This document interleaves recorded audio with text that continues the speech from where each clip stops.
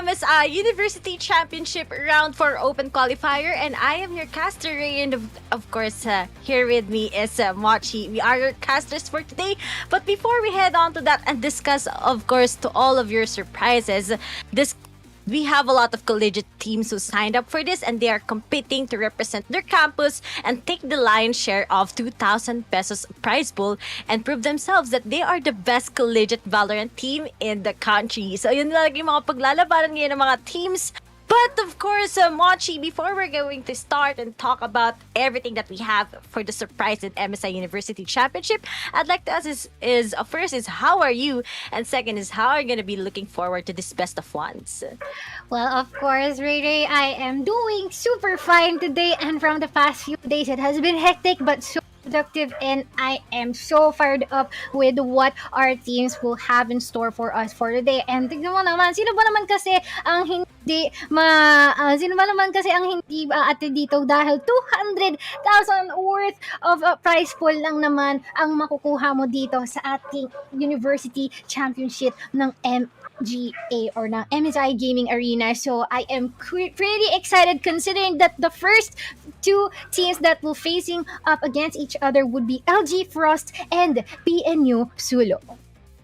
LG Frost versus PNU Sula, as what you've said. LG Frost, alam naman natin ang kanilang trademark talaga into their momentum here in, not just in the other tournaments, but of course here in MSI University Championship. And that's what we're expecting out of them. PNU Sulo, we haven't much heard about them, but this team will be making a big tandem. And of course, it's maybe their debut tournament that we're expecting. So let's see if it's going to be a miracle play coming from them going up against the guys of LG Frost. But of course, before we start into that, let's take this time to thank our sponsors, because this live stream is brought to us by MSI Gaming. Summer PC, we are gaming. MSI is no stranger in engineering high-end motherboards, and with that, do check out the new MPG Z690 Carbon Wi-Fi, which supports the newly released Intel 12th Gen core processors and super fast DDR5 memory. Loaded with advanced features, overwhelm any challenge regardless if you're a gamer,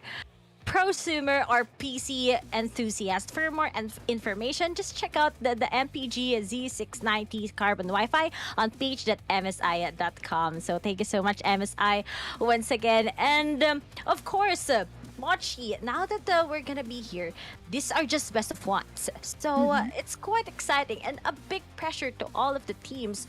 But for you, will this be a quick matchup between LG Frost versus PNU Sulu that we haven't heard much yet? Or do you think this is the time where PNU Sulu will just be telling everyone that this might be the chance that they can just introduce themselves?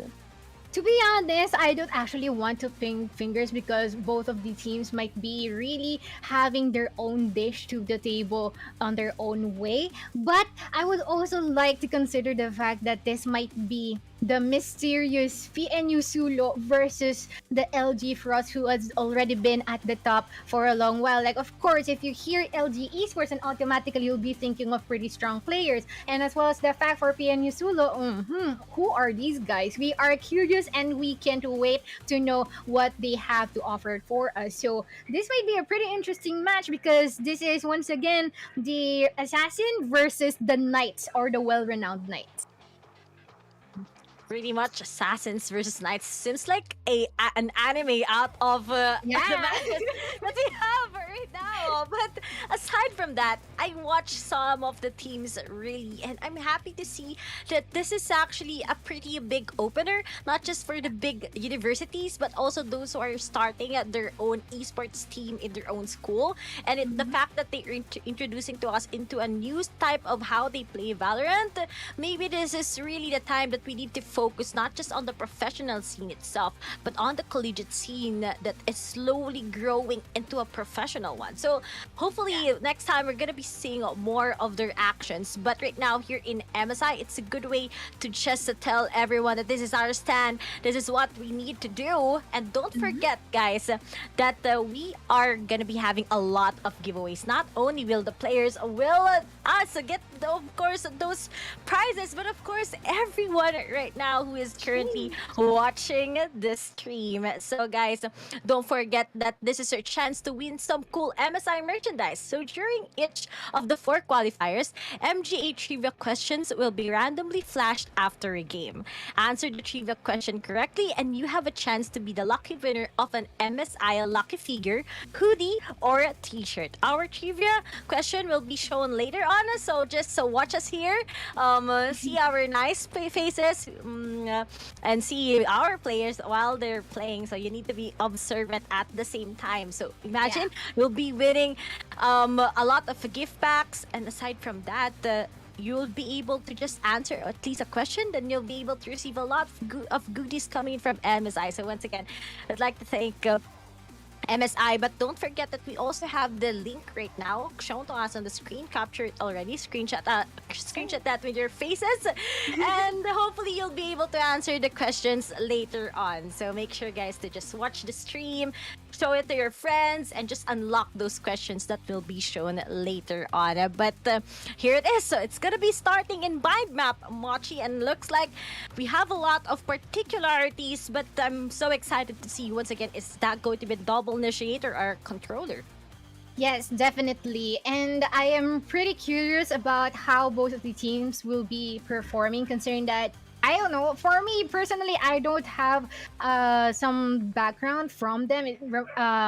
Unless for the fact that once again, this might be like what you said, Ray, that this might be the debut game for PNU Sule. And for the other hand, LG Esports mostly comprises of really strong players. But for now, this is going to be in the map of Bind, and this is going to be pretty interesting considering that once again it's fairly small, and it's just a matter of how much force you would be able to exert in terms of entering the site and with regards to how you'd be able to twist the minds of your opponent. You know, I love on how you said that it's just the exerted effort that they have. But let's not deny, guys, that most likely this is one of the maps where it is always about the setups. If you just fail a single smoke on a certain pattern between those in the in and out of the site, it's gonna be harder for your team to execute on the attacking, especially. Well, on the other hand, you'll just have a huge sentinel move coming from your defender, and it's just going to be giving you a lot of space. But let's see, because looking at here, on LG Frost, quite particular with that Astra together with that Killjoy. But on the other side, when it comes to PNU Sulu, we are gonna be seeing an Omen. But you know, when it comes to those complicated agent selection, I'm more of a person where I want to know their comfortability. And PNU Sulu, that's what they need to show to us. That comfortability when it comes to their agent, plus how they'll be able to pop off, of course, on their side. But here it is, as we're gonna be starting best of one, a match between these two teams. But who's gonna be in? Because it's quite a secret coming in from PNU Sulu. Yes, indeed. And this might be the do or die for them, considering that most of the pressure would be put onto them. Considering that, of course, they wanted to know whether they'll be able to advance towards our playoffs for the whole duration of this tournament. And I'm pretty excited what they have to offer us. And of course, they should really give up this entry with the bank, considering this is the first game for our whole duration of the series. Once again, everyone, welcome to the Open Qualifiers Round 4 with our first game being LG Frost versus PNU Sulu. Drop down the comments below who is your team bias and cheer on for them. And come on, tell us who are the players who we could keep an eye for so that we would be able to give them the spotlight. But here it is, guys. So once again, this pistol round is gonna be starting for all of the teams. But you know what's gonna be starting also is that this tournament is brought to us by MSI Gaming. Improve your game with the MSI Katana GF66 because the Katana GF66 is equipped with the latest 11th gen Intel Core i7 processors and NVIDIA GeForce RTX 30 series graphics to deliver true gaming performance. The new Katana GF66 is is forged with the same care as a blade. Run fast and shine on the battlefield. The Katana GF66 is available on all MSI concept stores and authorized dealers nationwide. So really, MSI guys, if I were you, I'm gonna be looking forward, of course, to what MSI has in store for us, not only in this tournament, but the products they have overall, especially with that 30 series. Oh man, I'm a big fan of that. But here it is. We're gonna be waiting some default compositions, especially with PNU Sulo. But I'm really excited because those basic compositions that we're seeing from the teams are the ones who makes the most outstanding plays. But here it is as they're going to be starting on the pistol round itself. Tries to control here in Cubby, and looks like the guys from LG Frost will be giving it up to them. Spike Yeah, down. we'll be having 2 casualties right off the bat in the hands of Omni, just using the paint shells and force the red pick off that classic. But I guess that would be the 3K on his hands, and this might be fourth one, as that would be a pretty fast round for the side of LG Raze, Frost. And you who always would have work thought to lift that out Omni skills. will be popping right off in the first round of this match? Man, those paint shells, plus that good setup coming from Zeph with that turret. Was really unpredictable on those angles. That's why you just need to take onto the covers. But that was just a pretty quick round. Just a pistol round for a start here. And seems like it's not just yet the Eyes up. momentum that we're going to be waiting coming in from the teams right now. But looks like a lot of fans is just going to be commenting here, as I'm so excited if this is going to be thrifty coming in from PNU Sulo. But I think that's going to be impossible also because the Spectres is right on to the hands of LG Frost. But as the flash goes on, we didn't see that coming. Seems like it just blocked off into the wall. But those delays coming in from them is just gonna be paving once again on LG Frost's side. And just by popping off those shock darts, looks like Yo was able to pull off 2 guys of PNU Sulo.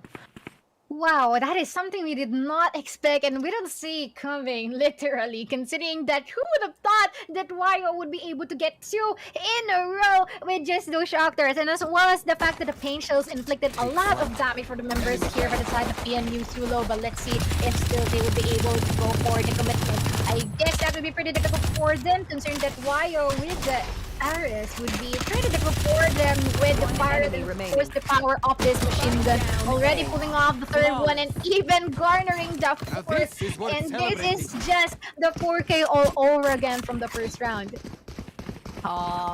Just the bonus buys, of course, they need to be particular when it comes to that. Pretty exciting for these teams, right? But here it is, just some bonus round for the side of LG Frost, as we're going to be waiting how PNU Sulo will be executing on their full buys. Wario right now, quite shock darts right now that we have. Mukhang magkakaroon talaga tayo dito ng maraming amazing shock darts coming from his lineup. But this is once again a big control coming from B, and it's quite exciting. They just really want to push into B, because if they'll be able to execute that, then that's going to be possible. Good lineups coming from their Sky also. But maybe if Hiraya will be able to put off at least 1 frag, then that's going to be a big favor coming in from from PNU Sulo. But here it is, Zeph was able to tag out as to where Hiraya is as he pushes through to the smoke. And seems like it's gonna be a delay from PNU Sulo once again. They want to execute here, coming in also from that paranoia. But seems like they're just gonna be picked off by LG Frost 1 by 1 as they're stuck right now in Cubby. Yes, indeed. And I guess this is going to be the difference with regards to their gunpowder and as well as the manpower itself for the side of PNU Sulo. But let's see if PNU Sulo would be able to still work this all out. And we're seeing the Trailblazer spotting someone off by the backside, but Zeph would still be able to go for another. And Rex as well. Good kill. But I guess that would not be long, as Omni would be there to be the one who shut Dr. Psych down. And this is already 3 rounds in a row, and still the economy for the side of PNU Sulo is still on shambles. Speaking of shambles, really, they just need to have that good execution. That's what we talked about earlier, Mochi. The amount of exerted effort that they need to pounce on either of the sides is quite unsure.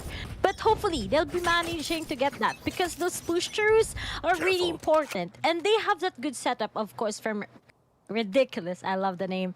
He's really ridiculous, but not just the ridiculous that we have. He's a smart ridiculous that we have with his, of course, controller. But since Akira was able to pick up the LG Zeph, but there's just a trade coming in from Omni. A lot of creativity when it comes to the name, but the creativity when it comes to the setup is what PNU Sulu needs to do. As Logic, he tries to at least pick up at least one, but won't be able to with those planes just delaying on his other side. But then, this is the big thing coming in from PNU Sulu. If they get to be in A side, we're just covering all of the frags with Dr. Sai coming in, then maybe this can be rather a thrifty round from them. But he needs to check everything because God Peter is going to be watching him, and he goes out for a kill. But Secret right now will be trading him out, and seems like that's what we're waiting for from PNU Sulu. They'll be able to get a lot of the guns right here, and it's going to be a 3v3 situation. A 3v3 indeed, and this is the longest time that PNU managed to advance into a specific round. But with the reconnaissance ball, gonna be connecting to some of the members here. They already have an idea where they are, and they're just trying their best in order to inflict all the damage that they could with these people. And before we even know it, it's already a good retake for the side of LG Frost, and still no answer as of the moment from the side of PNU Sulu. These it was kind of a good thrifty round from them. They pull off 3 guys of LG Frost. That's so big from PNU Sulu to be able to execute that. But on the other side, all of the economies, all of the monies, I wish I have that money in peso sa side ng LG Frost. But fortunately, wala pa tayong ganyan. Hopefully this Christmas will be able. Why not? I'm waiting. Thank you so much. Sino man magbibigay dyan. But kidding aside, 4-0 is still on the side of LG Frost. But Sims, because of that round itself, there's a whole new hope for PNU Sulu to be able to get into A side. But wow, that was my first time seeing that lineup for that recon vault. That was quite creative. That was the first time. I'm so sorry. I haven't seen much of that. I think this is the first time. I love that recon vault. Whoever I think the LG Frost guys did that. That was pretty creative. But here it is. Speaking of creativeness, once again, he goes for a blind. But those are just ways coming from Wayo to manipulate on what they have. He tries to pop through, but he's just gonna be taking out ridiculous. But once again, lahat nagkoconnect sa kanilang mga utilities. And looks like Raya will be stuck on that well. And Wayo just by initiators, crossfire. Is gonna be going with an A skill here in a short.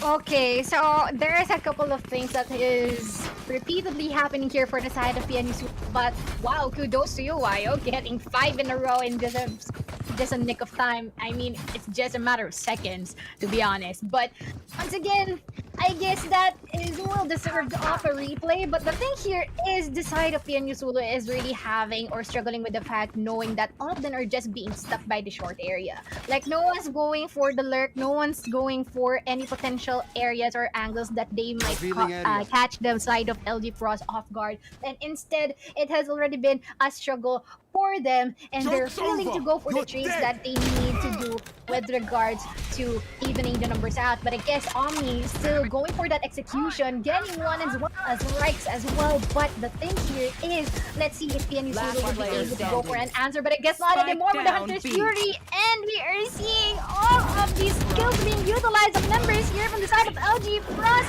Might be pretty difficult here for the side of PNU Sulu to successfully even get one step ahead going towards the site. And I guess still this is a 6-0 for the side of LG Frost. Oh my. Picking off, that's just some pretty quick aggressiveness. And looks like as vertical na look there. The pop-ups are really onto the side of their double initiator role. We have that bridge together, of course, with that Sova.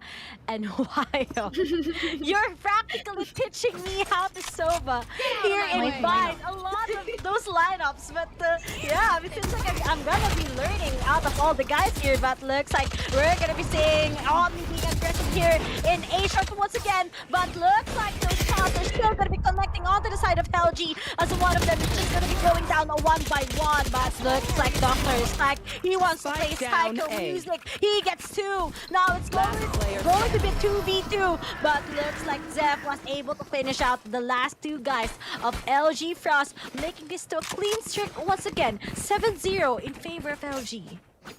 7-0. Really astounding performance here for the side of LG Frost. Maybe it's just the experience difference, but so far, they're really showing a really great performance here, and as well the fact that, you know, after knowing that the side of PNU Sulo is really getting reactive with how they behave, they decided to go for the aggressive stance despite of being on the defender side. They are confident enough that they can secure the casualties here for the side of PNU Sulo, and PNU Sulo be able to actually do something about what they are doing. The thing here is we're seeing 3 members from the B long, not gonna be finding anyone from that, but they might be committing onto our A side just in a bit, with 2 members from the side of LG Frost by the bathrooms area. This is pretty wide. The moment that they go for the plant or not being able to plant yet, then automatically this might be -1 for the side of LG Frost. But now they are getting 2. This is now a 2v4 in favor for the side of PNU Sulo, and this might actually be their breakthrough for the consecutive rounds being won here by the side of LG Frost. Let's see, with the 2v3 already at hand, as well as the fact the lockdown has already been put down, let's see if they'll be able to opt for a successful retake. But this is it, a clean feed for PNU Sulo once again. That looks like Omni is gonna be falling down. Oh, he's looking at the trade, and it's like, wow, he can still finish this one out. But time pressure is on his side. He doesn't have much of that information as to where Logic will be coming through, and he is gonna be kicking him off. And at least a win from PNU Sulo is here. And looks like they already know where the default lineups LG Frost has. They always go, of course, with the utilities being thrown by Wayo together with Drags on A short, and of course that well coming from Don Peter. Seems like they already know the pattern of LG Frost has, and that's what they need to take this. You will be able to eliminate those guys who's just doing your lineups in A short to get a good control, and PNU Sulo might be able to be successful in winning those rounds one by one. But here it is, aggressiveness lang coming in from B long. Looks like only together with Drags they'll get 2, and it's going to be just the aggressiveness on the B long once again, as it's going to be the last 3 guys of PNU Sulo just gonna be making it work. Yeah, and definitely they're really capitalizing on the capability that a Breach and a Raze can do with regards to their chemistry in terms of their utilities and abilities. But so far, this is now at the mid fight before we even know it. We're seeing Omni here just executing by his own, but still getting 1. And the right would there as a support. Really good duo here, the dynamic duo between a support and a carry. Really awesome play here from the side of LG Frost so far, but ridiculous. Oh no, it's going to be pretty difficult for you to even try and penetrate the site, and this is nearingly an impossible match for you between the 5 members from the side of LG Frost. But let's see if you would still be able to go for someone. Not anymore, as Rex would still be on his guard by the garden area and would be getting the 3K as well, pulling off a flawless round. I love that execution. It seems like the timing LG Frost has really is incredible, and they know when those rounds are really valuable, when they just gonna be pushing over at B long, when's the time that they're gonna be pushing on A short. Those times that they're gonna be doing that is something that PNU Sulo just didn't expect. But let's see if there's going to be a new set of expectations that we have, because PNU Sulo doesn't have much of time, but instead they need to force out of everything that they have, or else it's just going to be LG Frost winning those consecutive rounds. And looks like they still need to honor roll 7 round difference, and they just need to finish it out of course excellently here in this first half. Maybe 8-4 is a good possibility of getting that, but then you just don't want LG Frost to be winning and to having a big lead against PNU Sulo. Because most importantly, it would be pretty difficult considering that if these guys already play aggressively towards the defender's side, and I wonder how else they would be able to execute once that they already finally go for the attackers. And this is going to be pretty crucial for the members from PNU Sulo as well. And I guess this would be still be the technical pause of waiting for. They should really just try to warm themselves up, you know, try to go for some target practices here for once in a while. But I guess it should be pretty difficult for the side of PNU Sulo as well for this particular round, considering that they only have Spectres and the Ghosts here. They should really work with their short distance gunfights here if they really want to take advantage of that Spectre. Vectors is the key. Maybe they can win this thrifty round, but we're still gonna be waiting for if Hiraya will be able to pick off at least one. But the fact that there's already big information as to where he is, LG Frost will just be sitting pretty under defending, waiting for PNU to actually make those plays. But Hiraya, he still manages to just take one out, and that can be a big win coming in from him. Looks like he loves the red, and he wants to be the Taylor Swift right now, making it himself to be the hero of his story. But Def takes him out still. But looks like the control coming from short will be giving a time for Wayo finally to take off against the guys of Inisulo. But the fact that we still have a 4v5, this can be a winnable situation once again. But here it is, Hiraya. He wants to really pop off. He makes those frags. He wants to really get it as he goes for a heal. But looks like it's too late for Dr. Strike to actually pop off the smoke together with Dr. Rattling Hiraya, as it's just going to be logic together with Ridiculous. But looks like just hold angles from LG Frost will really be the way to win that one. Incredible playstyle coming in from them. But you know what's also incredible is that Akron Arena recently launched its newest cycle of scholarships that are open to all student gamers. So if you have your siblings, cousins, or friends who are in senior high school and college, they could apply for scholarship grants. Simply visit academy.com/scholarships and get the chance to be the hashtag AcadArena Scholar. So quite exciting coming from this, but I'm more excited how PNU Sulo might just be able to make this to a 9-3. Yes, indeed. And by the way, guys, they're not just looking for literal scholar, academic scholars. They're also looking for Axie scholars. So if you're interested, check out their Facebook page and as well as the Academy website. But so far, there's going to be still the interaction between the two sides with LG Frost still going for the aggressive stance here.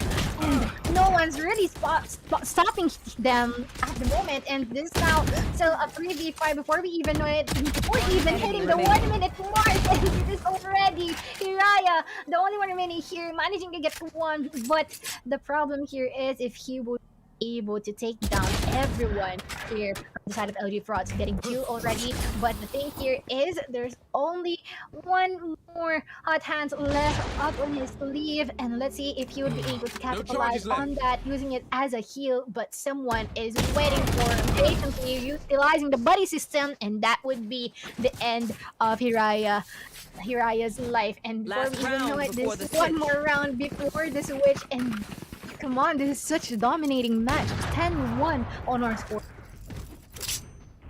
Speaking of dominating, it is really quite big of a gap. But PNU Sulo, I'm putting my trust to this team. It's not over till it's not yet 13.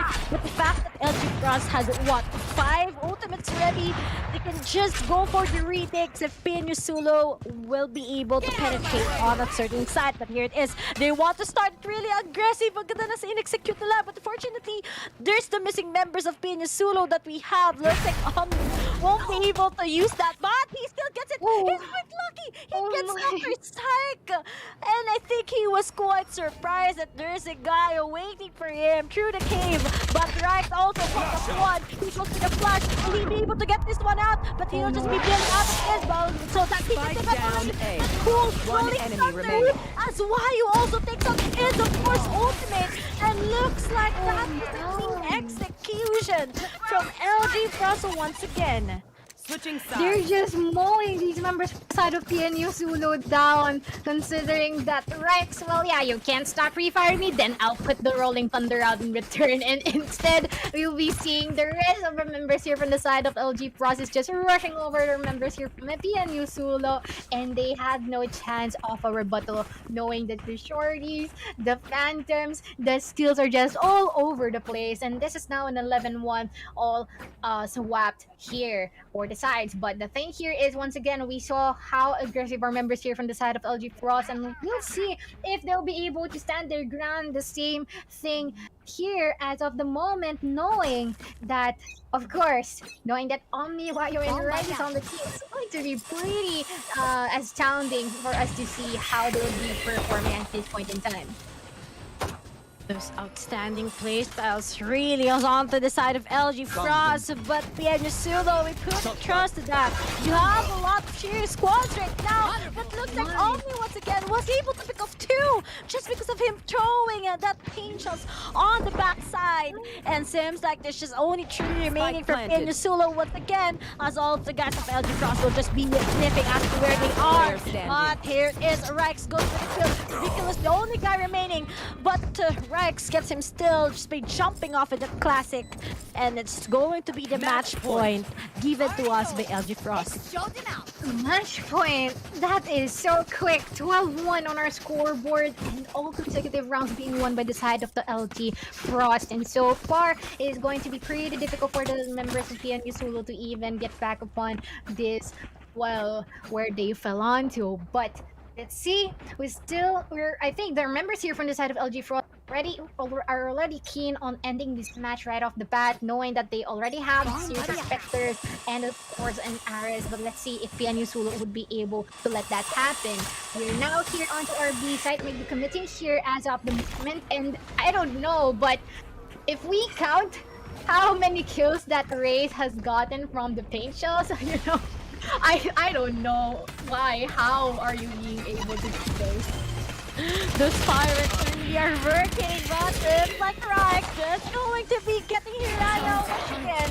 4 members remaining coming from PNU Zulu, and let's see if they'll be able to get it. But unfortunately, Omni still gets ahead of Secret, and as we all have 3 members left, all towards the PNU Zulu. Let's see if this is going to be the big win from LG Frost, as they are outnumbering these guys. But let's wait and see. We still have, of course, Secret getting with the frags, but unfortunately, Logic will be popping off by Dawn Peter, and they already know where Dr. Psych is, as they're just gonna be waiting for them to come right through. Those times, I know all those concussions are gonna be getting them, as Ridiculous is the only guy remaining, and Zeph will be finishing him out. A clean execution leads, of course, to the guys of LG Frost winning this with a 13-1 in bind.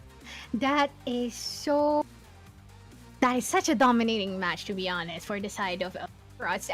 We have seen that PNU struggling with matching up to these guys, but I guess that would be a really good experience for them, for them to know what they should really work on to the next time. But still, LG Frost really exhibited such a dominating match, and I really want to give come on, guys, give yourselves a pat on the back for me, because it's just really great seeing that all of those abilities are just connecting to one another on the opposing side. And this is the most match that I have seen with all those abilities being able to secure some kills. We have that skill from the breach, we have the pain shells, we have the boom bot, we even have the shock darts, and as well as the hunter shuriken, and everything falls into the right place. And our members here from the side of PNU Zulu are just being dumbfounded as of the moment, because what happened there is that they're not able to go for the trades. They're being reactive, and as well as the fact that I think they're just being overwhelmed here by the side of LG Frost. At least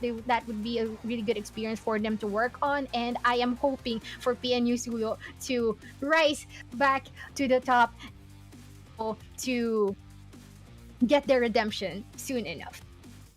I mean, it's ever lose is a big learning style for not just only for PNU Zulu, but of course to the guys of LG. And at the same time, we've seen those combo hits from Yeah. LG Frost. It's not just Valorant we're talking about there. Looks like it's a RPG with a lot of combos coming right through. Those True. strikes is coming. But yeah, those are the times that we just really have those upper hands. But maybe we'll get to see much more, not just from LG Frost, but of course to PNU Sulu. So good game, well played. But once again, looks like we're gonna be having the trivia question right now. Send your answers in this link.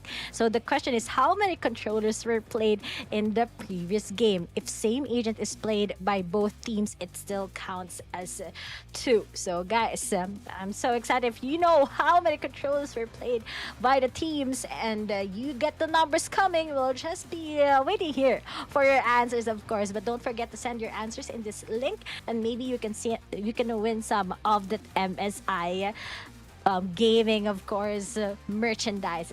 But aside from that, guys, um, I just want to tell you that once again, if you are enjoying memes, gameplay, and other student life videos, kindly check our Akad Arena on TikTok. Follow Akad Arena, and if you are part of our first 1K followers, you'll get a chance to win some of our weekly giveaways. So just post our tweet with the hashtag #ATikTok giveaway to make your entry count.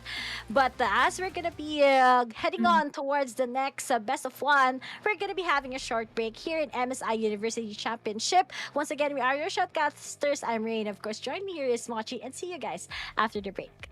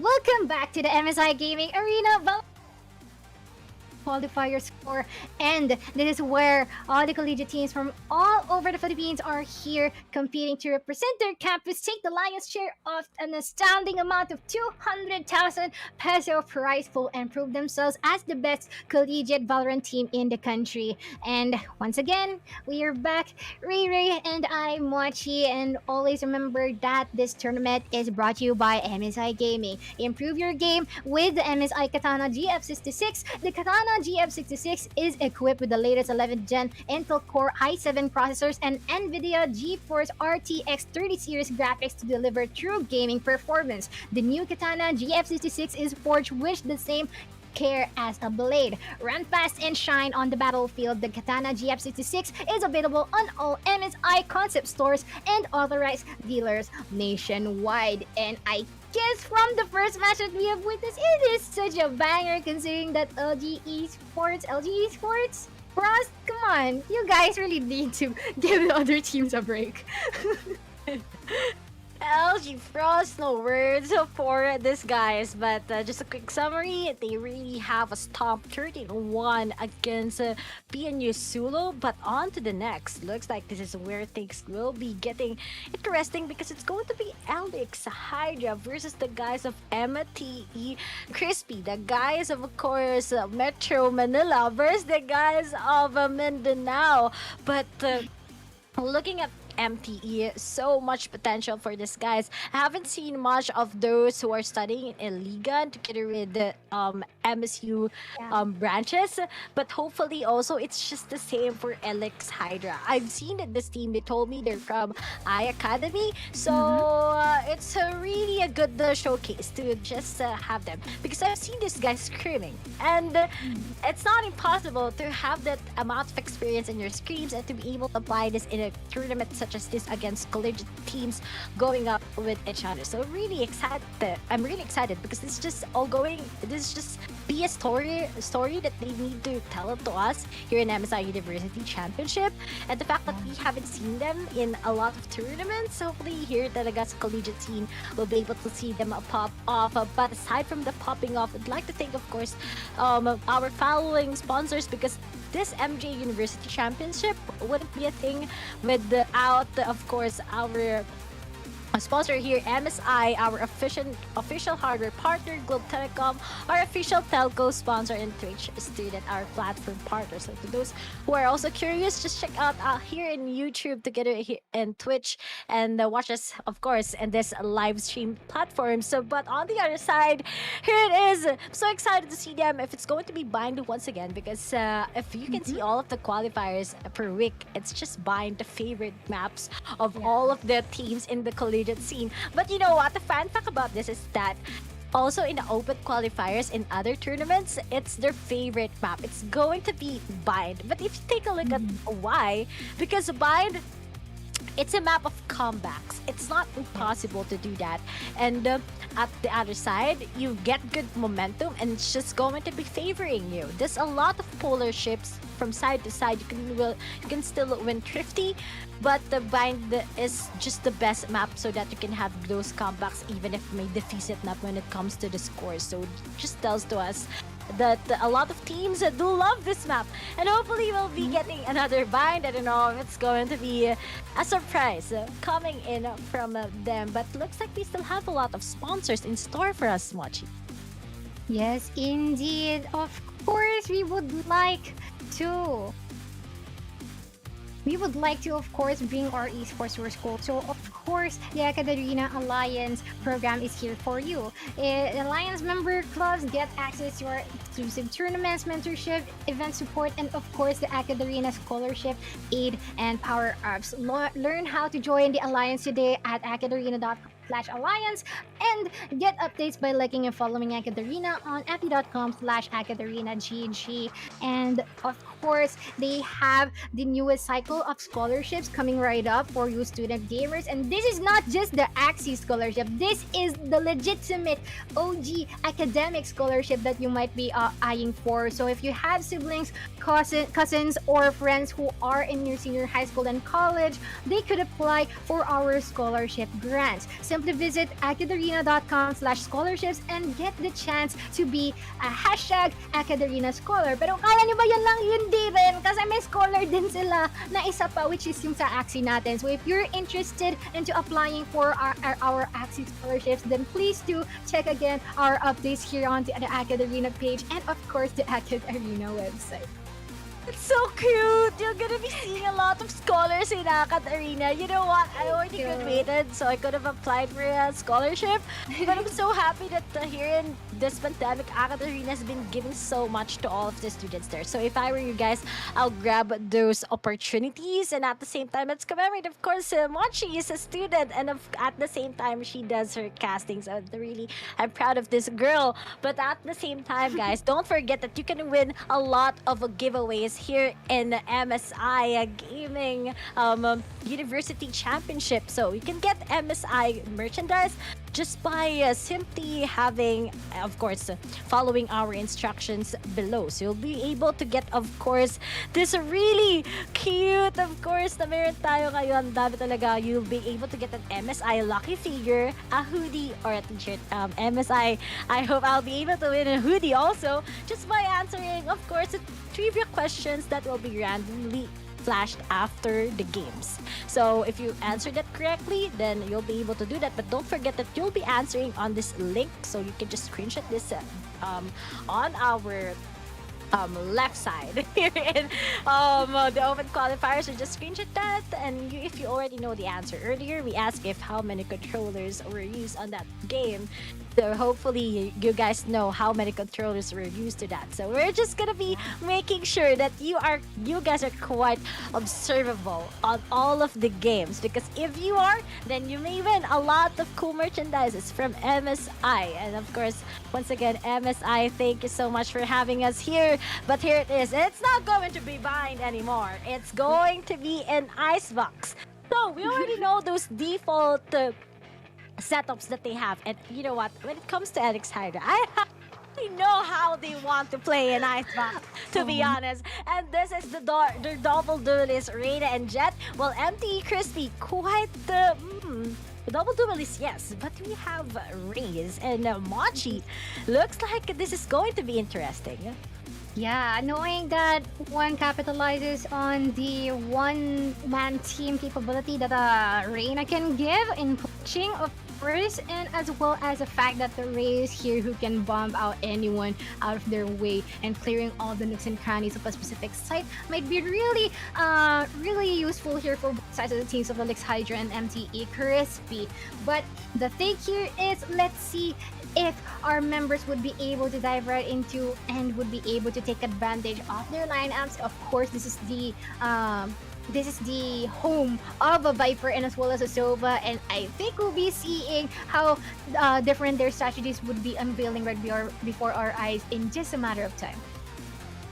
Oh, this is it. It's going to be here. Of course, in Icebox, the double duelist. Okay, it's been a while since I've seen double duelists. Usually in Icebox, you'll be seeing maybe some good double initiators, what we've seen usually, but the double duelist is really something also. We have Raze for those verticalities, plus that Reina, you can just refrag your jet in case things won't be awesome, won't be working well.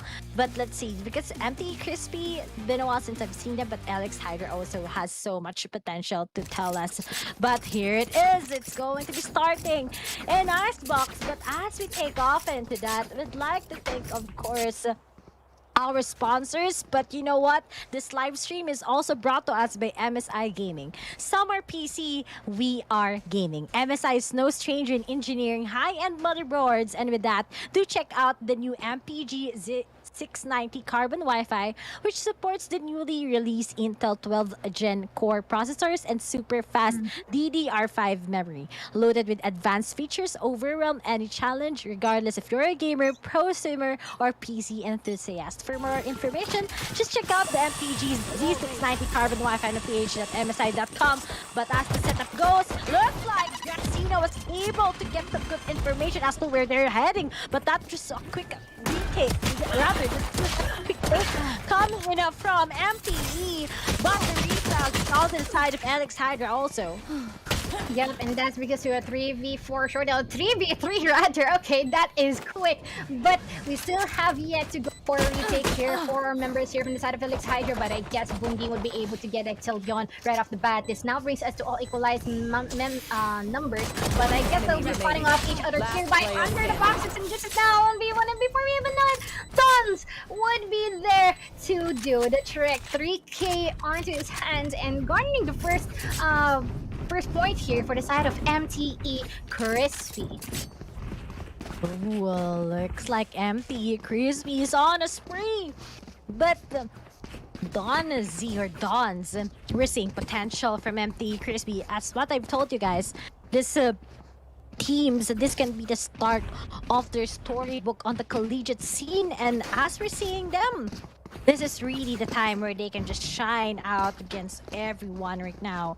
But here it is, Elix Hydra struggling. They just didn't expect that mid take. And that 1v1 itself, the fact that Dodzy has just been popping off on the very first round, means so much to us. But as we have this technical pause, of course, we'd like to think that MSI also is bringing us, of course, a lot of surprises because you can improve your game with the MSI Katana GF66. The Katana GF66 is equipped with the latest 11th gen Intel Core i7 processors and NVIDIA GeForce RTX 36 graphics to deliver true gaming performance. The new Katana GF66 is forged with the same care as a blade, run fast and shine on the battlefield. The Katana GF66 is available on all MSI concept stores and authorized dealers nationwide. So if you want a katana, here it is. Ang dami talagang surprise. Imagine you have that 11th gen Intel Core i7,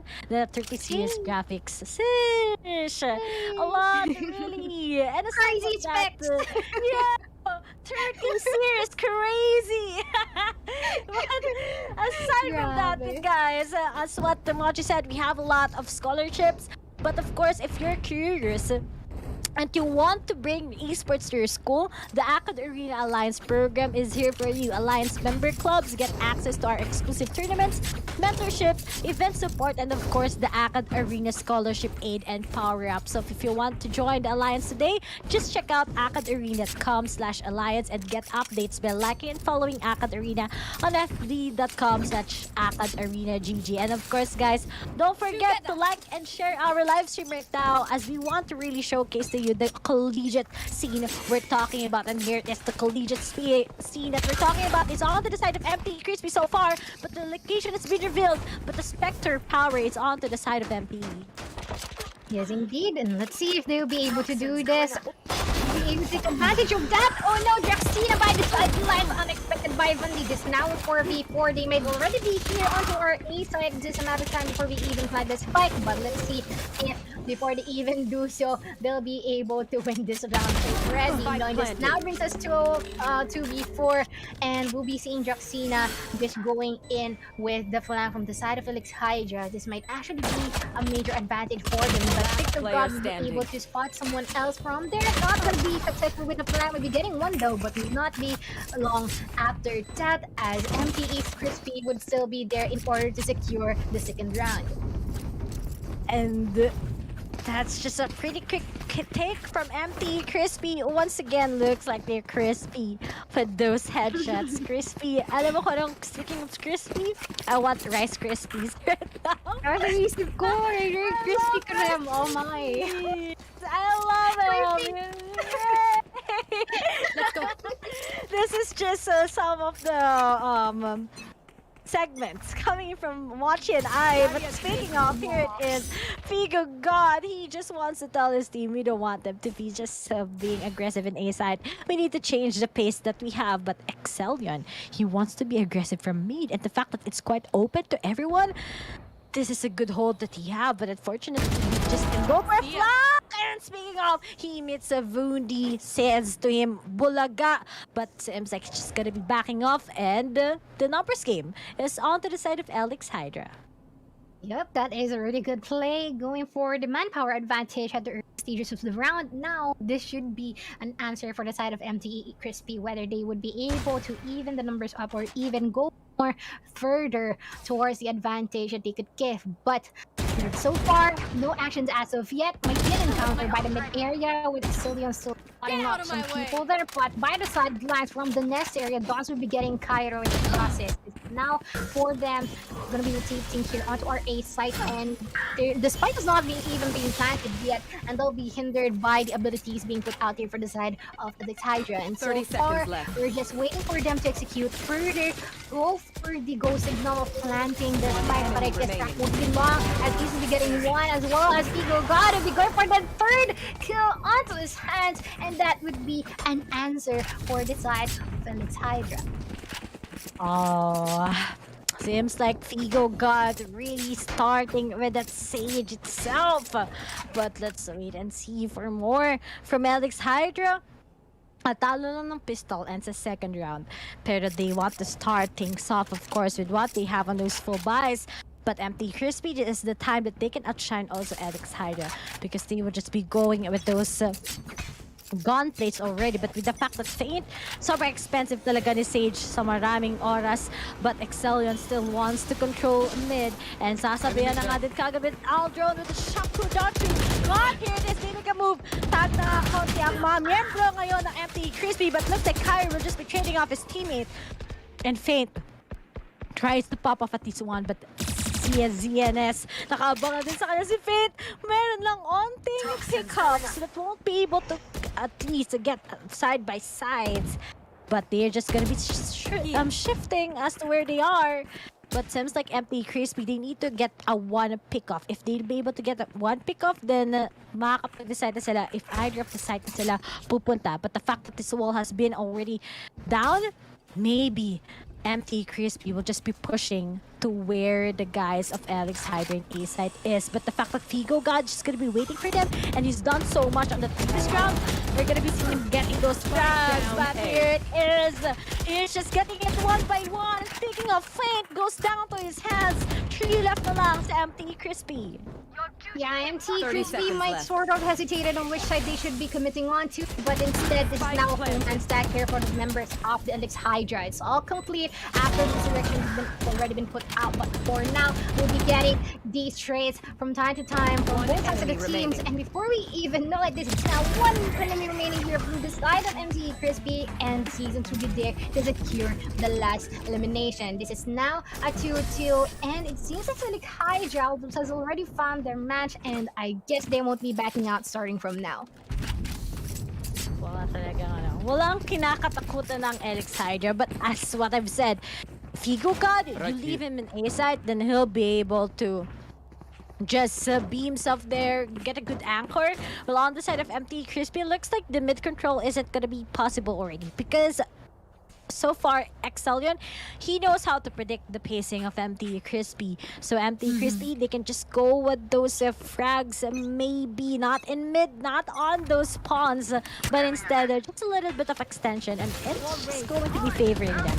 And here it is, as this going goes, looks like the right out, but Jaxina together with Excellion, they go for another mid control. They go against the triggers of enemy MT remaining. Crispy once again, and we only have just one guy left. Vundi is up ahead. He still gets against Draxina, but the fact that 4 guys is onto the side of Alex Hydra, they can just meet up with him as he tries to take on those guys that maybe just gonna be hiding around yellow, pero wala naman talaga nagtatago doon. But here it is, he gets a tag against Excellion, but still being picked off by him.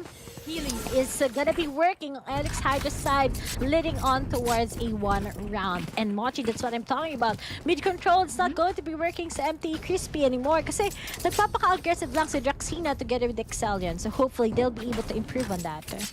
Definitely, and I really love the fact of how interesting their reaction here for the side of Alex Hydra is, because considering that yes, they are really certain that they'll be going for the mid, no one's gonna be keeping an eye out on their back. And instead, Draxina and Excellion just decided to go for the buddy system here and even executed further, garnering even 3 consecutive kills here in the hands of Draxina. And it even played so well in accordance to their favor, and that has been an instant round done for them. And now they already have the upper hand, pretty close still, and this is just a few stages of the game, but in a matter of time, it would be telling us how different MTE Crispy would be responding for the side of Alex Hydra, because so far, I guess it's the hesitation that always gets them for the side of MTE Crispy. And let's see if they would be able to change their mindset or at least secure a few frags before even committing into a specific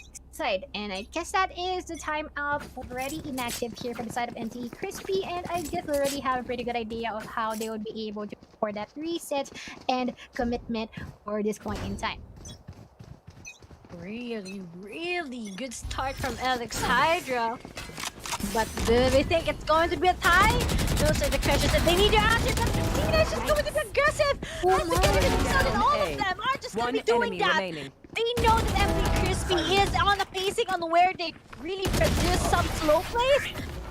And it makes Alex Hydra really quick to punish the guys at MTE, and finally takes a good 2-round lead against MTE Crispy. Really, I just didn't expect that coming at all. That was beautifully executed on their side on where they want to be aggressive, and we've seen a lot of aggressive plays, especially on the early rounds. This high risk, high reward aggressive plays is really a high reward to pay.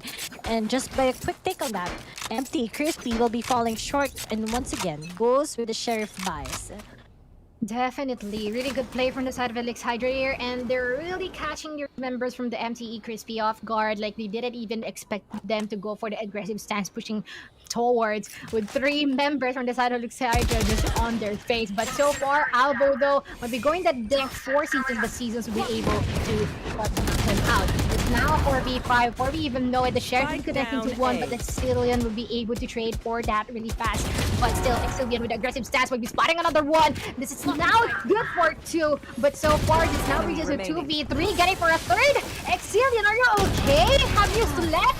So far though, that would be a shot onto Fate, and Figo God would be there in order to secure the last kill. And this now a 5-2 in favor of the side of Alex Hydra, and so far they're just popping off. And here it is.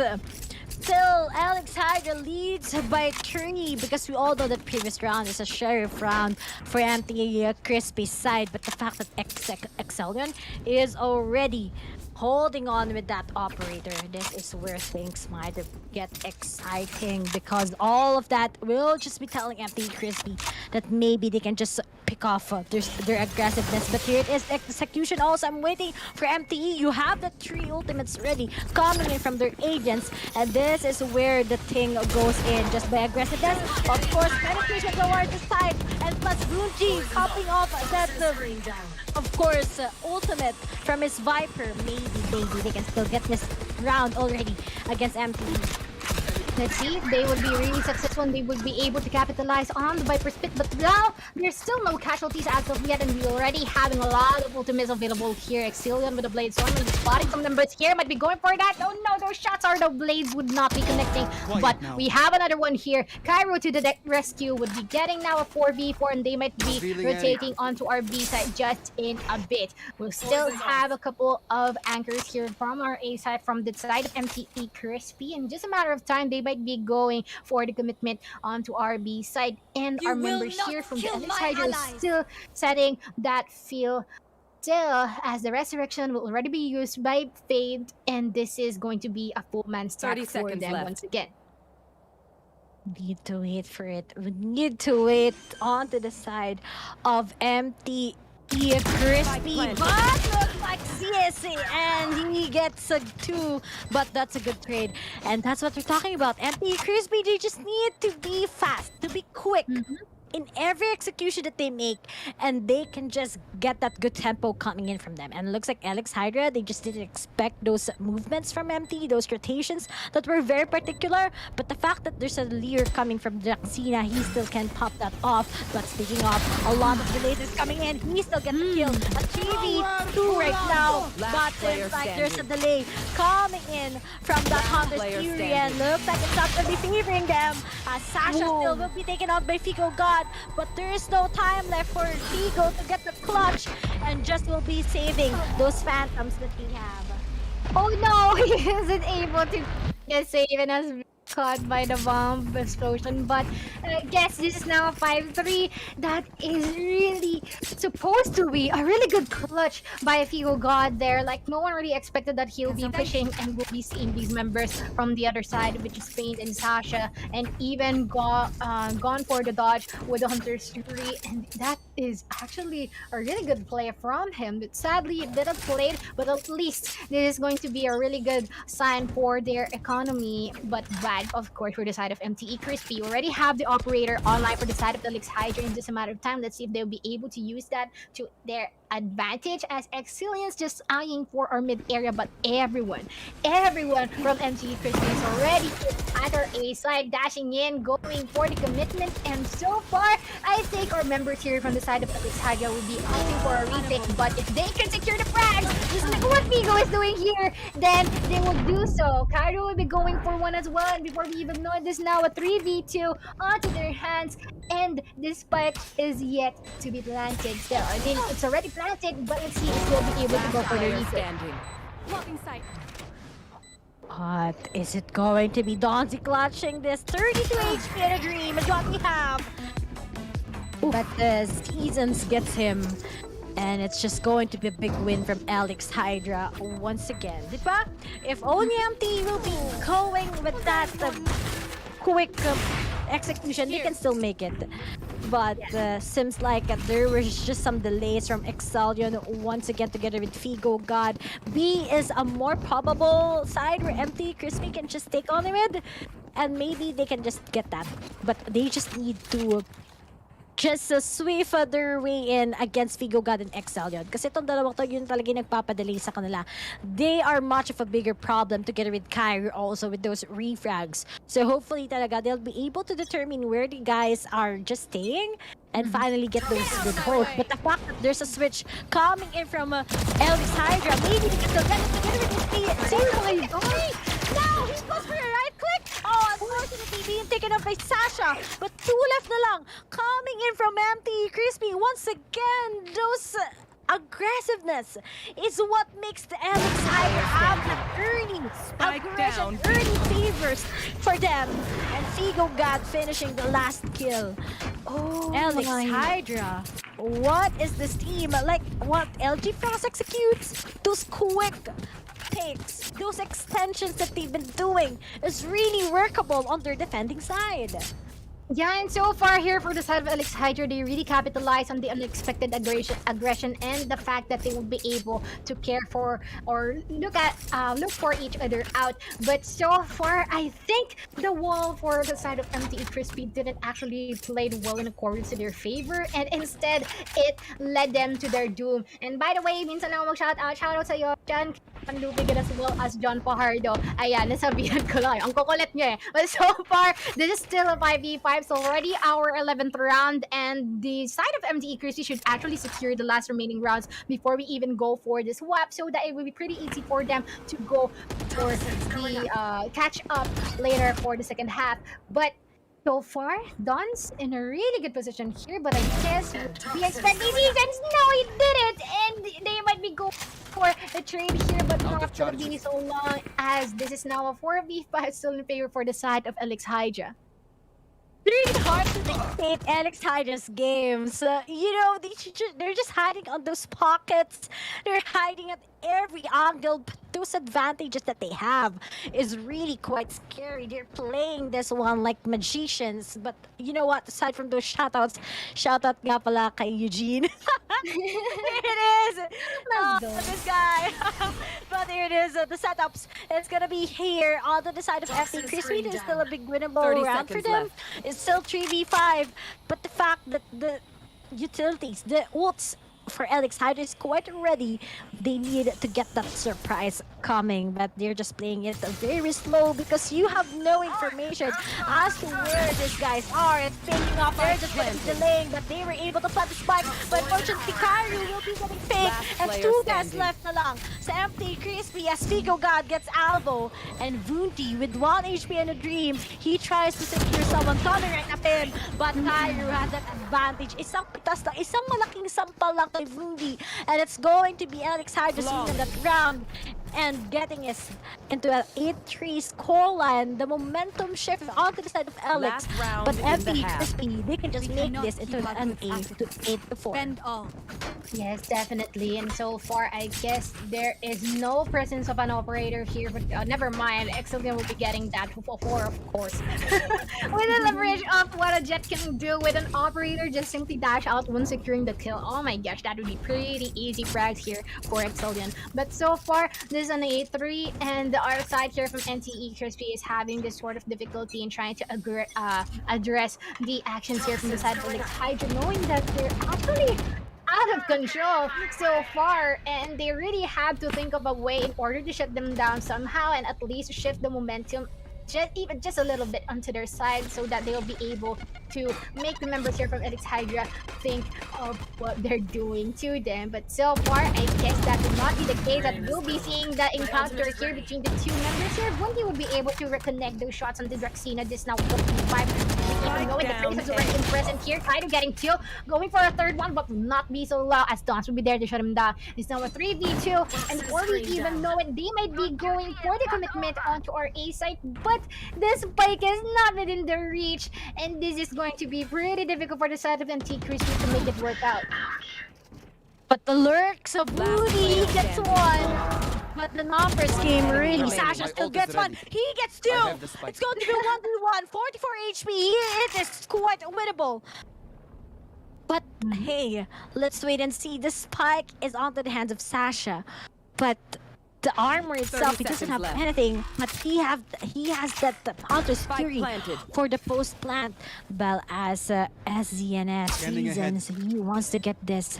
How will he be able to get this one out? He sees, of course, the recon bolt where it is coming. But the fact that it's planted onto the side of MTE, looks like Sasha can still get this. He can still sing it out.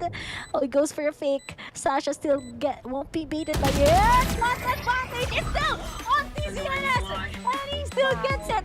Oh, quite low to that tag by 30, but he still gets it. Oh, that was a pretty good 1v1, but fortunately the HP itself looks like Switching sides. SZNS has that favor. Now we're gonna be switching 9-3 to scoreline. Alex has the momentum, but MTE on their defending side. Will this be a bigger advantage, or will this be the downfall that they have? But let's wait and see, because it's not impossible to have that 9-3 curse and a good comeback onto the side of the Crispy guys that we have right now. But speaking of the Crispies that we have, don't forget guys that if you love memes, gameplay, and other student live videos, check out our Academy on TikTok. Follow Academy, and if you are part of our first 1K followers, you'll get the chance to win some of our weekly giveaways. So just post or tweet with the hashtag #ATikTok giveaway to make your Revealing entry it. count. But as those entries also, Alex Hydra will be shipping through. Ruby, he gets one! He's able to target this one, and once again, looks like Kyro gets a good trade. Pretty good trade. That now brings us to a 4v4 still. That just hits the 1 minute and 30 seconds. Come on, guys, chill out.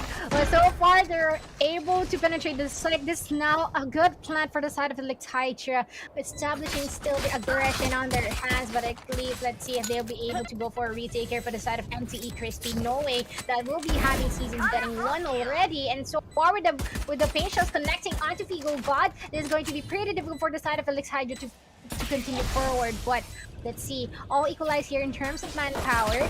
This might still be really possible for them unless they're being hindered here by our popping up right then and there for both sides of teams. But this now, oh no, the shots are not connecting here, and they're able to get out enemy of remaining. that situation. And Sasha is Last already player clearing standing. too, and that leads to Cairo as the lone survivor would not be too long, and that would be the clash onto Cairo, garnering 4 consecutive kills for the side of Elite Hydra. Oh man, looks like Hydra, the fact they won that pistol round, gotta give them the bonus once again. And just by delays from Kairu, tells us so much on what this team has. And looks like the post plant is workable from them on towards the B side. Usually when you see those pistols, it's going to be an A side. But Alex Hydra, they went all on together, those stackmans, even if Moonby was able to execute also a frag. Alex Hydra just denied those probabilities, and once again they go for a mid take. Fortunately, you won't be able to pick up at this one, but looks like we have a smoke criminal, but somebody as SDNS. I'm just going on behind your back, guys. As this is just going to be the last remaining. two that's left from MTE Crispy, and Sasha is going to be the key, but he's just being denied with that wall. Spike What was planted. that wall coming in from the side of Alex Hydra as SDNS sees him out? And 2 left before Alex Hydra can take over this match. I like how yung pagkalagay ng wall, parang sinemento lang talaga ang linis. Pantay. But so far, really good play from the side of Alex Hydra, and they're just actually one more round away from the match point. And so far, MTE Crispy is being overrun by the members here from the Alex Hydra. It's pretty similar from the last game, but except for the fact that MTE Crispy might be able to stand their ground the first few rounds for this match. But so far, it's already them actually struggling, but at least they'll be able to buy the complete roster of rifles here that they can capitalize on this round. But let's see if they were able to do the same thing, as they might be going towards our A side just a bit here. For the side of Alex Hydra might be capitalizing on the fact as well that they have the momentum, as Exilia will be going on, already securing that Vandal as well, and this is about to be the plan that they're eyeing for, and as well as covering all the potential angles that the members here from the side of MTV Crispy might be coming from. But oh my gosh, where did they come from? This is now a 3v3, and before we even know it, it's our members here being out of the bounds, and we still have the toxic wall active, and this might be the game changer for them, denying all amount of information here from the side of MTV One Crispy. And this enemy now remaining. bring us to a 1v1 wherein this is going to be between Vivo God and Dons, and Dons will be winning that encounter, ending the round with the 3k, and will be able to even defuse this fight. Hey, MTE Crispy, when it's Dons we're talking about in the 1v1s, they know how to win it. And a good hope coming in from them. A lot of rounds still. 7 rounds left before they can make this, a tie. And it's not impossible for that. But looks like, of course, that round was pretty quite expensive. On to the side of MTE Crispy as they push themselves in. And as my dog is on my back, she tried to bite me out of the blue. She wants to climb up behind my back, but looks like I won't be able to. It's already 11-4. And Alex Hydra, they want to make a move right now. They want to make a standstill. They don't want this to be a good momentum shift of MTE Crispy, and let's see if that's going to be possible. Yes, indeed, but we still have, let's keep in mind, we have the Resurrection available side of the Alex Hydra, and this might be the game changer for them if ever that everything falls loose. But so far, the Aldo gonna be utilized here, as well as Draxina accompanying that, and just securing a frag here right off the bat.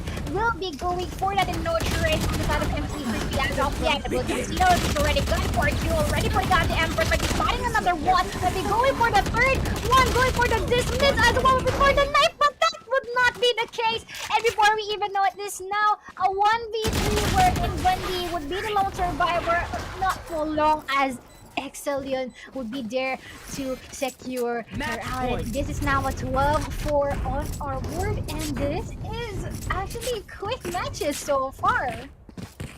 I mean, the familiarity of Alex Hydra when it comes to Icebox is really something. I don't want to tell you guys, and why did I get a lot of information from Alex Hydra? But there's this one thing about them in Icebox. Their form in both sides are really well balanced. But onto the side of MTE Crispy, maybe it could have been a change of pace, but the fact that Dons together with Rudy are getting those flanks really incredible show us so much that Empty Crispy has still what it takes. But the pressure really is onto the side of Empty Crispy. 8 rounds still so that they can get that, but that was a good round on towards that recon bot that won't be able to secure at least the information as to where Empty Crispy is. But when it comes to the gunpowder, Alex Hydra still has it. Sinabayan mga kagat ngayon ng Welcome to My World by Viper. And they just want to clear everything onto the side of Alex Hydra. They really want to secure everything, but the shots will be connecting under the hands of Dons with the Blade Storm online. It's now a 3v4 before we even know it. We'll be seeing players falling down one by one. Their bodies scattered on the floor, but still, with the Viper's Pit active, it will be preventing any amount of entry here from the members of the Crispy. But that would be the counter. Viper's Pit is bringing us now to a 1v2 before we even know it. And Vivo God might be spotted out here by Bundy, and there's now a 1v1 where in Cairo and Bundy might be spotting each other out, but before we even know it, there's going to be Cairo by the nest. Might be going for the fake diffuser, the shotgun connecting to Bundy, really preventing him to go for the retake, and instead he'll be sticking it out with the disrespect of the pistol, and that is the way of how these trolls win for the side of Alex Hydra. Wow, what a great play. So Canada, how he did that? He threw out a classic. Maybe he wants to beat Rundi that is just gonna be going down from the ropes, but fortunately he didn't. Cairo, that was quite tricky. Plus the shock dart, which delayed so much also onto the side of Alex Hydra. But it seems like we already have a winner, Alex Hydra in this icebox, 34. And seems like for the first 2 games that we have, Mochi, it's really a one-sided bomb start coming in from all of these teams, and shows to us really the amount of practice that they had also is quite formidable. But you know what I can say also, GG's to Empty Crispy. I love those flanks coming from Vunda together with, of course, Vundi rather, together with Dons, and shows to us that these are the key players that they have to just be able to carry the team into a bigger perspective. But still, when it comes to those execution, the guys of Alex, from the guys of II Academy, still has it. So really, GG's from you guys.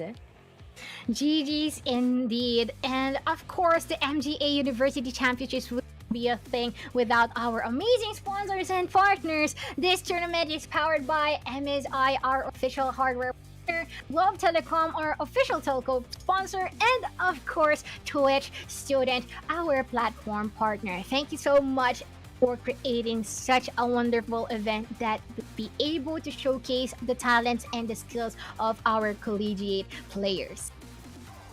A lot of potential, but guys, you know what? It's not yet over, because we're gonna be showing you some questions right now. But remember, just simply follow the instructions on what we've seen earlier on while we're telling you. But here it is. So much to have that we have for all of the teams. But as for the surprise, it's gonna be showed to us later on. But don't forget that we still have a lot of surprises, because this is just the first 2 games, and we still have a lot of games coming. But right now, we'll be taking a short break here in MSI University Championship. We are your shoutcasters. I'm Miriam, of course. Joining me here is Mochi, and see you guys on the next map.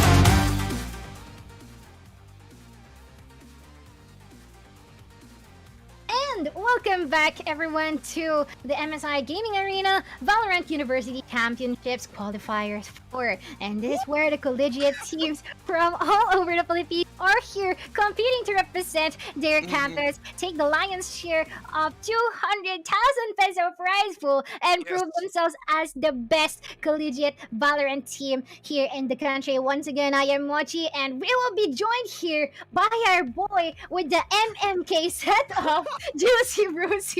Hello, Mochi, and hello, MSI. Hello, Philippines. We are my. back again in qualifier number 4 right here in MSI. And Mochi, all I can say is that every week we get this jam-packed action, and it just keeps getting better and better. Now, speaking of better, we have two of the best teams that will be, competing right here, right now. It's PDG Outcast versus MGS Clubs. Who do you think has the, the biggest guts to take this qualifier number 4 into the bag, Mochi?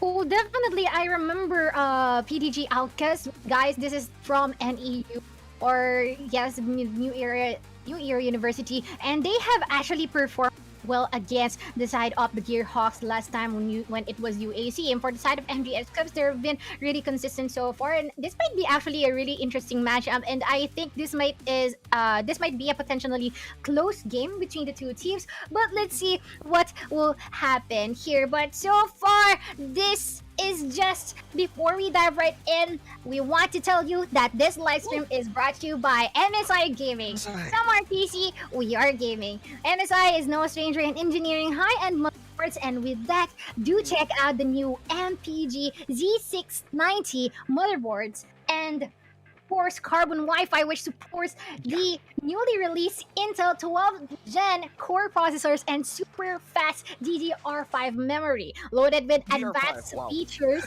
overwhelm any challenge, regardless if you're a gamer, prosumer, or PC enthusiast. For more information, check out the MPG Z690 Carbon Wi-Fi on ph.msi.com. Now, there you have it. Also, guys, don't forget that this tournament will also be giving away giveaways, and you'll get a chance to win any of these 3 items by participating in our raffle. It's the MSI Dragon, which is really cute, by the way, a black MSI shirt, and MSI hoodie. And with that, the mechanics are going to be posted over the comments. However, Mochi, with the agent selections, do you have any ideas which you would like to see in the maps before we give away to the mechanics? A map that you'd like to see in qualifier number 4, game number 4. Well, qualifier, of course, it would be pretty interesting for us to see. It actually depends on the map, to be honest. Like, the moment that the breeze has been there, the moment the split has been there, automatically I would be eyeing for a Viper, and as well as a Jet. And considering the fact that the Initiator so would be clearing a lot of areas, and of course the nookie crannies that a map can actually offer, and of course the Sofa as well. How about you? What are you eyeing for this match? I'm eyeing for Chamber. Is Chamber available in pro gameplay already or not yet? That is interesting. I think not yet, because it's just been released to us, to this CEA region, just yesterday, if I remember correctly. So I guess not as of the moment, and I think our tournaments would be giving some time for the players to actually be comfortable with the agent. So, well, if Chamber is not there, I'd like to go with a discount Chamber, which is Yoru. Still want to see that guy get played here in any games that we've casted. We've never seen any Yoru. We've seen some, but they've lost. So we've never seen a Yoru technically win, and that's how I'm super excited if we can see it from PDG Outcast versus MGS Clubs. And again, these two teams, they're all collegiate. They've been there in the collegiate scene before, and I think they're ready to just show themselves that if it's not a cat arena, we can still do it here in MSI. A very, very fun, yet extremely intensive gameplay that we are going to be witnessing soon. And with that, with the agents select, Mochi, who among the agents do you think is going to be a superstar in this game? I'm pretty sure Jet's going to be one, but for you, who could it be? Might be a race if it's a small map, yeah. But if not, then automatically might be a controller. So controller. Well, Yeah, we have I'll be Omen, expecting some who of is that. our Yeah. fake controller. And to all the viewers out there, do not forget and make sure to vote up hashtag PDG Outcast win or hashtag MGS Clubs win. And now we are going to be proceeding with the agent select, and our first map will be Haven. 3 sites to get on. Oh, Chamber's going to be queued up, and look at that. It's MGS queuing up Chamber. It looks like he will be available, and that's something I'm going to be super excited with. But Haven, we got 3 sites in, and Haven is, you know, it's a very big map. So I think Yoru Chamber, a pretty good combination, I guess, Mochi. You're from A, you go to C, and it's going to be that fast. You think so? Yes, actually, and of course, this map capitalizes with the amount of defaults and the plants as well. Then automatically with the sheriff and of course the operator online with this agent appetizer pa ang maglalaro. Oh my gosh, you know. I don't know anymore what will be happening here. It's gonna be pretty interesting for us to see, and I can't wait for appetizer to actually pull off this agent really well.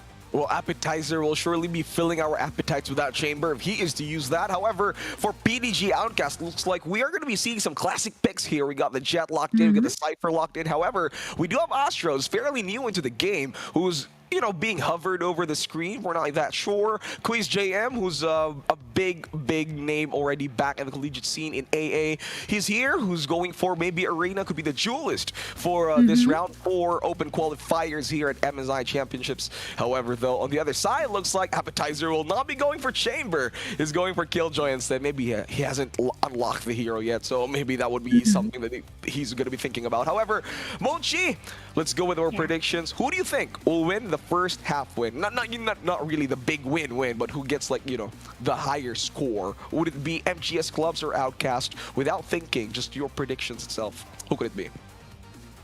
Okay, I'll go for MGS Clubs. You go for MGS Clubs. All right, you'll go for MGS Clubs. Yeah. I'll be the, you know, the devil's advocate. I go for PDG Outcast. But here we are, ladies and gentlemen. Game number 4, round number 1, PDG Outcast versus MGS Clubs. Who do you think will win the pistol round, Mochi? Pistol round? Okay, let's go for PDG Outcast, knowing that they're on the defender side. Okay, let's go with, you'll go with PDG Outcast. However, MGS Clubs, I think these will be the guys who will take out this pistol round, ready to go for it even more so. Here we are, 6 seconds into the countdown. Let's see who will take it first. Quiz JM is going to be the one focused here right now. He will be taking out his, ghosts, actually. Here's Kian moving forward to window. It's Ice Blooming Guardian Garage, ready to move in anytime soon. It looks like Mochi, it's MGS Clubs yet sure which place to go, as they are still scattered over at mid, not choosing out which way to go. Definitely, and so far it's just silent, no actions as of yet, and I think we will be having a few more rounds with similar behaviors here between the two sides, because MGS Clubs, they're known for being really defensive and really slow in terms of their play style. But let's see if they'll be able to go with that stance for a long while, or PDG Outcast might be able to catch up with that. But yeah, that will be the dash. They'll be going for the B side right off the bat, and before we even know it, they might be planting the spike here. Ready? Yeah, it's going to be successful here, and let's see if they'll be able to go for some casualties, because this is going to be a potential retake for the side of PDG Outcast. Missed. As they move in, Kwan is here, thank you for more. Takashi that will take out Riser.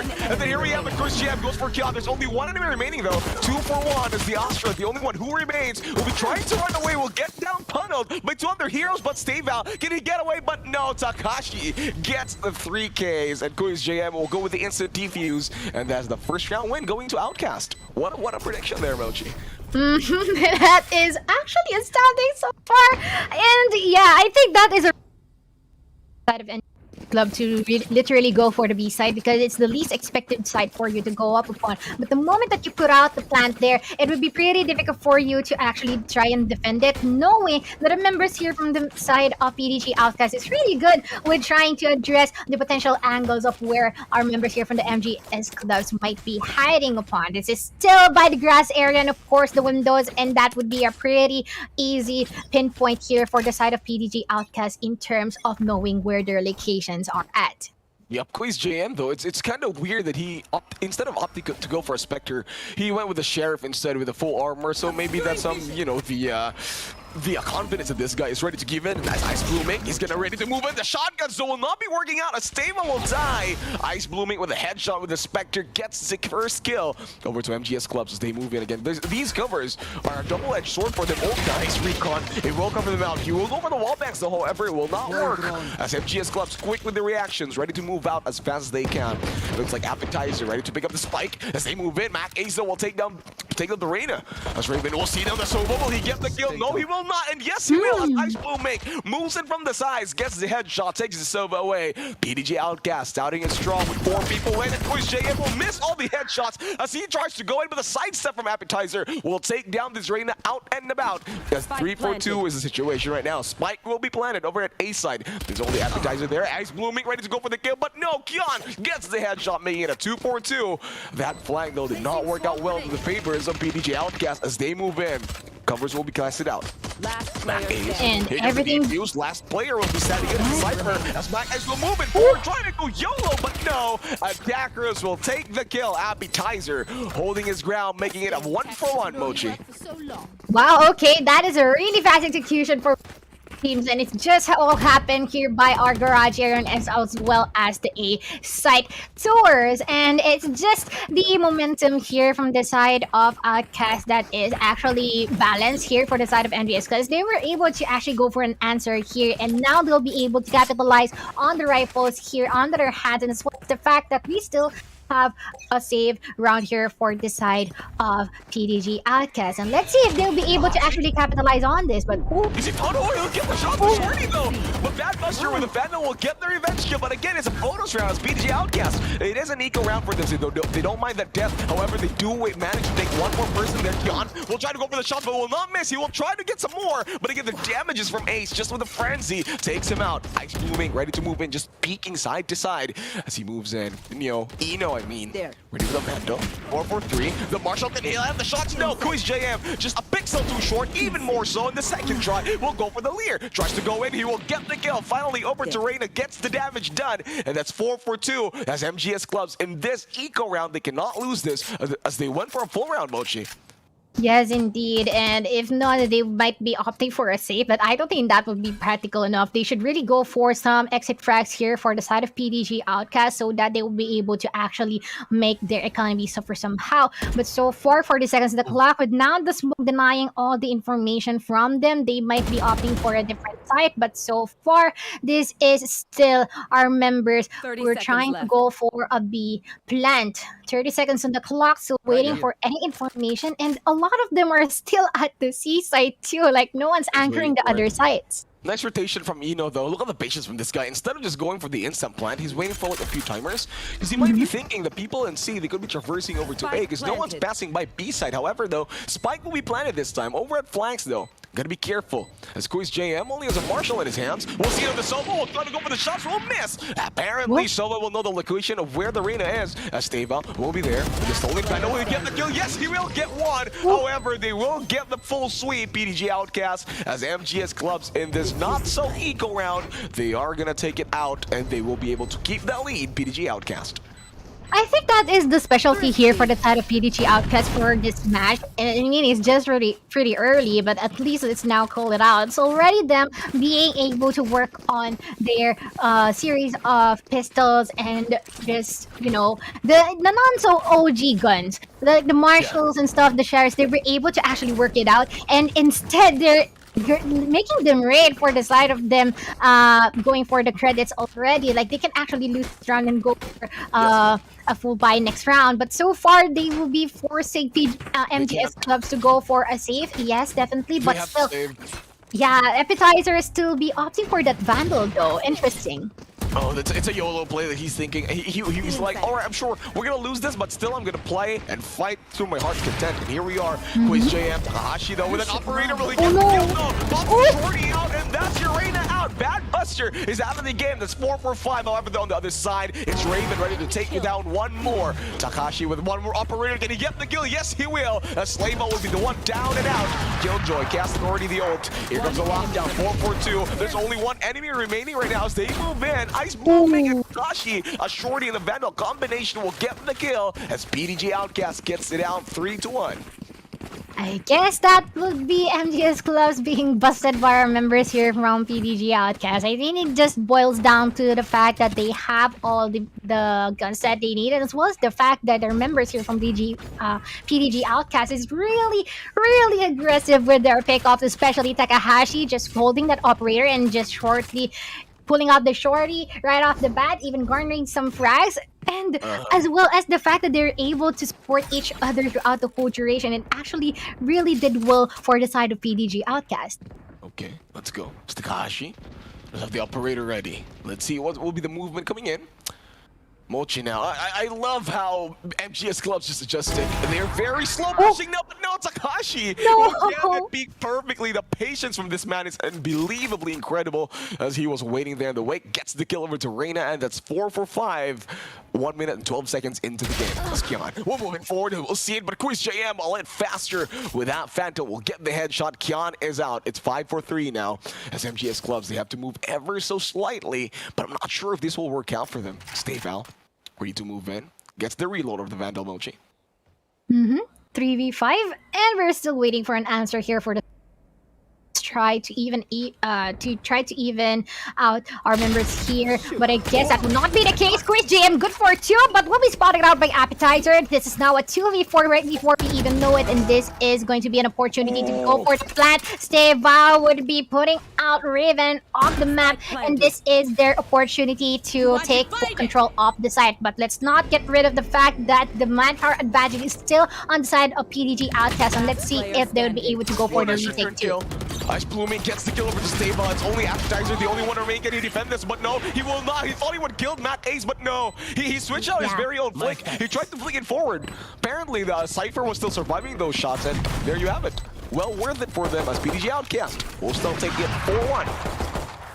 Definitely, and that's such a quick retake here for the side of PDG Outcasts. And so far, they're really standing their ground here. They still have the operator online that has a Takahashi. I think it's already been alive for like consecutive, 3 consecutive rounds already. Every got that operator. So sulit na sulit the operator sa kamay ni Takahashi. Yeah, very sulit. It's like, how many rounds has it been already? 2 rounds? 3 rounds? That he's been eyeing that operator, and he's really working out well for them. Now, MGS clubs, though, even if they win this round, even if Outcasts lose this round, they will not be on an eco round after it. They can still buy like Vandal, so they're pretty confident with that. But QuizJM will take down Kian in the process. QuizJM will check out for more, but Eno, with that headshot from the Sheriff, gets the kill. However, Bad Buster ready to move in over the garage. Ice Blue Mink is waiting there in the wake. No one's there yet. He's checking out the sides. Ice Blue Mink. He will see that somebody will get the headshot. Wow. That's your Bad Buster right there. Bats him down, but Matt Ace with a return kill goes for the neural theft. He'll upload everybody's location in, and they know they are nearly at spawn for CT. For Terror side, I mean. They move in. Appetizer.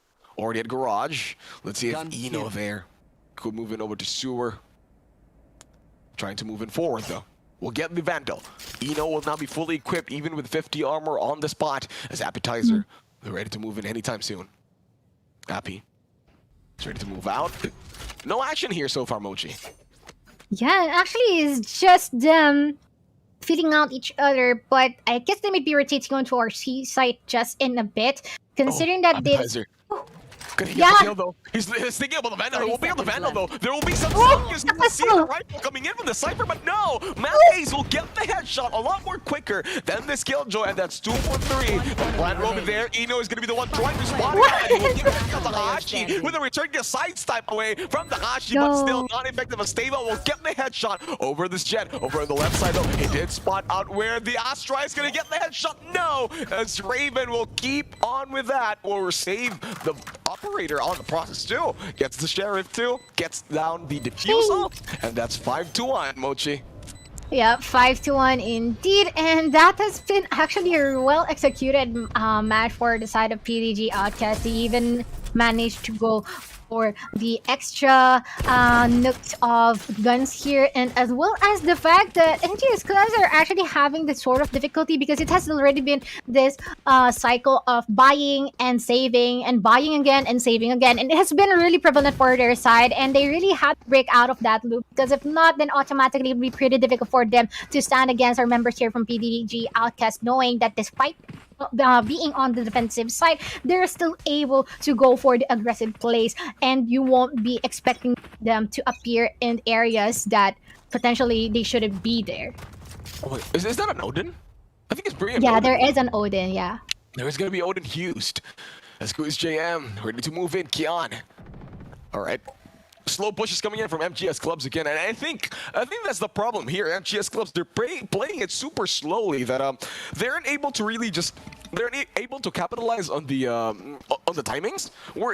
Instead of going for like really fast pushes and just storm them down, it gives time for PDG Outcast to just regroup, understand what's going on. If they make a noise somewhere over A, the rest of PDG Outcast, they're ready to move in, and that's how fast the retakes are. You did mention a while ago that the retakes are super fast. It's because every time they hear sound cues, PDG Outcast, they just move in. For example, this one, they're doing this slow push, they're making a lot of noises, but PDG Outcast instantly, they move like 4 people into A side with only one anchoring over to C, but then the headshot. Kyondo will might be changing the tide as he tries to go for more, gets the 2Ks. Kyondo is popping up instantly as Bad Buster goes for the leader over the ground. Can he get the shots? Hunter's Fury will be cast in 2 as Kion gets back ace, and that's only the silver remaining for Outcast. And look at that, MGS Clubs, as I was saying, their strategy of holding is not working. They proved me wrong, as even with 4 people ready to move in at A side for the retake, they do not care, as they will get all the clean headshots. Kion and Bad Bastard right there really popped up and saved the grace for MGS Clubs, make it 5-2, finally getting another score on the mark.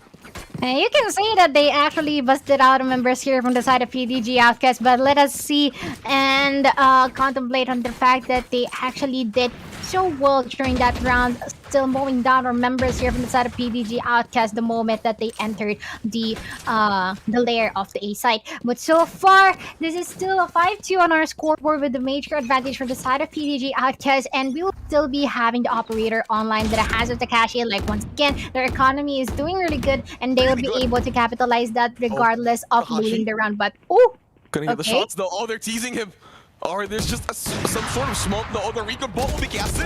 It will not work out as Takashi, even with the clouds, gets the kill over to the Astra, as Killjoy will be going down in the process too. Ice Blue Mink just mixed his way into the cheeky body shot. Gets the kill. 5-4-3 now as Bad Buster, the only one remaining, getting get the shot now. Ice Blue Mink a lot more faster with the reactions. Takashi, another operator kill over to Kion, as it's Sova, the only one remaining. He's over at Garage, but there's a Cypher truck. Can he get the headshot? Yes, he will. Ice Blue Mink is out. Mac A's ready to move in from the flank. Will he see the Sova? The Recon Ball will make some kills as Eno, the only one trapped like a rat. And he makes some way and escape his way. And now the fate is sealed as Takashi gets the 3Ks. 6-2 for PDG Outcast. Definitely, and I guess that would be once again a really fast round here for the side of PDG Outcast, and we're just Takashi popping off in the consecutive rounds that we have seen. And so far, with the operator in his hands, well, he's really making the most out of it. But so far, this is now a 6-2, and 4 more rounds. They should be winning this for the side of MGS Club so that they will be able to offer a reset once the sides has already been swapped. But knowing how aggressive our members here from the side of PDG Outcast is playing, this would actually play good once the sides has already been swapped.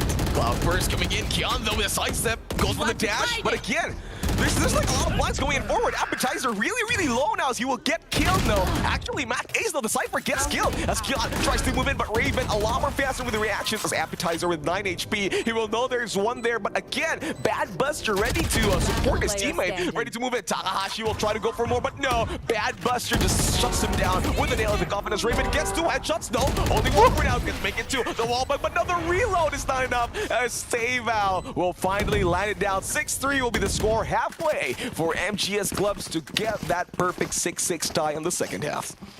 Sheesh, if Raven didn't run out of bullets from that Vandal, then automatically it would most likely be a really good clutch for him. But so far, yeah, this now was 6-3, and this now where we'll be seeing the full execution here from the side of PDG Outcast, because if not, they'll be forced to opt for an eco round the next round. So far, let's see if they'll be able to successfully penetrate here inside A. All right, let's move in. Actually, there's only one Sova in A, but there are some Cypher traps, so it might be a little more challenging. However, though, I think they're ready to challenge the leader with the fair. However, though, Mac Ace, even with a blind, will get 2 Ks in the process. Ice Blooming nails another one as they try to go for it. Ava will get the kill, but no, Ice Blooming killed himself with he killed himself with his own shock dart as Raven, though, will be going to deal the damage. Mac Ace gets the headshot. Defenders want it in like one fell swoop. 10 seconds into the push, and it was disaster all over for MGS Clubs, even with a shock dart from the Sova. That's That unfortunate. killed himself. It still worked out well for them in the process. Maybe they were laughing. Baka natawa si MGS Clubs. Oh, may namatay sa kanya shock dart. And they just laughed, lost the focus, lost the round. Could be the Oh, that can actually be still a good strategy for them, no? Imagine if they did that purposely. For a They will. purpose, rather. Just to, you know, it's a strategy. You distract the opponent. Everything is fair in love and war. So even if you do almost some kind of weird strategy to distract them, it will be. Valorant is also a mental game. Definitely. They're doing it that pattern. Quiz JM though, look at this really aggressive push. And will he see the arena? Yes, he will. Get Clean. the kill to Bad Buster, and he is out the Sova. Oh, he will die from appetizer shots from the Sheriff. This man is a monster when it comes to Sheriffs. One taps. As they move in, stay Val. Let's see for more. No progress over the push over at B. But again, there is an Astra waiting in the wake. There's also a Cosmic Divide ready to move in forward to stave out. He spot it. Yes, he will not get the kill. But again, that peek from Raven did not expect Appetizer to be in the back lanes. He will be shut down as Takahashi on the other side will get the Vandal kill to Appetizer. And that's far from the mix. Tries to go for more. The sidestep coming in from this Astra is a bit annoying, but it will work out. But Eno, though, will destroy the Cypher cage. Cypher wall, and get that headshot over to the Cypher himself as he moves in. Spike will be planted. He is kind of low in HP with only 21, but let's see how PDG Outcast can move in. Here comes Alir, gonna get the headshots. No, not yet. As tries to go. No, place JM will cut down his dream short, get that kill, get the defuse, making it 8-4, 8-3 before the final round. Yeah, and actually it's been really difficult for the side of MGS Clubs to even face up against the mating duelist for the side of PDG Outcast, but so far that Last has round actually before been the a really switch. good play from them because they made it work even with just a series of pistols here being capitalized, which is respectively the showers. But so far that would actually not shake members here from the side of PDG Outcast, knowing that we have still an Odin online in the hands of Raven and of course an operator for Takashi. And so far we know Takashi with the operator still winning round after round, being able to utilize it at its finest.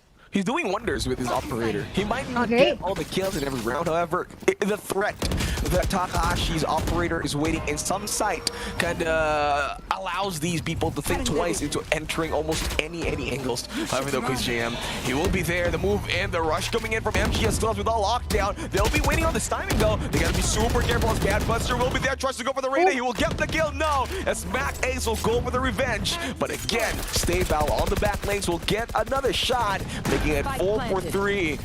MGS Clubs better find some way to have it out through the Odins, though. Will be running out from Avon. As they move in. Ready to move in forward to the real will be completed. player Ice Blue standing. Mink over at the entrance will get the kill now as Appetizer will be appetizing his way through this full course meal, making sure that they get a bit more scores coming in forward. And Ravendale will see the jet. He will get the kill even while blinded by that smoke as he moves in. All right, there is a Nano Swarm moving in forward, making sure that his push will not be successful. He's going to be stuck there for quite some time. The time is ticking. He will get one more, and that's Stable out of the game as he moves in. Ready to see Shadows. This is a plan for long. Going for the defuse. I think there's not enough time. The Nano Swarm will be there. He will die with that DPS damage overtime. However, attackers will Switching win. sides. 8-4 will be the score halfway through on the next half, Mochi. Halfway through might be doable, but actually gonna be pretty difficult for the side of MGS Clubs to actually execute there. We have witnessed how careful MGX Clubs with how they're actually addressing the members here from the side of PDG Outcast, but they're actually being a bit overwhelmed consecutively by our members here from PDG Outcast, knowing that they're really keen when it comes to establishing their aggression towards them. But let's see if they'll be able to capitalize on that, or would it be the other way around, or would this be the aggression leading them to their doom? I guess we're having really good lineups here for members here from the side of MTS Clubs, and let's see if they'll be able to their the utmost potential from their abilities too. Yeah. Abilities, you say, Mochi. It looks like everybody's just showing what they are, but together as a team, it really does make a difference. Cybergate should be getting it down there too. That's good, JM. He will get the edge over to Bad Buster. The shotguards over there. The wall bang from Ice Blooming will get the kill as Kian, I mean. Ready to take down Ice Blooming. Spike will be planted by MGS Club. It's 3-4-3. Make that 2-4-2 as they do get some revenge kills. And Kui's JM will get the headshot over to Val. 2-4-1 now as Kian will be left to defend. Let's see if he can take the successful retake. Not operator this time, only a sheriff. Can he be the marshal? They can get the kill and restore order in this city. No, just a jumping pedestrian will not get the kill. Goes for the sidestep, will not get it as Raven will take the final shot. Still making sure the PDG Outcast, they're still gonna go 9-4. Pulling away and away, Mochi.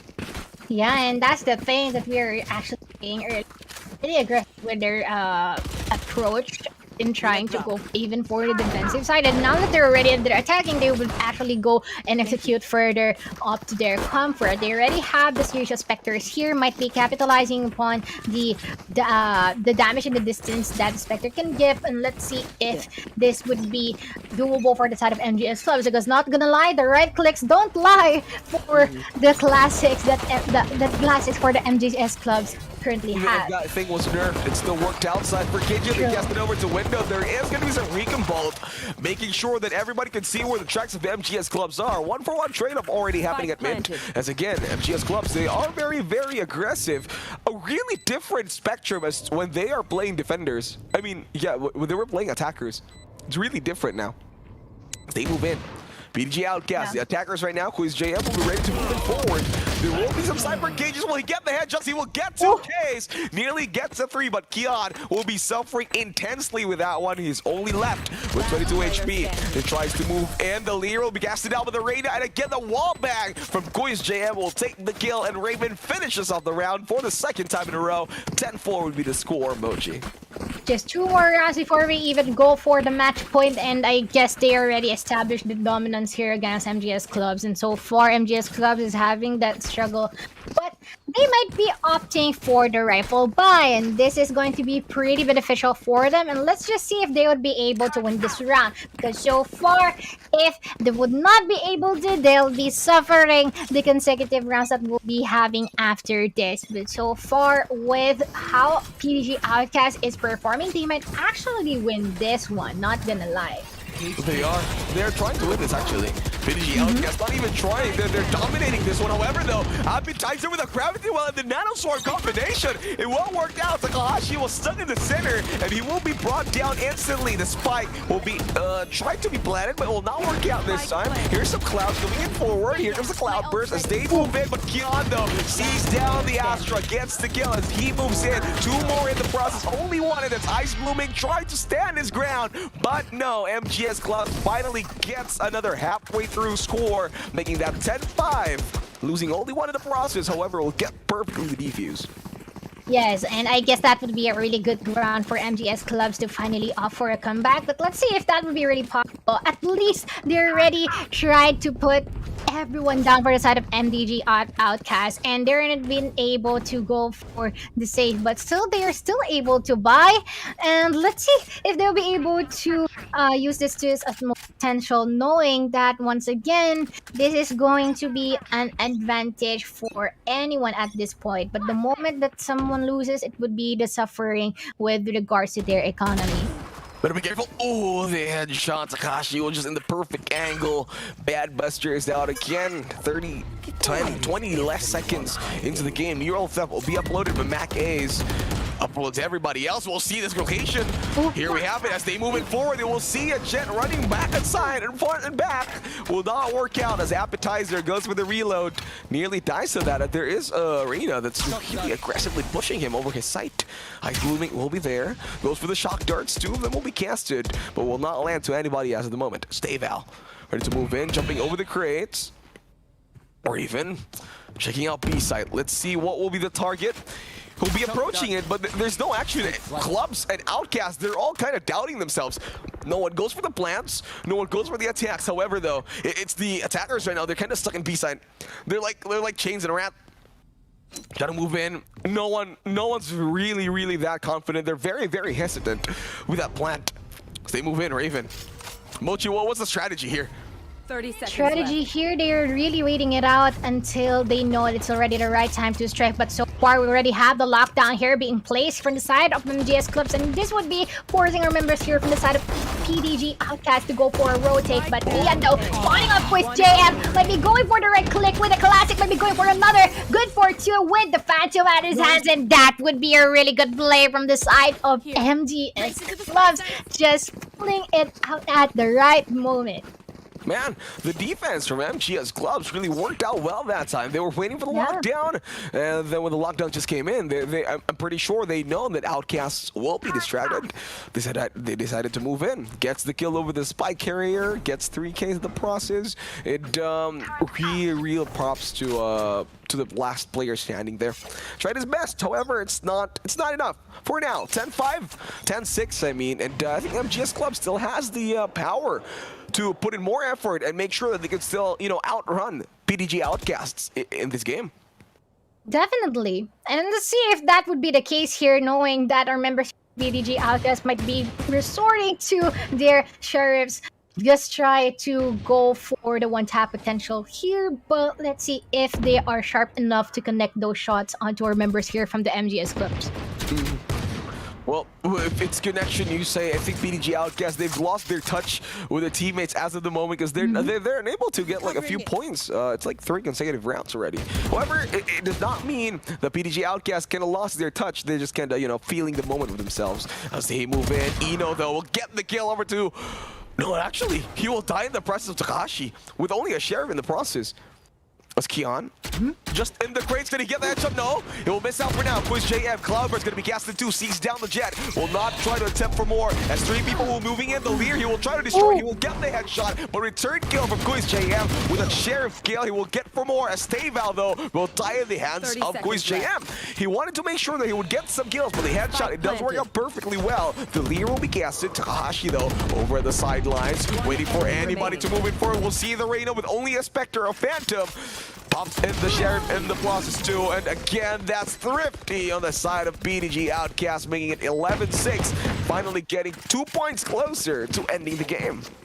Yes, indeed. And before we even know it, the side of MGS Club should really win these upcoming rounds, because if not, then automatically they'll be having lesser actually move, knowing that the pressure of the match point is already in there. It would make them more hesitant, and it would make them think twice or even thrice in trying to go for a specific action here. And let's see with the operator in the hands of Kian, if Kian would be able to capitalize on that, or would it be the other way around? Would it be PDG Outcast standing their ground, would be able to win this round, or would it be MGS Clubs trying to catch up with the side of PDG Outcast?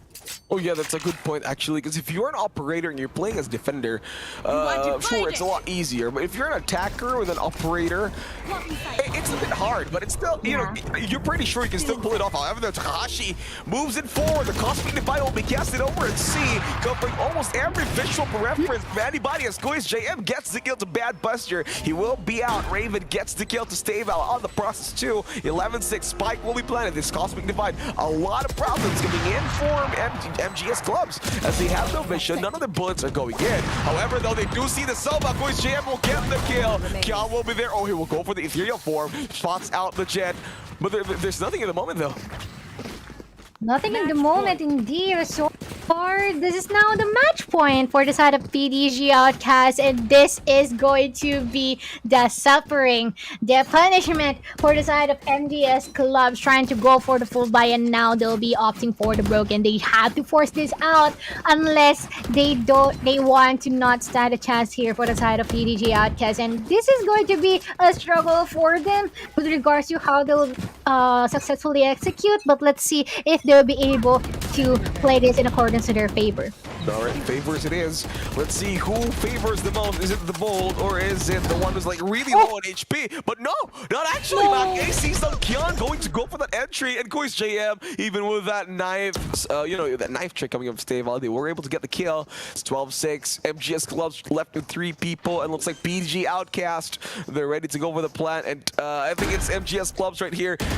They might have wanted to stand their ground. Hashi goes for the Blade Storm on the back ends, though. They did not see that, as Bad Buster will take down one, even in the face of defeat. They're not ready to move out forward. Eno capitalizes and makes sure that's ever going to be a 3-4-3. Raven going to be casted out with it. Hunter Spear will be missing on him as Raven moves in more. Appetizer will get the hatchet perfectly placed on the crosshair, as Ice Blue Mink will see a Sova. Will not work out this side. The Raider, the only one remaining for the side of them. He will go for the kill, so takes down Appetizer. The Etelier form will be popped out, and Eno says we are not going to end here. We're still going to go for another round, making it a 12-7. MGS Clubs not ready to give up yet, Mochi.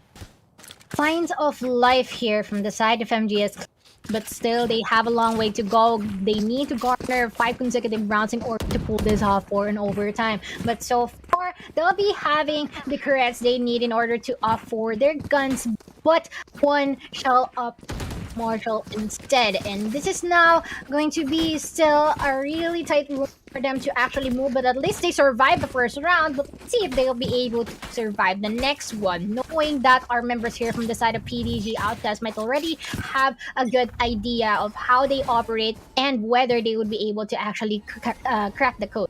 Yep, cracking the code it is. However, it's only one mistake for MGS Clubs, and it will be over for them.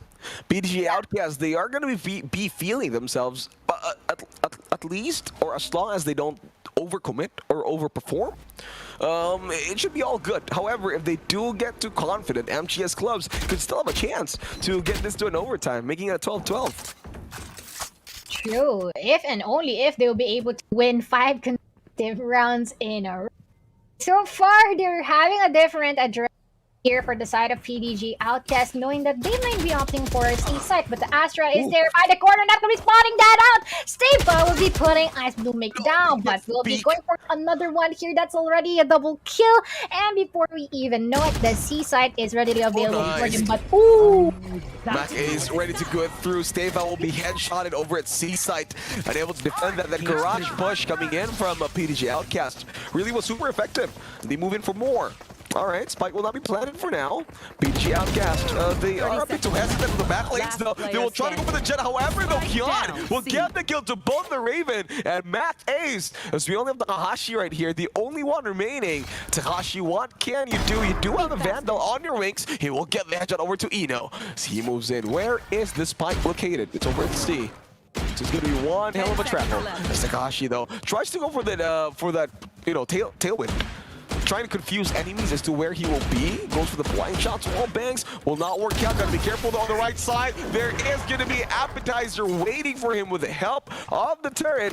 Get that kill. 12-8. MGS Clubs. Mochi not giving up. Not giving up, and this now 4. Oh my, I think the pressure is actually doing them a favor. It's actually doing well for the side of MGS Clubs, but so far, let's see. This is going to be a forced save for the side of PDG Outcast, and this might be the leverage for members here for the side of MGS Clubs to actually opt for another round. Like, yes, signs of life. Kanina, they just have the pulse. Now they're already breathing good. And if they actually maintain this kind of behavior or action, this automatically would be serving them really nice. Kian finally gets the kill after like a series of side steps from Takashi. Finally, he was able to do it. However, it did take some time. PDG Outcast will be left with one member away into heaven. However, though, Kian will get another one, make it 2 Ks. There's only 3 left for PDG Outcast as they try to move in. Ice Blue Mink with the Sheriff. Gonna get the kill over to Reina. Just a few more peeks. He will not get the shots, though. 41 HP for this Sova. He has to make sure that he will make this count. However, in Garage, Kian will moving forward. That's Bad Buster finally getting down the Sova. And it's out. Bad Buster ready to move in forward. Spike will be planted. 5 for 2. Complete traction from MGS Clubs as they want to go for more. Koi's JM Ready to move in forward. He will be crouching. Gets the Sheriff. Can he get the shot? Still waiting for it perfectly. Yes. No. Everybody's very, very sensitive. There is a recon vault to make sure that they will reveal as Mac Ace will be left in shadows. Appetizer will get Koi's JM. And finally, even with the spike being planted, MGS Clubs able to capitalize for more. Gets the defuse. And they're still hoping and holding on, Mochi. 12-9 will be the score. Holding and holding on. This might be a curse for the match point for them, but so far, once again, at least that would be able, enabling our members here from the side of PDG Outcast to try finally go and offer a buy. And this is now a reset for both sides of the season. Let's see who would be winning the gunfights as of the moment. This once again, one more mistake from the side of NGS Club, just like what Juicy Brucey said, and automatically it would be the end game for the side of NGS Club. So we already have the operator online here for the side of Kian, and let's see if he would be able to actually use it at its. Oh, we'll take some time. Kian, though, he will be at Seaside in a very, very aggressive position. He does have the operator over the crates. Ready to move in if anybody peeks. However, though, PDG Outcast still kind of reluctant in peeking out C. So they're still playing it through. There will be an out drone. He will be spotted out. Kian will be tagged in the process too. So he will not be standing that ground. Moves in with the recon bolt. Ready to move in forward. Appetizer Nice already in B side. The rest of them, all of them are very, very anchored out. No one's moving in. Oh, actually, A side. Look at this, Mochi. A side as they move in. Goes JM with a plant already. With a Cypher Cage too. We get a perfect angle for them. The heaven will be covered up with Jet's Cloudburst. They're ready to reposition. MGS Clubs, let's see what will be the challenge. It's all about retakes. Will PDG Outcast be able to close this round now, or will MGS Clubs be able to hope and hold on? As goes JM, there will be a defender killjoy lockdown. So lockdown will be destroyed in the process too. Stable will get the headshot over to Mac Ace as Appetizer just hears some sound cues over to B. Cosmic Divide will be casted on the process too, but the defusing them on Stable. Look at this. Bros don't make as they say, and he won't get the defuse. Oh and my. MGS Clubs doing a ninja play and will even swipe clean PDG Outcast in the process. Two more. MGS Clubs, what is this game? Started out as a 9-4. And looks like they want to keep playing for more. 12-10. Could be a 12-12, could be an overtime. And this is the hype that we've been mentioning here in this MSI tournament. It's really paying out well. Really paying it well, indeed. So far, I think that is actually a major advantage here for the side of NGS Clubs. Already the momentum on their side, and so far that is actually served well for them for the side of PDG Outcast with the Cosmic Divide being put out. But surely enough, MGS Clubs has an answer. They have the lockdown, we have the counter Cosmic Divide, but Buttbuster will be getting that first early casualty here for the 23rd round. Raven is out, making it 4 for 5. PDG Outcast. I think they're kind of shaky right now because they're not playing the same way as usually. They're not very confident when it comes to attackings. They're losing it. MGS Clubs is ready to move in. All right, here we go. Koi's JM, Stable. MGS Stable, he'll get the kill. Yes, he will. However, return kill by Stable himself. He will not live to tell the tale as Ice Blooming over at Garage already. Here's Kilan with an operator. Spike will be planted, making it 3-4-3. However, Mac Ace still pretty low in the process. As Eno will be here. Tries to move in forward. Ice Blooming spots out Eno. Eno will be out. And another headshot from Kian himself, making it 2-4-2. Appetizer, the only one remaining. Blade Storm will be casted out. Let's see what will be the strategy coming in from MGS Clubs. There's only one enemy remaining, and that's the Killjoy. Mac Ace is pretty low right now. He will be tagged. The camera will be there. Appetizer will be looking for the Cypher, who is pretty low. No. Mac Ace, does he have any idea? Appetizer, will he get the shot? He will, and finally, he closes the game. Mac Ace with a cheeky camera giving information as to where he will be located. Worked out perfectly well for them, and that's it, ladies and gents. Congratulations to PDG Outcast. They finally won. It did take some time. However, we managed to score and make the goal 13-10. Mochi, your thoughts about that game?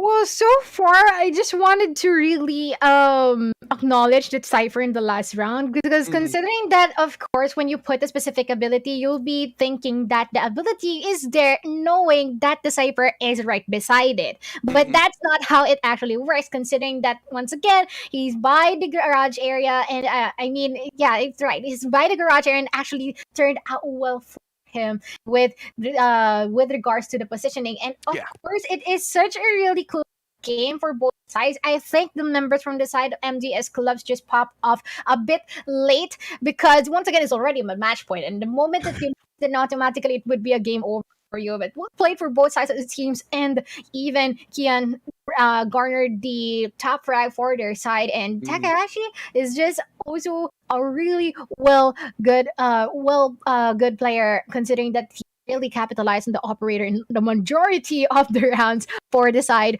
of the Paradigm Vanguards of NEU. It did take some time, Mochi. However, it's still not the end of the game. However, there is a trivia question. Send your answers to the link posted there. The question is, who had the least number of deaths in the previous match? If tied, count all. So you know that's how it is. Mochi, do you have a clue as to who had the least number of deaths in the previous match?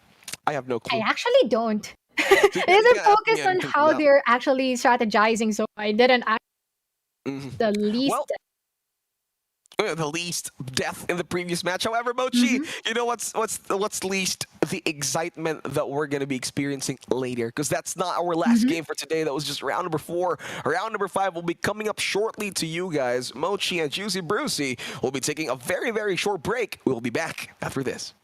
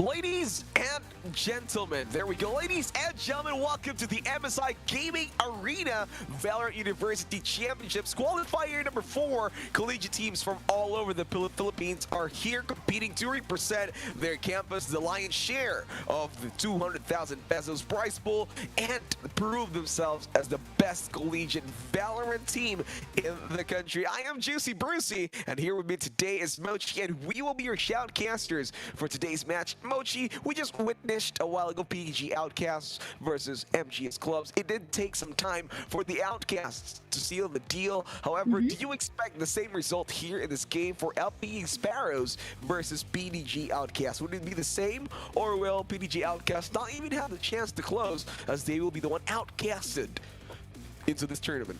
Well, actually, not gonna lie, I'm expecting a pretty close game between these two because, come on, we're already one more game away before the semifinals. And this is about to be really interesting for to see, considering that, of course, it is already the top 8 teams who will be facing off against each other. And if it weren't for them, then automatically this whole duration of the qualifiers 4 would not be filled with hype. And I am really interested. Kakita lang natin kung paano mag-perform si PDG Outcast kanina. Yes, they actually held for a few more rounds before they even actually got the victory. For LPE Sparrows, I think it is about time for us to know how it would actually play out, considering that we didn't actually have a bit of information from this team yet. Yeah, not that much information for LPE Sparrows, but I think just them going forward into this round against PDG Outcasts,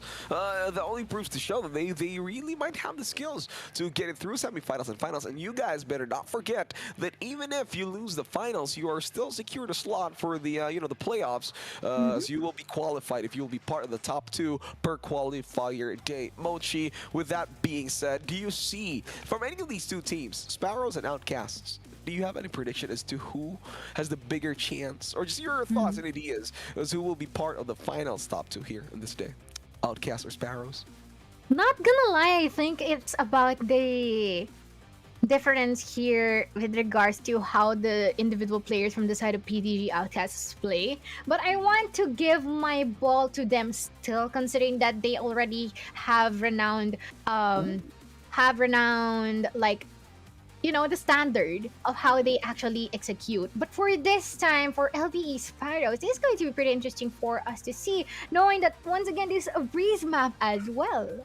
Yeah, breeze map, something that I have not really been, didn't come into fruition, because I really hate this map. This is the new ice box for me, so I really hate breeze. I'd enjoy fracture more because it's a lot more challenging, but breeze, it's a pretty big map and there's so much angles to cover. So I'd play fracture anytime than breeze. However, guys, you know what's more breezier is that this tournament, which is brought to you by MSI Gaming. Improve your game with the MSI Katana GF66. The Katana GF66 is equipped with the latest 11th gen Intel Core i7 processors and NVIDIA GeForce RTX 30 series that is, forged with the same care as a blade. Run fast and shine on the battlefield. The Katana GF66 is available on all MSI concept stores and authorized dealers nationwide. So if you guys want to get your gaming to the next level, go MSI or go home. That's the only way to go.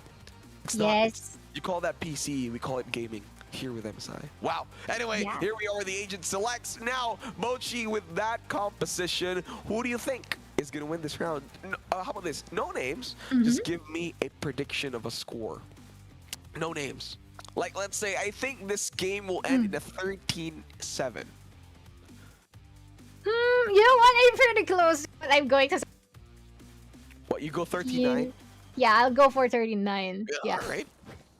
We'll see that. We'll see 13-9 to 13-7. I think somebody's just going to be dominating this game. But before that, guys, if you want to bring esports to your school, the Katarina Alliance program is here for you. Alliance members get club access to our exclusive tournaments, mentorship, event support, and of course, the Katarina Scholarship Aid and Power-Ups. Learn to join the Alliance today at katarina.com/alliance and get updates by liking and following Katarina on fb.com/KatarinaGG. 10 seconds in, It's LPE Sparrows versus PDG Outcasts. Here we have it. Mochi will be play-by-playing for us into this round. I'll be her support analyst. Let's get into the game. There is a pause. Mochi looks like they're trying to hold the excitement coming in. PDG Outcast and Sparrows. It's a technical pause as of the moment.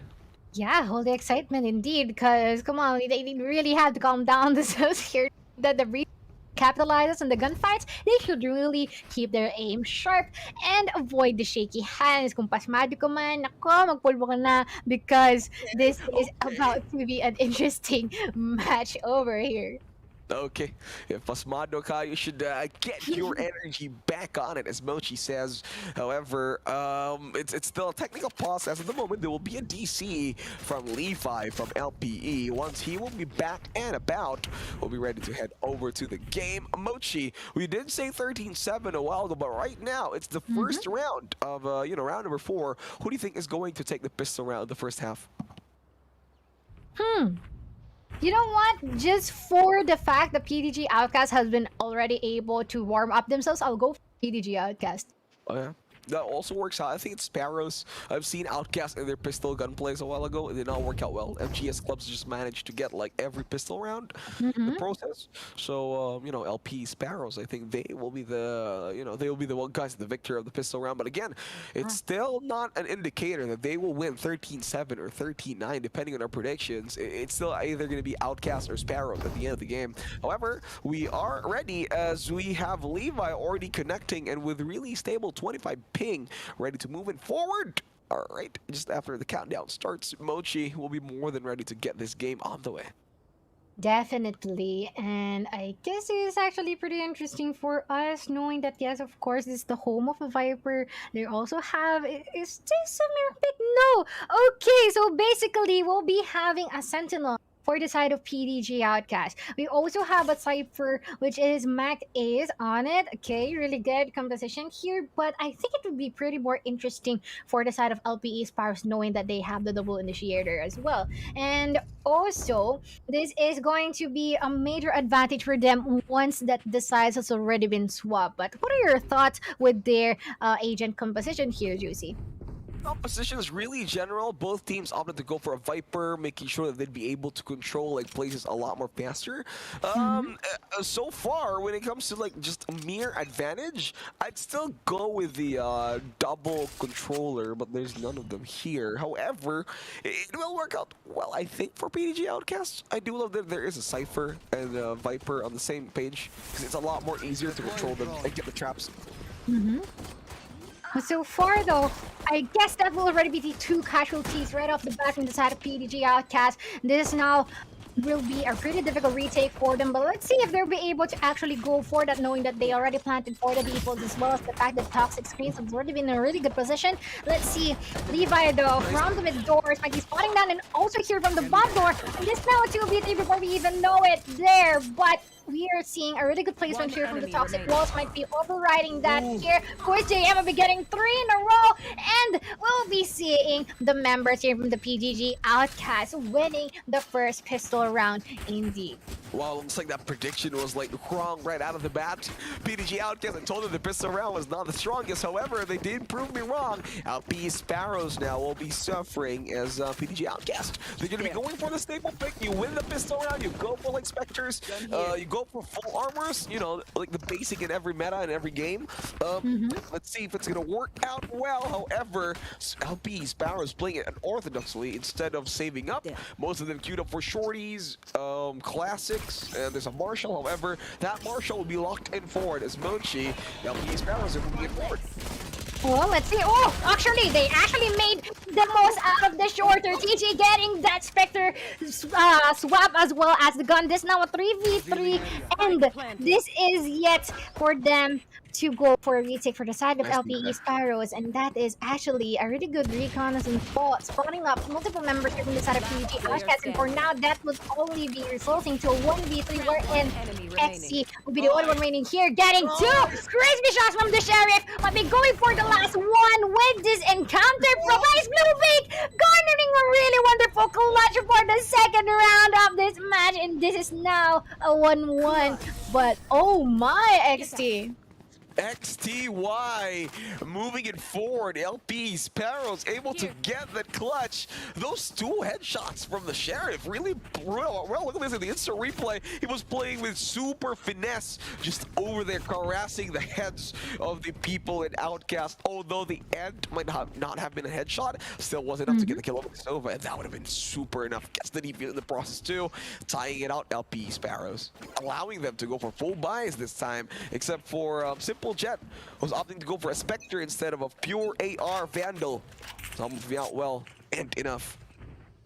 Exactly, and that is something we did not expect from the side of LPE Sparrows. And we have seen that X Team is from the Madhouse as well, which explains why. But so far, though, we'll be seeing this over here really low on health, maybe going shotgun. Will be killing himself rather than giving the credit to the enemies. And this is now a 4v4 between the two sides, and the Kashi spawning off Simple Jet in the nick of time. But still, will take that shot from Panda, will be connecting, getting 2v4 is our situation here, and as well as the fact the spike is yet to be planted. This is already the waiting game, but Jay is just popping off right off this moment. It is now a 3K, and before we even know it, it's already the round done in favor for the side of LPE Sparrows.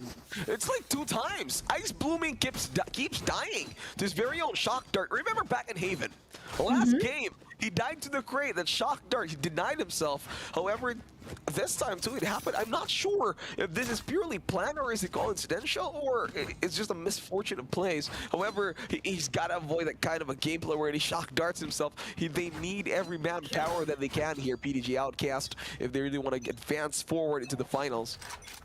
Yeah, indeed, and that's pretty interesting too. I guess he didn't want to give the creds, the kill creds from there, but nope.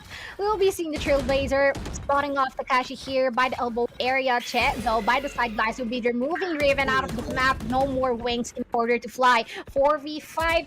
Still, as of the moment, the spike is not being held by one of the members here from PDG Outcast, and they might be committing onto our B site here just in a bit. I'll be waiting for that. Yeah, they really have to commit, but still, there's still a lot of time though. So let's see if this would be the deal breaker for them, because now they're just waiting for members here from LP as the LP Sparrows to actually push them in, but that is not actually the case because they're really playing this safe from a side of our defenders, and so far no answer from the side of PDG Outcast as of yet. Okay, speaking of answers, here we are, moving. Big Bite gonna be casted, Poison Orb gonna be casted too. Takashi will get the headshots over to XTY. Mochi. Yeah, and I guess they'll be prohibited by the point out once again. There's a lot of utilities that's been put out by that moment though, and they still have the cage here, but I guess Levi will be getting one DJ as well, and there's one for each already before we even know it. Takashi though putting Levi down. This now 2v3, and the spike is yet to be planted. 10 seconds on the clock. The speakers already being put out here by TJ, and this would be preventing them from executing further. At least they tried to go for the plan, but would not be for long, as Che from the flank would be getting the last prize.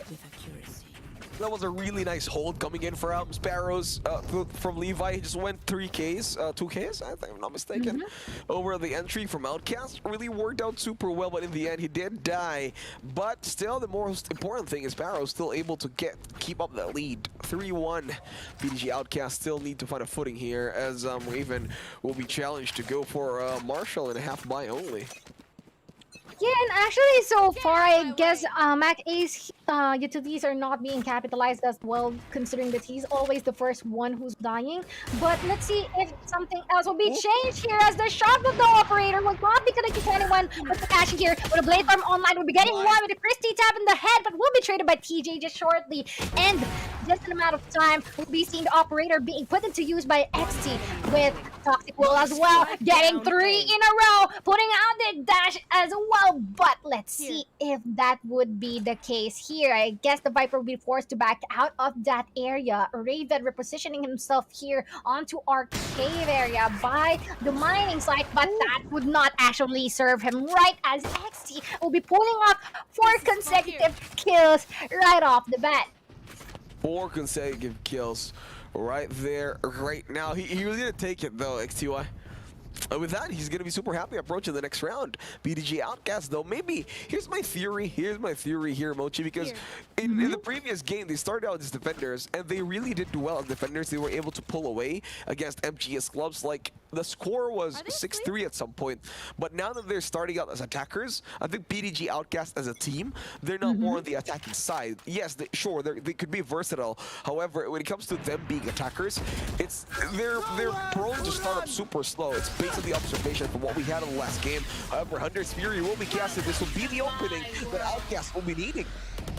Oh no, it's already automatically a minus side of LP Sparrows, but they are already being able to plant this spike, and of course we have the Viper Spec active for their side. But the thing here is if this would actually serve them right, because sometimes despite of putting out the Viper Spec there, once there is an error in terms of position here of Raven specifically, that would be pretty difficult for them to actually make up for that ultimate. But again, XT from side last getting a kill with the operator TJ2, and this brings us down to the advantage for the side of LPE Sparrows. Before we even know it, they might be going in for the Viper Spit as of the moment, but that snake bite will be connected onto Levi. This now a 3v3, and they might be going into that, but no, it would not actually be the case, as PPG Outcast would be able to win that encounter.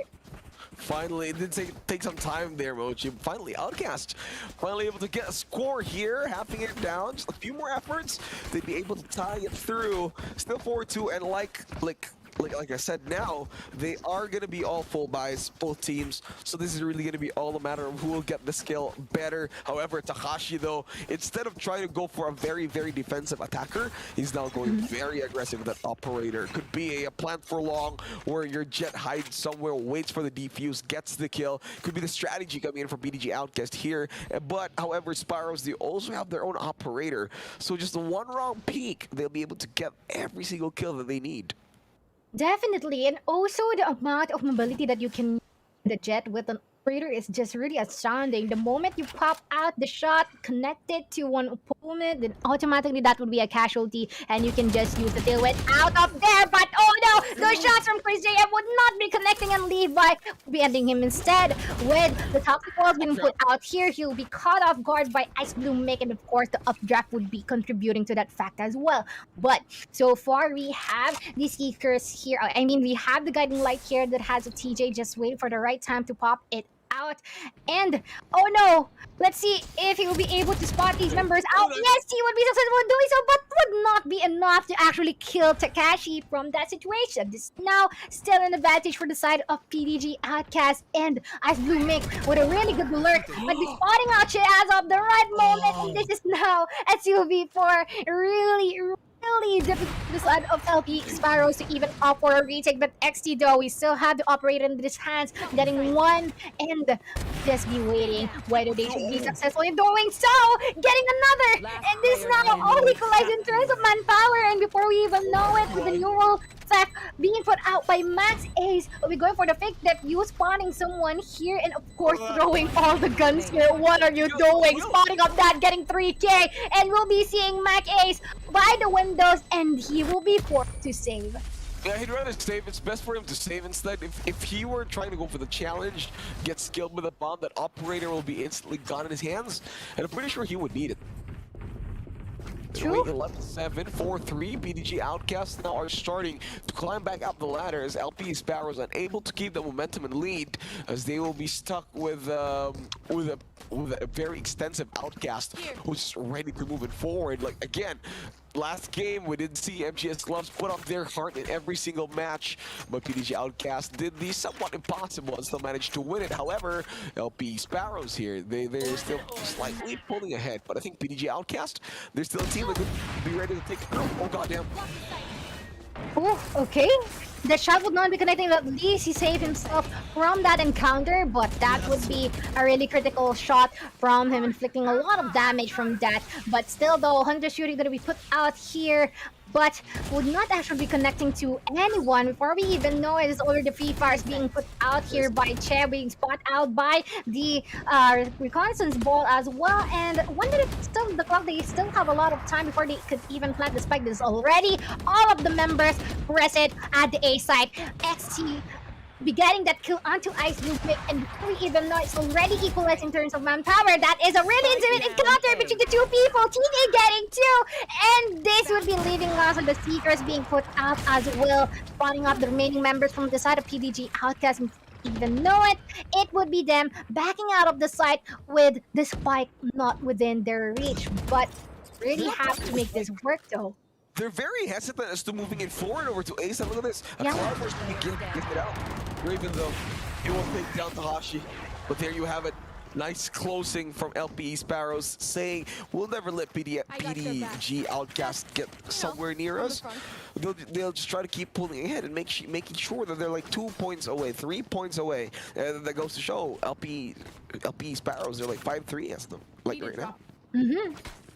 Yeah, they should have been opting for a save though, but the thing here is it's actually didn't being prohibited by the side of LPE Sparrows because they're really just aggressive overall. Like, come on, XT 13-4-1. And of course, with the support of the rest of the team, and as well as the skill utilization that Simple Jet and Levi can give, is actually doing wonders for their team for the side of LPE Sparrows. And I guess we just witnessed it once again, Chet and Simple Jet getting one for each. And this would be leaving the members from PDG Outcast at all because this is already a -2 for their side. And before we even know it, this would be a pretty difficult execution for them if ever that they'll be opting for that. But the thing here is they still not holding the series of arsenals like they should, and instead they have to capitalize on the pistols. But Mac Ace will be getting one successfully, and let's see if they'll be getting another to be able to finally come back upon and try to win this round. So our operator in hand, XT, looking for any potential people, going aggressive for this, the reconnaissance ball, spotting him out. This still Mac Ace in a really good position, already at the backside, and I guess they're not actually aware of this, and they'll be catching them off guard here. But still, XT is still executing by the sidelines, getting two already here with the initiator and the duelist combo. And before we even know it, Mac Ace, as the only lone survivor, will not actually live long, as Simple Jet will be there to secure the third frag in his hands. Oh my god, that was 6-3 right then and there. I thought it really started out well for PG Outcast having Mac Ace in the back lines. However, when he started missing those shots, sees XTY from Sparrows, when he missed his shots, that was like, oh, that's it, it's over. PDG Outcast, they won't be able to recover from this really perfect intro and trying to go for a perfect plant.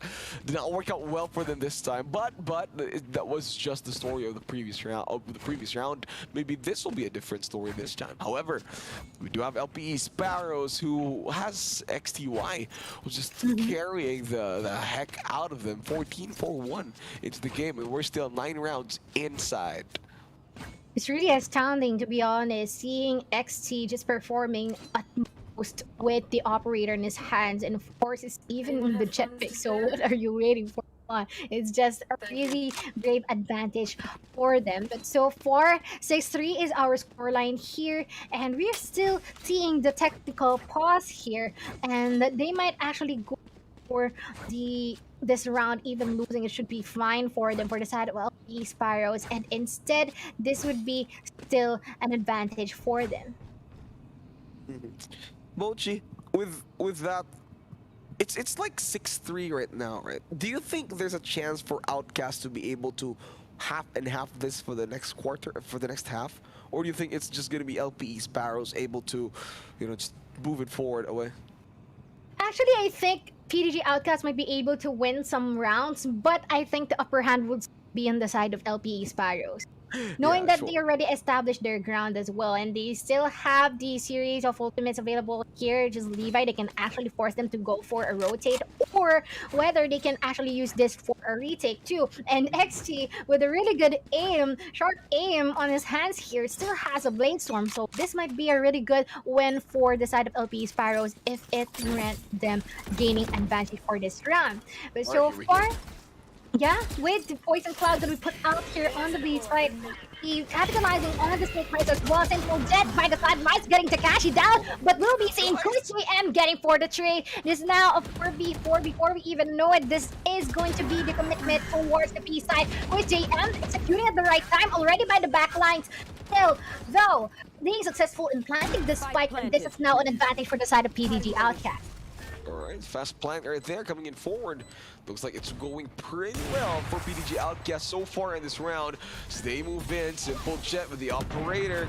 See if he lands some shots, not into the moment, and he will take down his counter on Sova. However, return kill from Qualifier will take the kill. 2 for 1. They're looking for the Cypher. Mac Ace in the back lines, however, XCY ready to cut it short, still keeping up that win over LP Sparrows. There you have it, Mochi. Outcast, though, they do start up pretty well. However, their closing is not as solid as their intros. It's going to be a huge problem for them moving forward into this tournament. And with that, the result is LP Sparrows. They're just going 7-3, preventing them from getting any points at all. Definitely, and so far it's just XC popping off in every round. And like what I said earlier, they has the Blade Storm, and you know how sharp the aim of this guy is, and he really capitalized it in the fullest potential, garnering 2 consecutive kills at that moment. But for now, we still have the Viper's Pit available on their side, but so far, I guess they might be committing onto our A site just in a bit. But the thing here is, let's see if they'll be able to do so. They might be successful in committing, but let's see if they would be able to survive the retake. We've seen the Cloudburst here being put out by FC as of the moment. Takashi will be able to spot him out, getting the frag, but Ice will make by the side blast, connecting the Hunter's Fury to him as well. This is now the spike being planted, and this might be Quiz JM still on the operator, really low on health. Let's see if he would be able to actually get someone else after that. They'll be backing out to the cave area by the shop, but Takashi still has a Blaze Hunt online, and him getting 3 in a row. No, it would not be it, because the shots would not be connecting. Levi would be shutting him down instead. This brings Levi as the lone survivor, getting 1, but not for so long, as Ace would be there to end him out. Finally working out well for PDG Outcast. It did take some time. However, this will be the final round and a half, so we could see a reverse comeback. Because Outcast, like I said from previous game, when they were playing as defenders, it really worked out well for them. Now that they're attackers, they're kind of starting off small. Maybe they could have the same story as MGS clubs, whose intro for being attackers would be super bad. But once they go play defensive, they just pop off. Hopefully, it's the same situation for PDG Outcast. But for now, we'll be seeing it in this last half before we move forward to their switching of roles. As Quiz JM already had the Vandal, could be looking forward and eyeing out B side. However, the spike is still in mid, still not being traversed to any part of the map, Mochi. Yeah, they should really use their utilities to the utmost potential here, knowing that we still have the ultimates online for both sides of the teams. They should really capitalize on that too. But so far, they might be hovering onto our A site once again. Someone by the pillar here on the mid area, spotting someone out, but not necessarily the case, because so far Viper's Pit gonna be put out here by the side of PDG Outcast, as well as the Hunter's Fury gonna be connecting to some of the members here. But the thing here is he's already extremely low in health. Raven, oh no, but Levi though will be taking 1 to Mac Ace and Che as well. This now really frags here being put out to the side of LP Sparrows. They may be still going for the aggressive stance here despite of the Viper's Pit presence, and they're just actually free firing through that pit, and they're actually winning it, and this is going to be a potential win for the side of LP Sparrows if Ice Buick would be no longer survive it further, and that is The DPS went in time together with the Soba kill, and then just it's now a switch of times. However, if that was a 7-5 Mochi, it would have been a lot more better for PDG Outcast, because that just means when they are on the comfortable spot being defenders, they could easily try to go for like 2 wins in a row or 3 wins in a row just to turn the flavors. However, now that LP Sparrows, they're now 8-4, it only goes to show that they have to work twice the effort right now for PDG Outcast to at least tie up the round. However, we will be seeing the results of what we were analyzing ever since. If PDG Outcast really does have what it takes to be the Iron Wall in this day of the qualifier, but for LP Sparrows, can they go for more? If they could keep up the same performance being defenders, it would be just an easy piece of cake for them to beat out PDG Outcast in this qualifier too.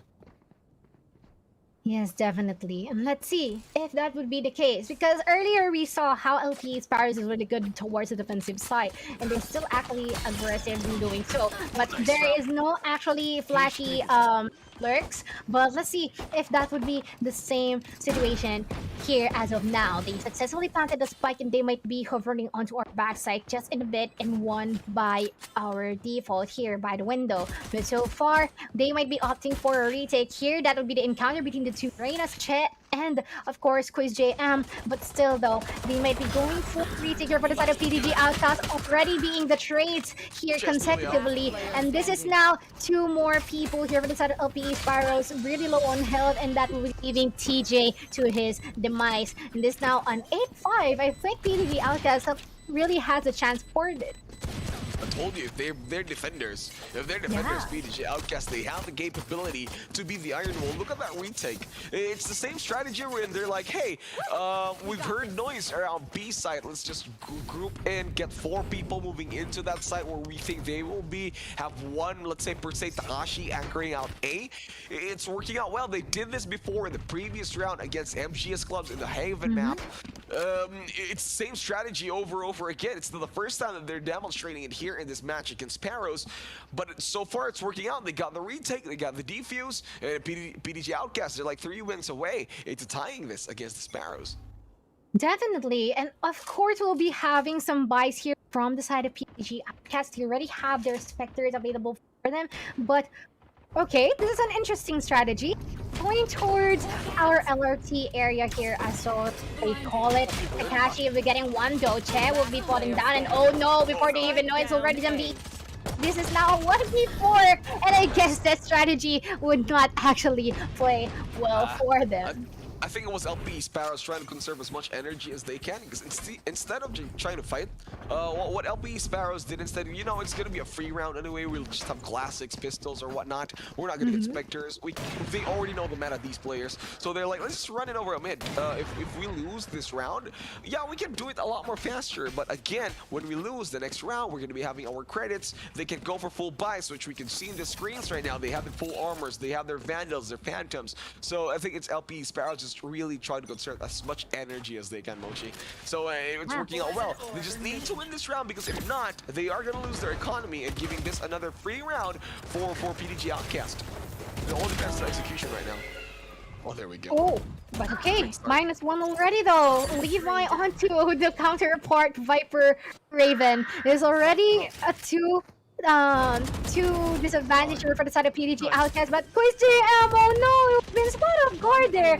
Bicycle Jet, and before we even know, it's already one man remaining here, which is Ice will be able to get one with the Aris. I guess he'll be spotted out here by our Viper player, but let's see, with the Shock Dart available, might be going for the lineup. Will you be killing yourself once again with the Shock Dart? Is he gonna deny himself? Yes, he will not be allowed to do it. Levi with the headshot gets the kill, sends him to the demon dimension, and like I said, LP Sparrows able to conserve as much energy as they can of that round. They got 9-6. They're 3 points ahead again on PDG Outcast. So with that, this time the Outcasts, though, they will be able to buy some vandals, full armors, but some of them opted to go for like bulldozers, bulldoges, because it's a lot cheaper. We'll get the kill specifically and precisely. However, it's not as strong as the Vandal or the Phantom with 145 to 159 headshot damage. Bulldoge only has like 115, but though it will suffice for an AR, so they're going for that in a cheap manner, approaching this this 15th round, 17th round into the game. Yes, I agree, but I guess that Aljon will be spotting off people from the side of PDG Outcast that they shouldn't go further if they want to opt for a retake, because they are already aware here from the side of LP Sparrows that they are at the mid area. But the thing here is they might be rotating onto our A side just in a bit, but the thing here is we're having the Sova waiting for them to actually appear within his sight, because if that would be the case, then automatically that would be the one for them. Chris JM catching, Chet lurking, would be spotting out these trades here onto our mid area. This is now a 3v4 still in favor for the side of PDG Outcast, but now they might be still going towards our mid doors trying to pursue our A site, but Kashi would be not eyeing Levi by the cave. This might still be 30 seconds left. a seal of information for them. So far, A seal 25 of seconds on the information. clock, I like that term. seal confirmation. Yeah, so far, yep, Ooh, we'll Levi. be having that. Oh, okay, already a casualty.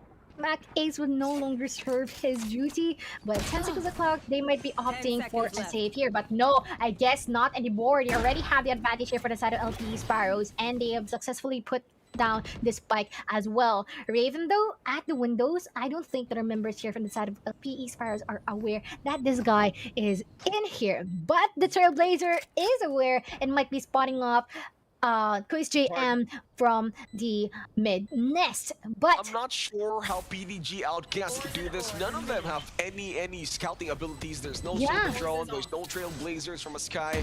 There's no cameras from a Cypress. There's Cypress that, Oh, however, no. the vision lacking from the going in forward as Raven Yeah. gets the kill. 2Ks. Levi the only one remaining. Raven, I do not have any idea where is he. Well, kill 1-for-1 trade. Ray Viper for Viper. Here comes the kick. Is going for Levi. He gets the kill. LPE Sparrows, even with that spike exploding in his face, well worth it. 10-6.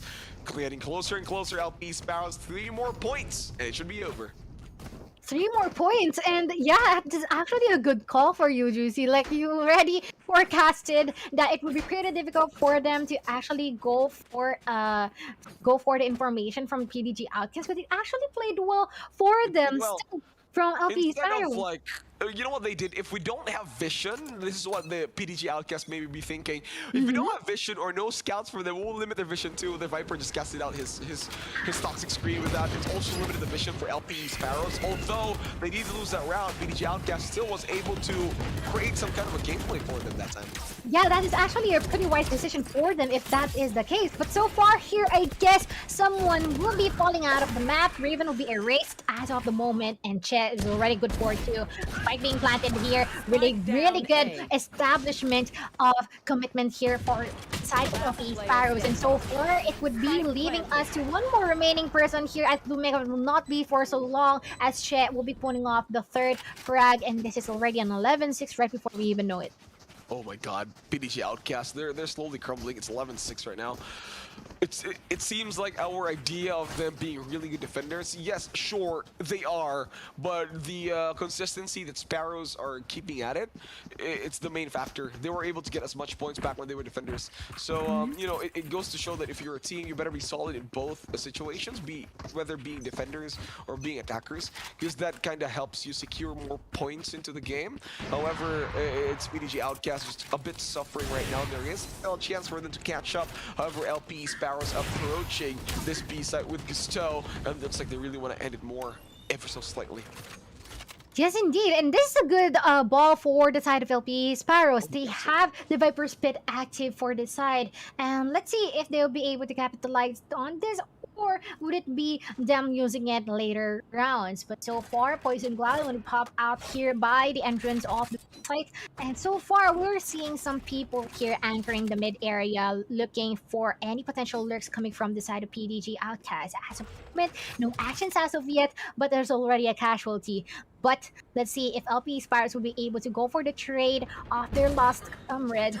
And I guess that will be the case. This is all 4v4. Levi putting out this. no. Oh no, the Vipers! Only gets the headshot with the operator. What an angle from Nova.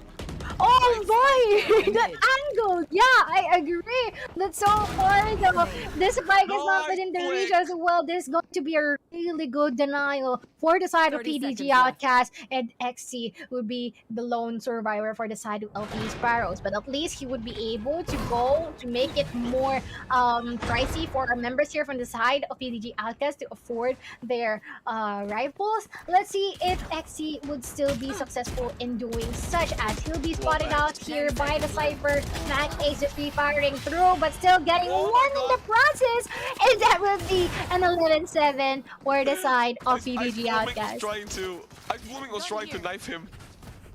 Ice Blooming was trying to knife the Jet though, however, without flinking, he was checking out the backsides. He was able to find out Ice Blooming will get the kill, however. But now PDG Outcast will get 7 points in the process. Still a lot further than we think. However, it is a start for PDG Outcast if they want to keep at it. They're just gonna make sure they don't get LP Sparrows to a 12-10 or to a 12 points, so that it would not be that hard. Yeah, definitely. And they should really prevent them from going for the match point because, once again, it would be a tighter room or a narrow passage for them to pass through if they wanted to work without the pressure or without so much pressure. Because now, it would be them going towards our A side potentially. We'll just be waiting for the intel gonna be put out here by Soba from the side of PDG Outcast, and before we even know it, we'll be seeing some members hovering onto our mid area as well. They really want to keep the lurks blocked from the side of PDG Outcast, and this might actually be a really good behavior for them, but the operator is online in the hands of that Ray now with the Hunter Shooter being put out. Christy and will be getting one as well. The Hunter Shooter will be damaging multiple players here from the side of the LP Sparrow. So far though, we'll be getting 2 in the process. It's now 4v3. Before we even know, it's already advantage being shifted here by the side of LP Sparrow. So the Snakebite denying entry from the bush area. This is going to be them trying to put the site into lockdown. Takashi with the free fire here. We're connecting onto Levi. This is now a 3v3. And let's see if they'll be able to opt for a retake with the phone now. Oh no, the traitor equivalent 1v1, and this will leaving us to Takashi versus Simple Jet would win. Spike has been planted. Yeah, the spike is already put down already though, but oh, okay, really good crosser plays it with Takashi there. Bring us to 11-8, and oh my gosh, Takashi just stepping up at the right time. Sova became impatient. Instead of just hiding and waiting in the wake, what he did instead was trying to check out almost every corner, decided to peek, and that just gave Takashi the advantage. It was like food served on the platter in the process. Instead of waiting for anybody to give out signs, Sova showed himself to where himself to Jet, and that just denies him of winning the round. However, it's PDG Outcast getting closer and closer, just around 3 more points. Yeah, 3 more points before they'll be able to tie it out. PDG Outcast, though, they have every possible way of doing it now that we have really broken buys. No one has like the same uniform of gun anymore because they don't have that much creds that they need. However, though, Ice Blooming will be blinded as of the moment. He will move it forward, but Kuya JM though will get the kill with the headshot. Will go for the operator, will miss the shot. TJ will get the kill to Ice Blooming. Will take another one though. Make that 3 with a wallbang, takes down Kois GM as LPE Sparrows left with only 2 adversaries over at mid. It looks like none of them wants to plant. They want to push out more, which is a really weird play, Mochi. Really weird play indeed, and they're not planting it yet. Okay, now, but still though, we have the Blade Storm active for the side of the Jet here from TDG Outcast. Raven getting 1 for Simple Jet, and Takashi just executing by the sidelines, connecting that blade right to XP. But the thing here is, this brings us to a 1v2, but that would not be actually enough for Raven to connect his shots onto Che. Che with the Guardian. Oh no! Sadly though, the Guardian has already bullets, and that would be Takashi ending the round instead. And this is now an 11-9. That is really already a close match between the two teams. Looking for the operator. We'll swap it out. We'll get that operator, which is a lot more expensive. The Spike's been thinking though, is he gonna make it? Is there even gonna be time? Oh, there will be enough time. Yeah, there is. Yeah, I look kind of confused right there. If he wasted a few more seconds, that would have been over. Good thing he put it in now. I mean, like the basic things. Anyway, 11-9. Agree. 2 more points for PDG Outcast. They're winning slowly and slowly. But I'm not sure if they keep up this momentum. Sparrows, however, they sure are trying their best. They did try to save a while ago, so this will be the redemption round for both teams. As LPE Sparrows and PDG Outcast, they have the credits, they have the guns, they have the armor, maybe except for Raven, who just went for half buy. However, it is going to be, if this is going to be the decider, will PDG Outcast get a 10-11 score? Because if they will, there's a big chance that they're going to go 11-11 and 12-12. Or if LPE Sparrows wins this, it might add a bit more pressure to PDG Outcast. Yes, exactly. But so far, we are witnessing... Oh no, Takashi!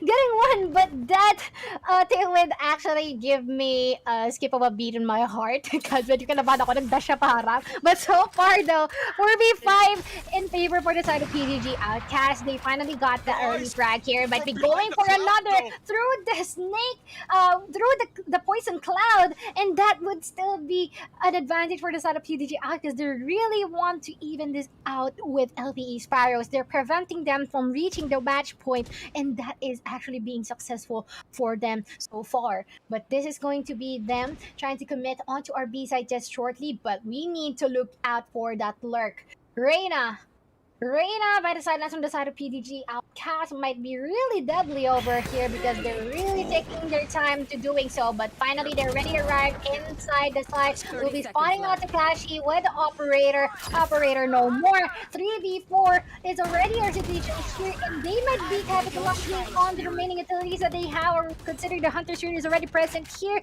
might be putting out the damage onto that will not be enough to shut him down though. 2v3 is what is at present, and so far this brings us now to a 2v2 just real quick. But the thing here is, let's see if PDG Outcast will be able to opt for the retake, because so far we'll be seeing Levi getting 3 in a row, and this brings now to a 1v1 wherein Nice drill TJ theft. might be spotting off the Cypher here by the back line, already at the pillar, pulling off Nice the blind. big defuse. But would this be enough for him? There be enough dancing. time? No more? Ace gets the headshot, able to kill out TJ. Was there gonna be enough time though? Let's see. He will not make it. No. As LP Sparrows were able to waste as much Oh, time, no. TJ. That Match blind, that sidestep, that dance of death that they did with the Cypher, it was more than enough. And that just allowed him to stay on top, did not give him the time to defuse. And LP Sparrows are now on 12-9. They will be at a match point. That's something that they should be very, very scared about. That is very interesting play here, and I really love the fact that TJ just really bought time for himself, knowing that yes, he has the upper hand. It still takes the amount of time for Mac Ace to actually defuse this spike. Still, he even managed to secure the time for him. But so far, Aldrone will be denied any sort of information, knowing that the Lear will be blocking out its way. But still there. Still though, we still have the toxic screens here available for them. They might actually be using that anytime from now, but so far no actions as of yet. 2 people on the alerts, by the way, for the side of PDG Outcast, and let's see if they would actually be able to capitalize on that, or Let's go, we'll be seeing KCM Super careful. spotting them out there. Oh no, we'll be going for that push. Takashi getting the kill to XT, one of the most important players for the side of LPE Sparrows. Is now a 3v4, but let's see if this would still be able to play in accordance in favor of LPE Oh, Sparrows. nice. Levi from the Free Fire, of course, behind the boxes, already being put Poison out cloud. here, of course, the Viper's Pit. And this is going to be the Spike signal to planted. plant now. This is a 3v3, and this is actually an advantage on the side of LPE Sparrows, but let's see if this would actually be useful for them, considering that we have actually a potentially deadly Bucky here on the hands of Raven. But Levi will be able to successfully shut him down, garnering 3k in a row. Ice Blue Mick by the flank area. This now a 2v2 before we even know it. And of course, we still have the spike putting down the time. 1 by 1, 1v1 is our. Ace. But that would be still a win for PDG Outcast. Is What? that real? 2 long-range Buckies from Mac Ace. Gets all the headshots, gets all the kills. Wow. Riot better be nerfing that Bucky shot there. That was like 50 meters away. I did not expect that Bucky to get that very, very big damage shot coming in from that Cypher. However, it didn't work out well, still allowing Outcast to play another round. To keep that dream alive. 12-10 is the score. However, that Bucky shot from Mac A is really lucky. Or, I don't know, maybe he just knows how to angle the Bucky really well to get both the headshots and the body damage. If I remember correctly, damn. the Bucky and the Classic has already been nerfed, but I think it's not yet for these players because they're actually handling it well and actually giving them the advantage that they need and actually make the buck worth into buying it. But so far, 12-10 is our scoreline. Still the pressure in there for the side of PDG Outcast. One more round to win for the side of LPE Sparrows. The shots would be connecting onto that down, mid. player. But so far, Takashi executing by the mid desk, getting 3 in a row already, and we will be seeing them still executing on the mid area. Quiz JM as well, and they are eyeing for a really close match here. 12-11 on the board, garnering a flawless match, and Takashi just popping up at the right moment, garnering 4 consecutive kills on that round. That's a really smart play coming from LPE Sparrows.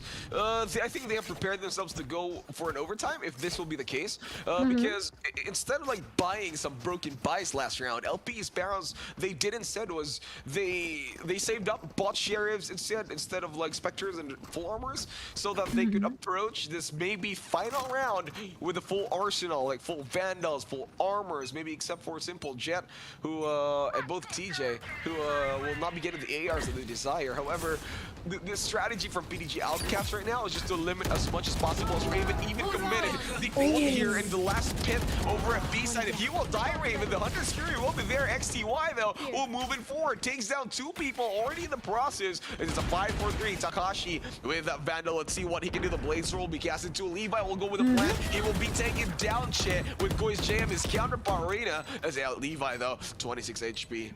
26 HP He down. will be healed for now.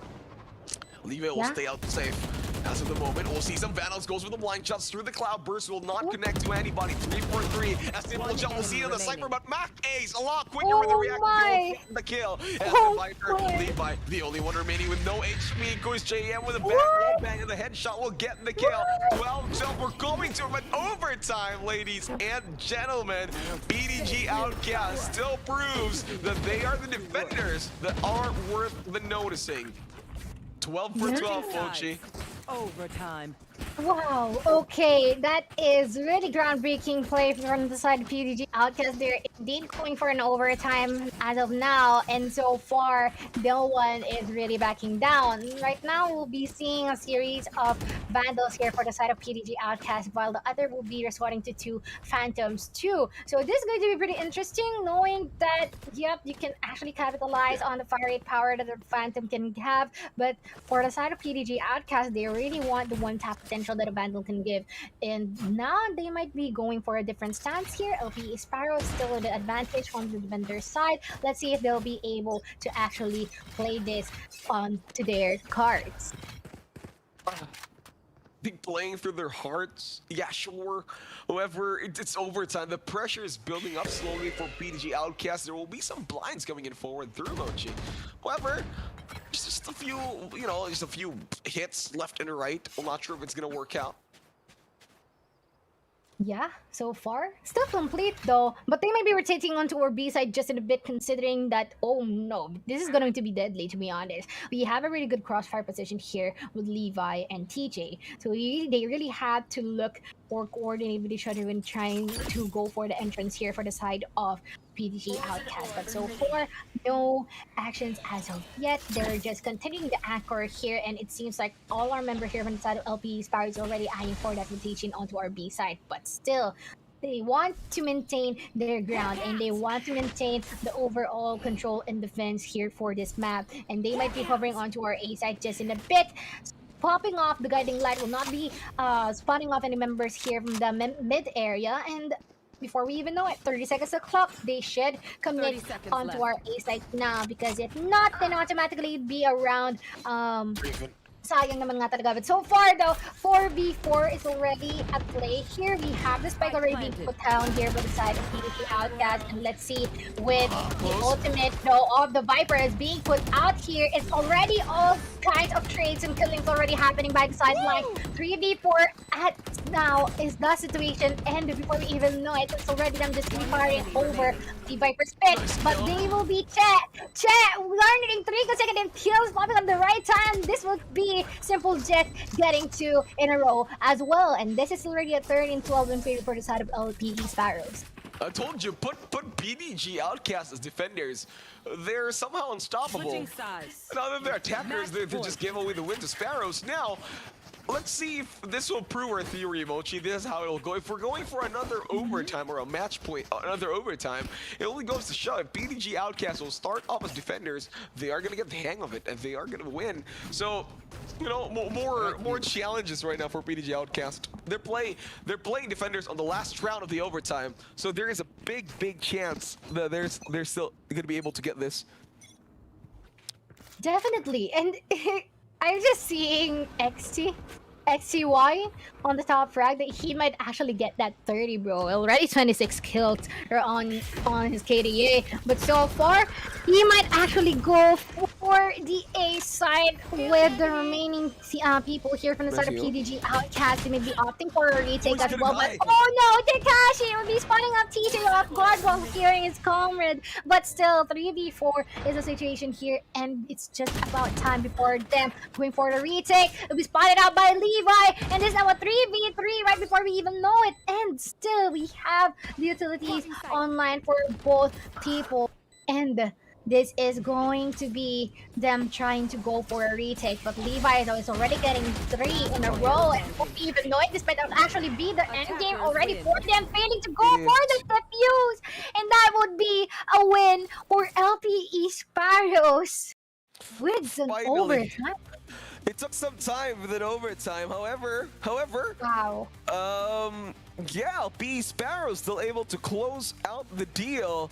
Looks like BDG Outcast, even if defenders on the last part, they did try their best. So, you know, that's kind of good. However, it's not enough, as, you know, it's LP Sparrows who are a lot hungrier today and this time. So, Mochi, with that being said, we do have, I don't know, our thoughts for like the previous round, Mochi? What do you think could what do you think they could have done better there for the side of BDG Outcast? I think it's actually a bit late for them to try and address for a retake, because it's before they even know it, it's already them panicking or they're trying to kill the remaining members here from the side of the members from the Sparrows, and they're actually not being successful in doing so, considering that one, they're not near each other, and two, it's already one trying to go for the kill while the other is not yet in position, and it's already a problem for them during that time, and as well as there is not enough time for them to actually defuse the spike, even if they kill the members from the side of the NEU Paradigms. And still though, well played, and this is the closest match that we have so far, to be honest.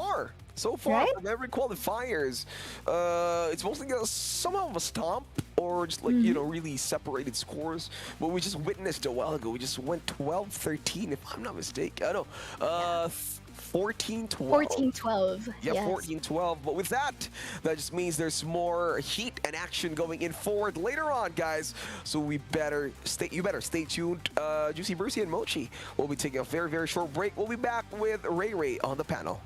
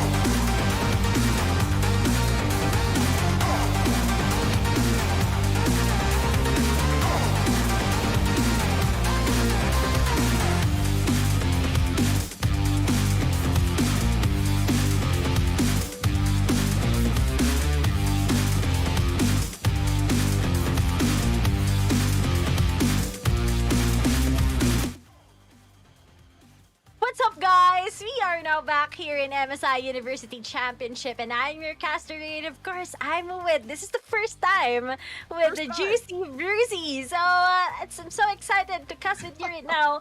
But of course, before we're gonna be discussing the teams LPE Sparrows together with Alex Hydra, well, let me tell you guys that this event, of course, won't be possible without our amazing sponsors. So thank you so much to, of course, MSI Gaming for making this event possible. Globe Telecom, our official telco sponsor, and Twitch Student, our official platform partner. So thank you so much, really, for the sponsors that we have. But at the same time, guys, I am now telling you that there's a lot of upgrades that we have because this live stream is brought to us by MSI Gaming.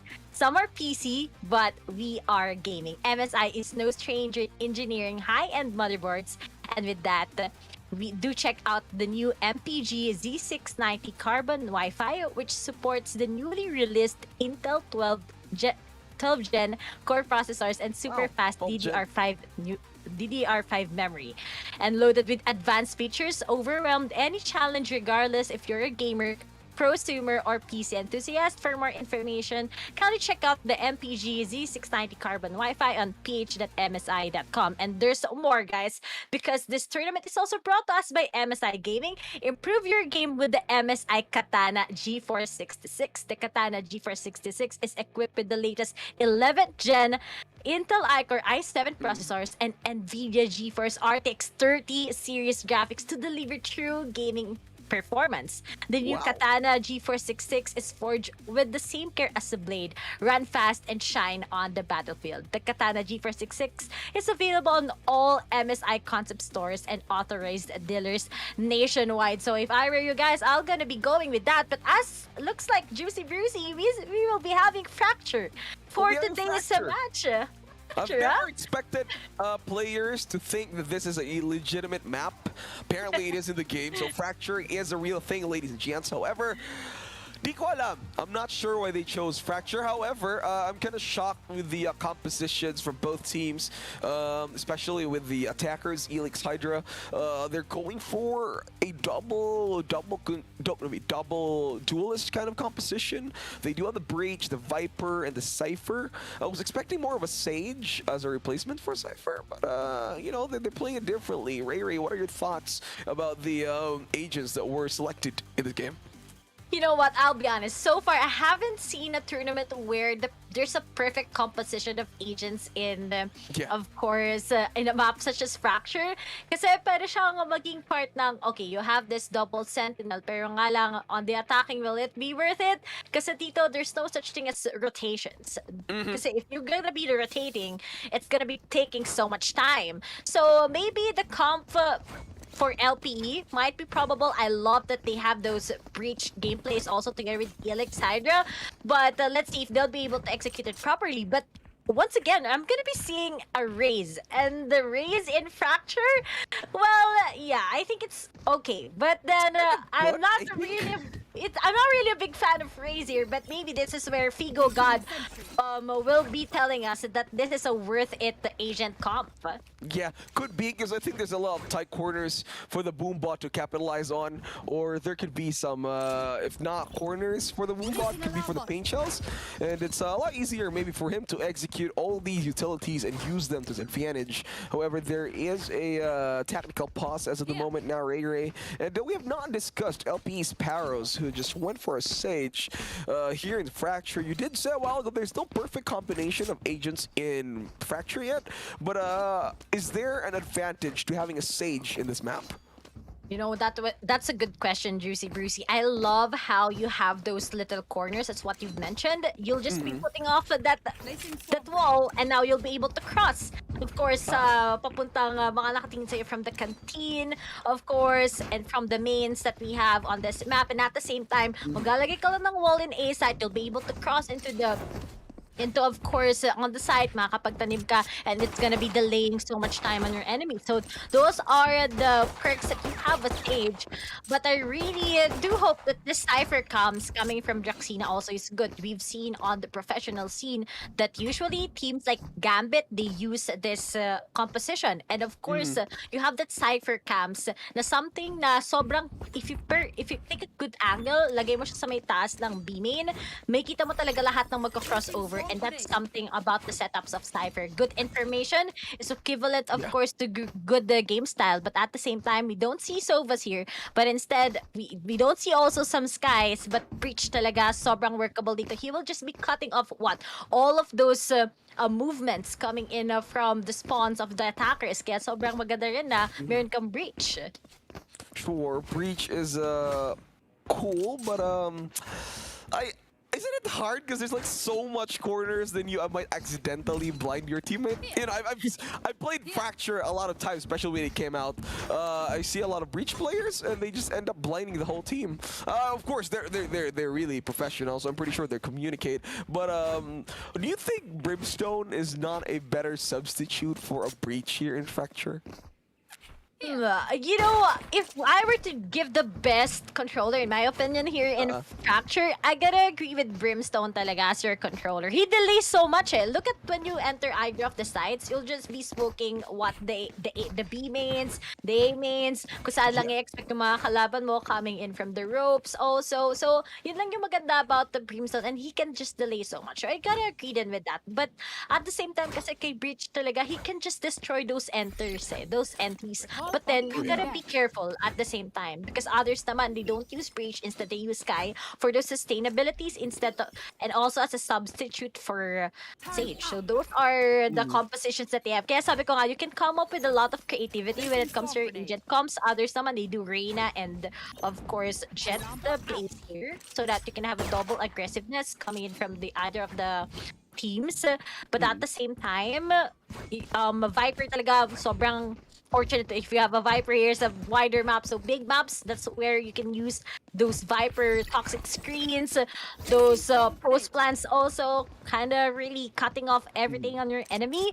But speaking of guys, while we're just having a break here, a technical pause it is, don't forget that we have a lot of opportunities from Akad Arena, because Akad Arena recently launched its newest cycle of scholarships that are open to all student gamers. If you have siblings, cousins, or friends who are in senior high school and college, they could apply for our scholarship grant. So just simply visit akadarena.com/scholarships and get the chance to be an Akad Arena scholar. And there's more. If you want to be a scholar of Axie, Infinity, good day managers, just don't forget to sign up here.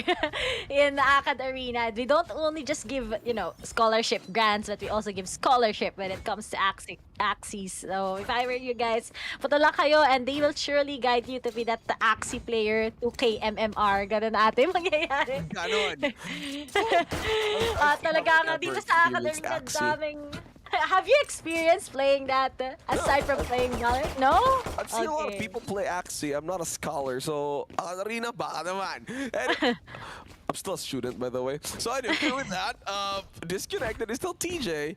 Still taking a long time. Maybe it's internet issues or whatever.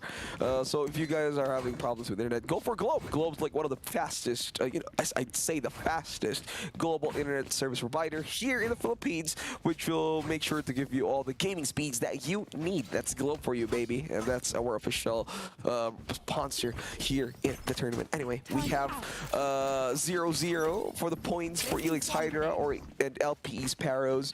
Not yet sure as to who will be taking the first round win. With that, Ray, without question, who do you think is going to get that first round win here? Elix Hydra or LP's Paros?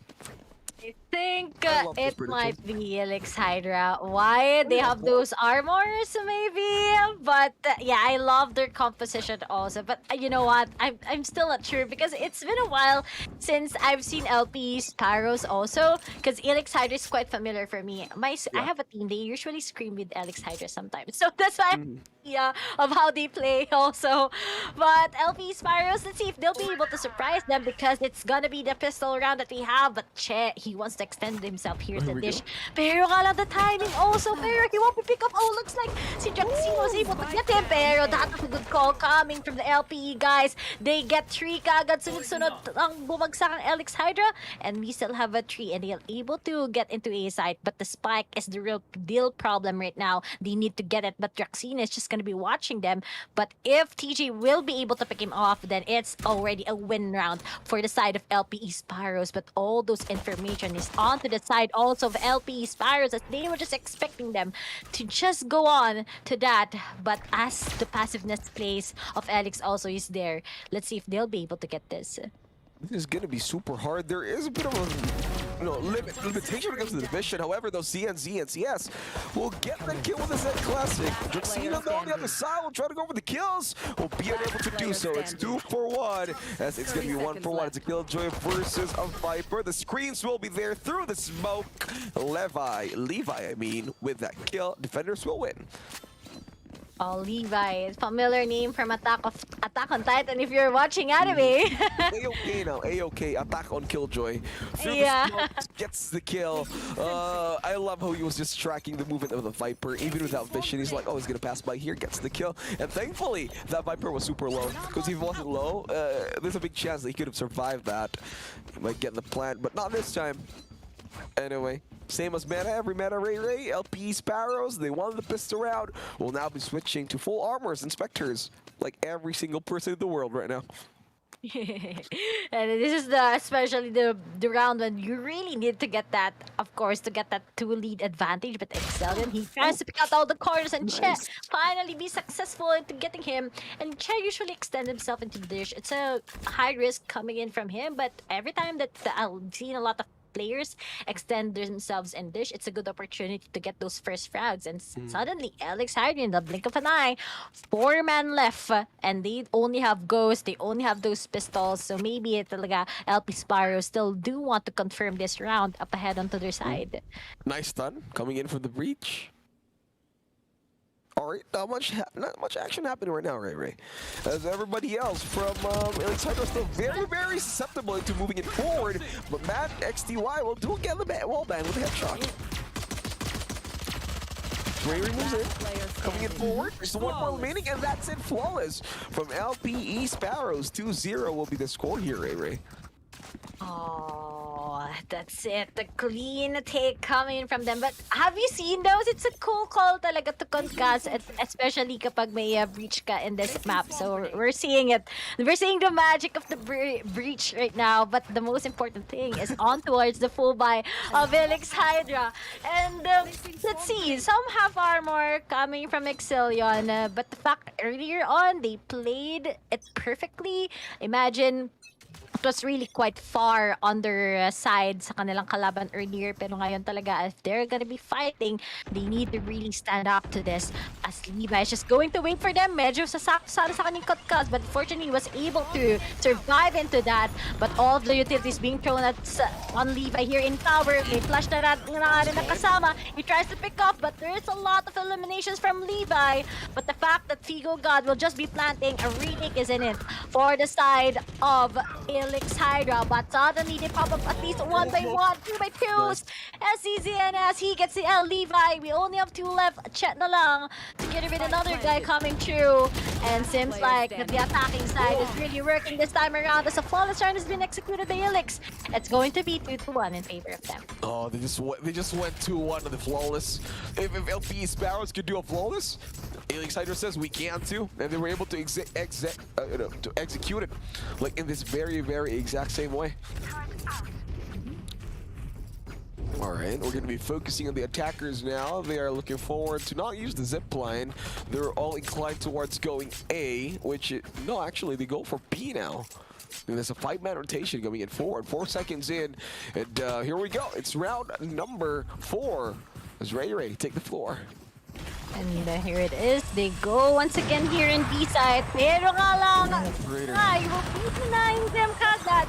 And And that was a good aggressive coming in from him. Pero nga lang, he'll just be picking again. He tries to get through, but fortunately, won't be able to. But you have Levi just watch over them. He goes for the right click. Headshot solo ang nangyari. Dalawa na lang versus tatlo ang natitira.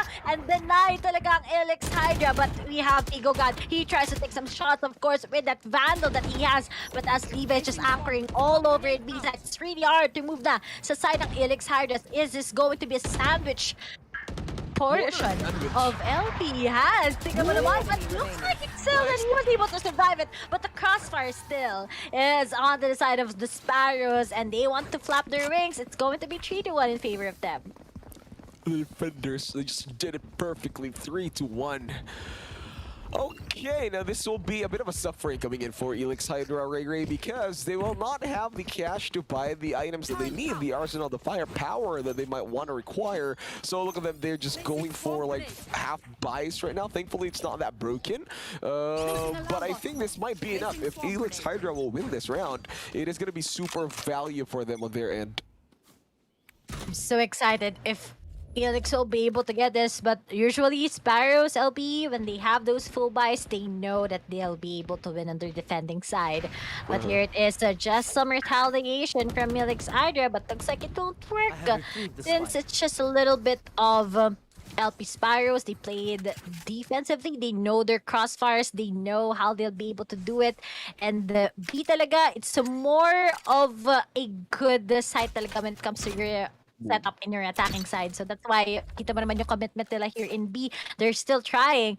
But the fact that Draxina was able to at least get some information as to where the guys of LP Sparrows are, maybe he can get those shots connecting. Pero nga lang, fortunately, he won't. But as they try to move into A side, you need to check every corner. But that was a good timing. Coming from Excel that he gets shit. And now that's a sign to go into A side. But we have TJ once again denying all those possibilities of them winning still, but as he's gonna be concussed, sinabayan na din niya kagad ngayon.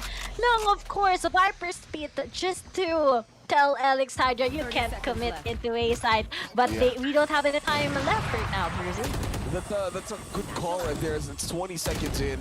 There's nothing they can do. However, a headshot coming in from Breach gets down the Rays. One enemy remaining, Ray, and that's Mad XTY going to finally land the nail in the coffin, making it 4-1 with an operator shot. You know, this is quite shocking, to be honest. Usually, when it comes to those advantages in this fracture map, it's more of an attacker-sided. Why? Because those setups, it's really incredible to see them. But the fact that they're just being denied by LP Sparrows, especially how Mad and TJ, together with Levi, gets their good anchor, really is going to be giving Elix Hydra a hard time to entry. And once again, this is it. The perfect combination with that bridge. Of course, they really want to get at least one, but as they try to pop off at least their utilities, they won't be able to because they are going to be committing here in A side. And as it goes, Figo God, we're expecting you to at least get Chet because you're already familiar on where he does his move. And no, he won't be able to. The timing also hits perfectly onto the side of Chet. Once again, he got that good Revenger squad, but unfortunately, Exalion won't be able to pick up, of course, his ultimate as he only have Draxina. The match by Sly once again, 5-1 still in favor of LP Sparrow. Those are really fast rounds, Ray, if you've noticed. It's after that entry, it's 20 seconds, 10-20 seconds in, it's gonna be over. It's been happening for like 4 rounds already coming in forward. But right now, it is a bit of a given. Elix Hydra, for them, that was a bonus round. They were saving, it was an eco. So now that they're gonna be going back to their Vandals and Phantoms, it might start something new for them. They might be able to get a few more scores in the board, as right now they're like going 5-1 against LPE Sparrows. Really unexpected that LPE Sparrows would be this really dominating early into the game. This is going to be a domination once again. Oh, that was just right now. Getting a lot of frags once again with this operator. Di pa na-remove sa so far. Kasi di pa nanalo ang Elix Hydra, but maybe you'd remove Levi out of the side, and now it's going to be a big win from LP Sparrows. But here it is, his connection and his shots, and we only have Chet as he needs to retake against 3, but maybe it's gonna be impossible as all of those holds is gonna be favoring Elix Hydra once again. For 4, they will. So 1 for 3, Ray. It's a lot of pressure going into Chet right now. Oh, he does see one. See the Cypher. Oh, the other side, can he get the kill? He will, Chet. Alright, he does have the heal. There's gonna be some restart, but is there any body? Apparently there with a slow orb. Instead of opting to go with a Vandal, he wanted to go with the slows. Not the perfect timing for the Sage there, Ray, as he will be clipped down with the Cypher. Love the timing. And of course, those crispy headshots on that previous round, the Bruzy, sana all ganun tumutok. The all Vandals ganun talaga. tumutok. These guys are, most of them are, I think the guys of Elix are Vandal users, but the Phantom talaga. Well, ikaw, ano ba mas gusto mo, Vandal or Phantom? Ako, I'm a big fan of Phantoms talaga eh. I'm a more of a Vandal guy. Because the Phantom is, if you, because when in Valorant you hear the headshot dink, right? And you know he's not gonna die because 145 damage lang. But if it's a whoa, nice shot there. But if it's a Vandal, it could be that one-hit wonder that could win you the game. That's why I'm it's a Vandal thing. But the recoil is super bad. I know, right? Those are the hardest thing. But what's a Phantom? So you can run and gun your enemies. But speaking of, looks like that was a big pickup. But the Sly once again, he gets one. He tries to deny that ultimate, that showstopper. Pero nga lang, wasn't able to do it. Nice one. Oh, it's mad. XTY just gets like 4Ks with an operator. Whenever he gets a hold of it, he's a different league and a different beast of his own. Man, no one's gonna be timeout. stopping XTY right now. Both Jets are having their great performance, but you have that operator on the defending side. So why not capitalize on that? Why not use it as a good hold just to evade those shots from Alex Hydra? And looks like with this timeout, Alex Hydra is really having a hard time just to retaliate against them. But to those who are watching, guys, don't forget that this is your time also to get the luck and win some cool MSI merchandise. So later on, after, of course, the last game that we have, you'll be able to win just by answering the trivia questions. And at the same time, Later. if you want to bring esports to your school, well, we have the Acad Arena Alliance. So Alliance members get the access to our exclusive tournaments, mentorship, event support, and of course, the scholarship that I've talked about later. So if you want to join the Alliance today, just go to acadarena.com/alliance and get updates by liking and following Acad Arena on facebook.com/AcadArenaGG. And if I were you right now, of course, I'll be sharing the live stream and I'll be watching with my friends as we need to watch the collegiate teams that we have, because collegiate teams are slowly rising in the Valorant scene. Dati guys, they're just plain collegiate guys, but they also have professional teams already, and I'm so proud to see them. Exactly. Now, anyway, speaking of viewers, if you are supporting any of these teams, don't forget to put it in the comments to show your support. Hashtag LPE Sparrows win or hashtag Elix Hydra win. All up to you as to who you support, but it's Qualifier now taking a lot of damage though. This frenzy will be taking him down on the other side, but again, Chet without Phantom will be able to kill down the Jet. The Flame Storm moving it forward, the side, the resurrect from the Sage. Have to move it forward though, as here comes the spike going to be planted by Elix Hydra, as LPE Sparrows are going to be stuck now. They will get the kill, they will nail the coffin of this Viper, and that's the Viper's been down with only the breach remaining. It will go for more. It will not be enough as Levi will land the final shot, making sure that LP Sparrows will soar higher and higher, making it 7-2. That was just a pretty quick take. Pretty fast. It has always been those playstyles, or these teams are just going to be, okay, we go to B side, there's no way that we're gonna be rotating. Commit lang kung commit. Hindi sila takot sa commitment, by the way.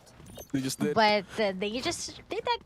But that could have been a good thrift round, to be honest, Juicy.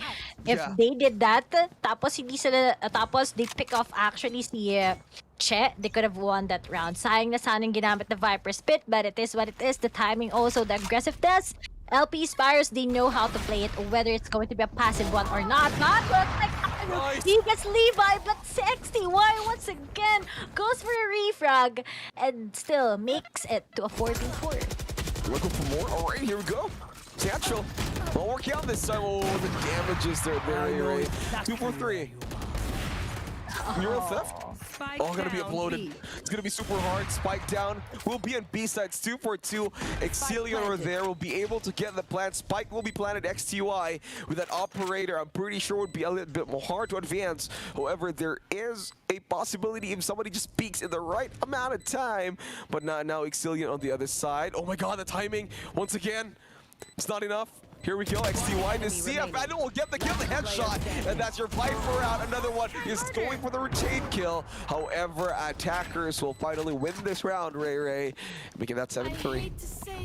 Oh man, at least Elix Hydra, they're finally getting that good momentum. But hey, si XTY 15-6 KD. Hey, this man is really getting it. But on the other side, onting step up lang sa Elix Hydra. They really want to be aggressive, but when you are gonna be aggressive, you need to know you're gonna be meeting it. How will LP Sparrow play to defend yung side? Kasi kanina, Alex Hydra, sobrang predictable ng kanilang mga movements. And of course, maraming whiff then coming from them. But here it is Excellion, he tries to pop off, but he's not hardly concussed. Gets on the XTY once again and denied ang kanyang ultimate. But Tigo Goud makes a move, but Levi, even if it's concussed, he's still able to get that frag itself, but makes it to a 3v3. Exactly. That stun from the breach though was a huge major problem for them because he had his blade storm active in his crosshair. The head of the jet was already in there. That operator, however, just that stun, that concuss, just really disabled him to go for any more damages. Oh, looks like LP Spike Sparrow planted. suddenly fell down side by side. Although that was a good concuss, those breach playstyles, but unfortunately, hindi na nga yun ang nangyari. But then, 2v3s on the clock. Levi still, he can get this, knowing that this guy has been performing together with XTY, but that operator, will that actually help him? Will that quick scope be possible for him to get that frag? As Levi tried to make a move, but he still also needs to take care of where that position of that Cypher. But time is ticking. I think they will just be going for the save and just be going with the exit frags as what we can see on their positioning. Making this with the 7-4, and finally Elix Hydra, they just want to make the score Operator? closer. Yeah, I think they really want to be saving this. Go for exit frags, maybe. They want to take out as much resources as they can along the way. They do have their operator still, so I think that's a lot better, Last Ray. And round that's a before good the call from switch. you, noticing that they really wanted to get this save instead, which is going to be a real good play for XTY, because this will be a final round before the next half. Oh, looks like it's not yet working onto the side of both of the teams, but Elix Hydra, we're seeing signs of life. That big momentum from LPE Sparrows is really something also. But at least Elix Hydra, they know already how they can get it. Earlier, we've seen them fight, of course, on their previous nakalaban, and they really did well. But hopefully this time around, they'll be able to. They got a good, of course, roll. Pero nga lang sinama pa na slow orb, they won't be able to get that fast plays anymore. But Akairu, nasa ilalim siya. He can get this. He goes for a concuss. A great opportunity for them to go into the side, but unfortunately won't be because they need to take care of where Che is. Pero nga lang mapapalayo na din siya with that boom bot. That was good exactly what nangyari, but not just some things. Once again, as XTY still will be popping off, of course, with his Blade Storm, but unfortunately won't be able to pick off at least one because those arcade and good holds coming from the tower is a way of Elix Hydra to tell them that they can still win this. Alright, there we go for 4. Viper's been gonna be casted out here, Ray. There's not much going on. So they're trying to hide it from each other. The bulldoze will be used up, but not as much. Not that much damage. As Excellion, though, with the Vandal sees down, the breach will get the kill. Yes, he will. As they move it more forward, TJ will spot down the jet as he takes it down. 3-4-2 Elix Hydra, slowly and surely creeping out, especially the manpower. Here's the SCNS with the plant, ready to move it forward. Now Blade Storm casted out by XTY as he's ready to move it forward. He will not get the shots. Will waste 4 blades in the process. There's no AR for this guy, so it's gonna be a lot harder for the jet to move it forward. Trying to spot out any sort of guns. He only gets down a frenzy. Does see a bulldoze? Will that be enough for him? Toxic screens will be casted out. As they move in forward, Levi will take it a headshot over by Dextina as they move in. The decay though with only 25 HP. You could hear the spike ticking and slowly An off shot, not sure if there's going to be enough time. The wall banks, though, from SC&S will finally close out this round. And then to the next half, 7-5. Not bad for Elix Hydra as they have the chance to creep ever so slightly here, Ray Ray.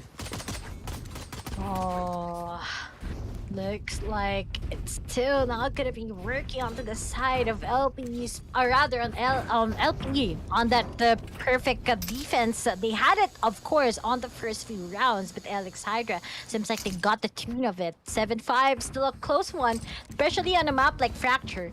Kasi kapag nag-switch ng sides, it's still winnable on either of the teams, but this is far more important. It's going to be the pistol round, and whoever gets this will definitely.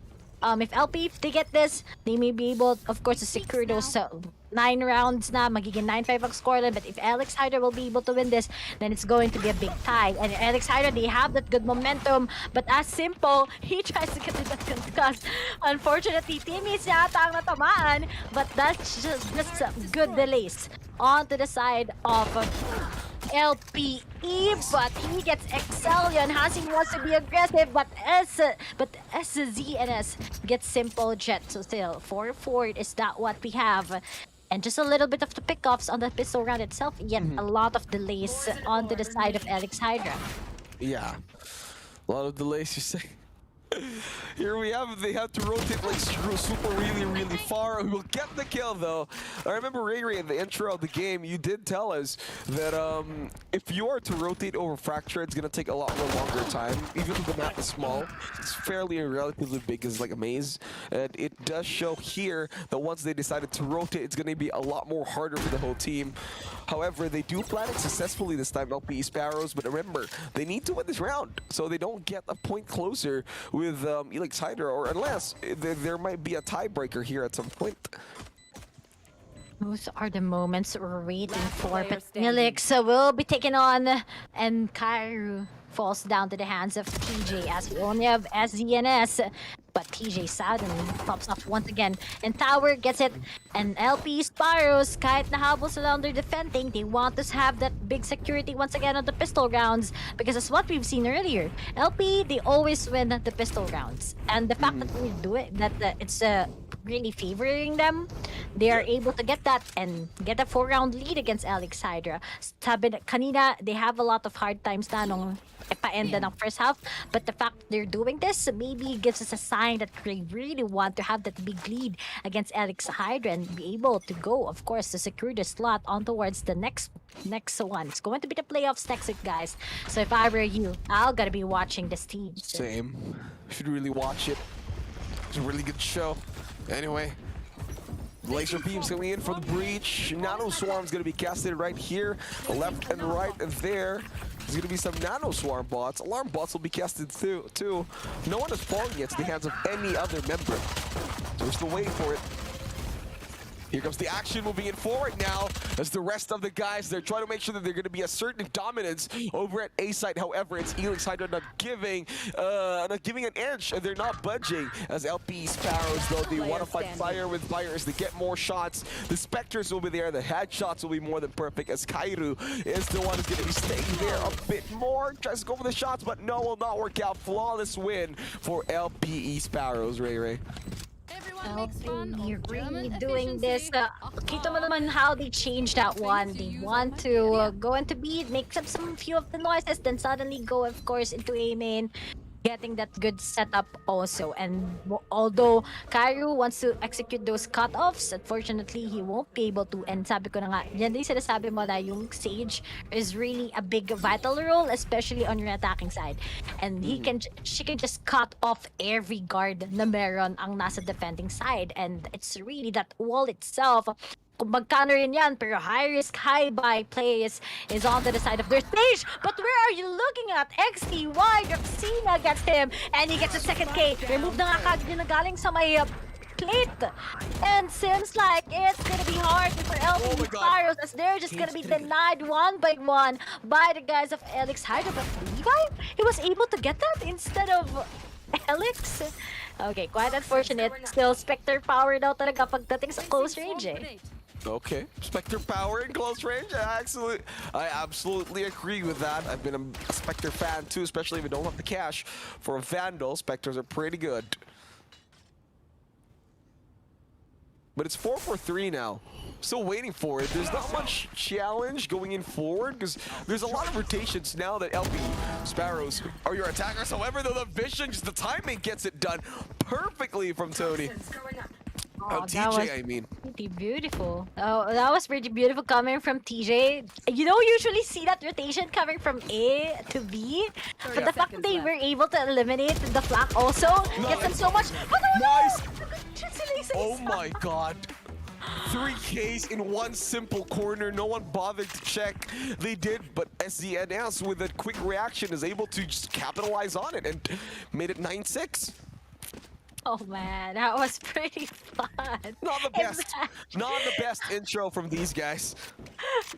That round could have been also on to the side of LP, but I don't know why that happened. They just crossed over. They want to go back to A once again, coming in from the dish, but unfortunately in Arcade, we just have SDNS waiting for them. And really, so far here in today's set of games, SZNS with that Viper is really strong on those foundations. But speaking of onto the foundations, looks like XCY still wants to make that Jet statement as he gets one and maybe going to A side once again.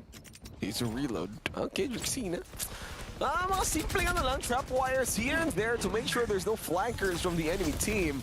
So while it's a 9-6, it's still a perfect lineup for LP Sparrows. So Elix Hydra right now, they're kind of doing well into holding out this site. However, they already managed to lose one, so they need to do every best that they can. Simple Jet though, a bit of a target, name's Jet, but he's playing Breach, was kind of awkward, tries to go for the headshot, but no. Section will get the kill. Levi goes for the turn kill. Nice trade though, making it a 3-4-3 as the screens there will be limiting as much vision as they can. XTY here, Levi, all eyes on this kill. Tries to try to go for more. 2Ks already in the Cypher. There's only one remaining. There's no spike being planted as of the moment. And again, the wall bang nearly gets the shot. However, the return kill from the Viper, SZNS. He's done it time and time again. A while ago, he managed to get 3Ks straight away, but now he managed to nail the final shot. And that's a big factor for this guy already. Elix Hydra hanging in there. Umihinga pa ang Elix Hydra, that's what you've told us, but seems like there's a lot of comebacks talaga. Earlier in the Breeze, could have been, yep, pero nga lang, talagang pina-overtime lang syempre ng magkalaban. But here it is, 9-7 is the score, and it's going to be an eco round onto the side of LP Sparrows. So maybe this is really an opportunity for Elix Hydra to just make this into a 9-8 scoreline unless they'll be get drifted by LP Sparrows on the other side. But here it is, seems like I got it! Dalawa na kagad bumagsak sa Elix Hydra, and it is a great opener to commit themselves in B or to just go into A side with no hesitations at all. Well, no hesitation to say. With that, the hesitations came out very, very short, and that led to Elix Hydra with only 3 people moving in here. It looks like LP channeled some of them. They, instead of like committing for A even further, knowing that there is even lesser enemies, they just did it and played it the smart and safe way. They're going for B now, and they're going to be able to take this site with no questions at all, as the spike is already going to be traversing and planted a B site. Here's a setup coming in from TJ, and the rest of the guys should be more than effective. Speaking of Figo God, he makes a frag, and usually he's not gonna be popping off right now with that raise, but at least he'll be able to. He tries to go for the second kill, but unfortunately he will be whiffing. But the advantage is talaga pagdating sa barrel. We have the guys of Elix Hydra doing that, and Figo God, he doesn't have much of a care. He still gets it. He goes with the half, and unfortunately he won't be able to. The tripper round will be executed by LPE Sparrow still. Just because they were able to eliminate Excellion together with SZNS. That was very, very close for them. If only they've managed to get like a few kills, that was a thrifty shot. If only things just went into the direction of them, it would have been a lot more better.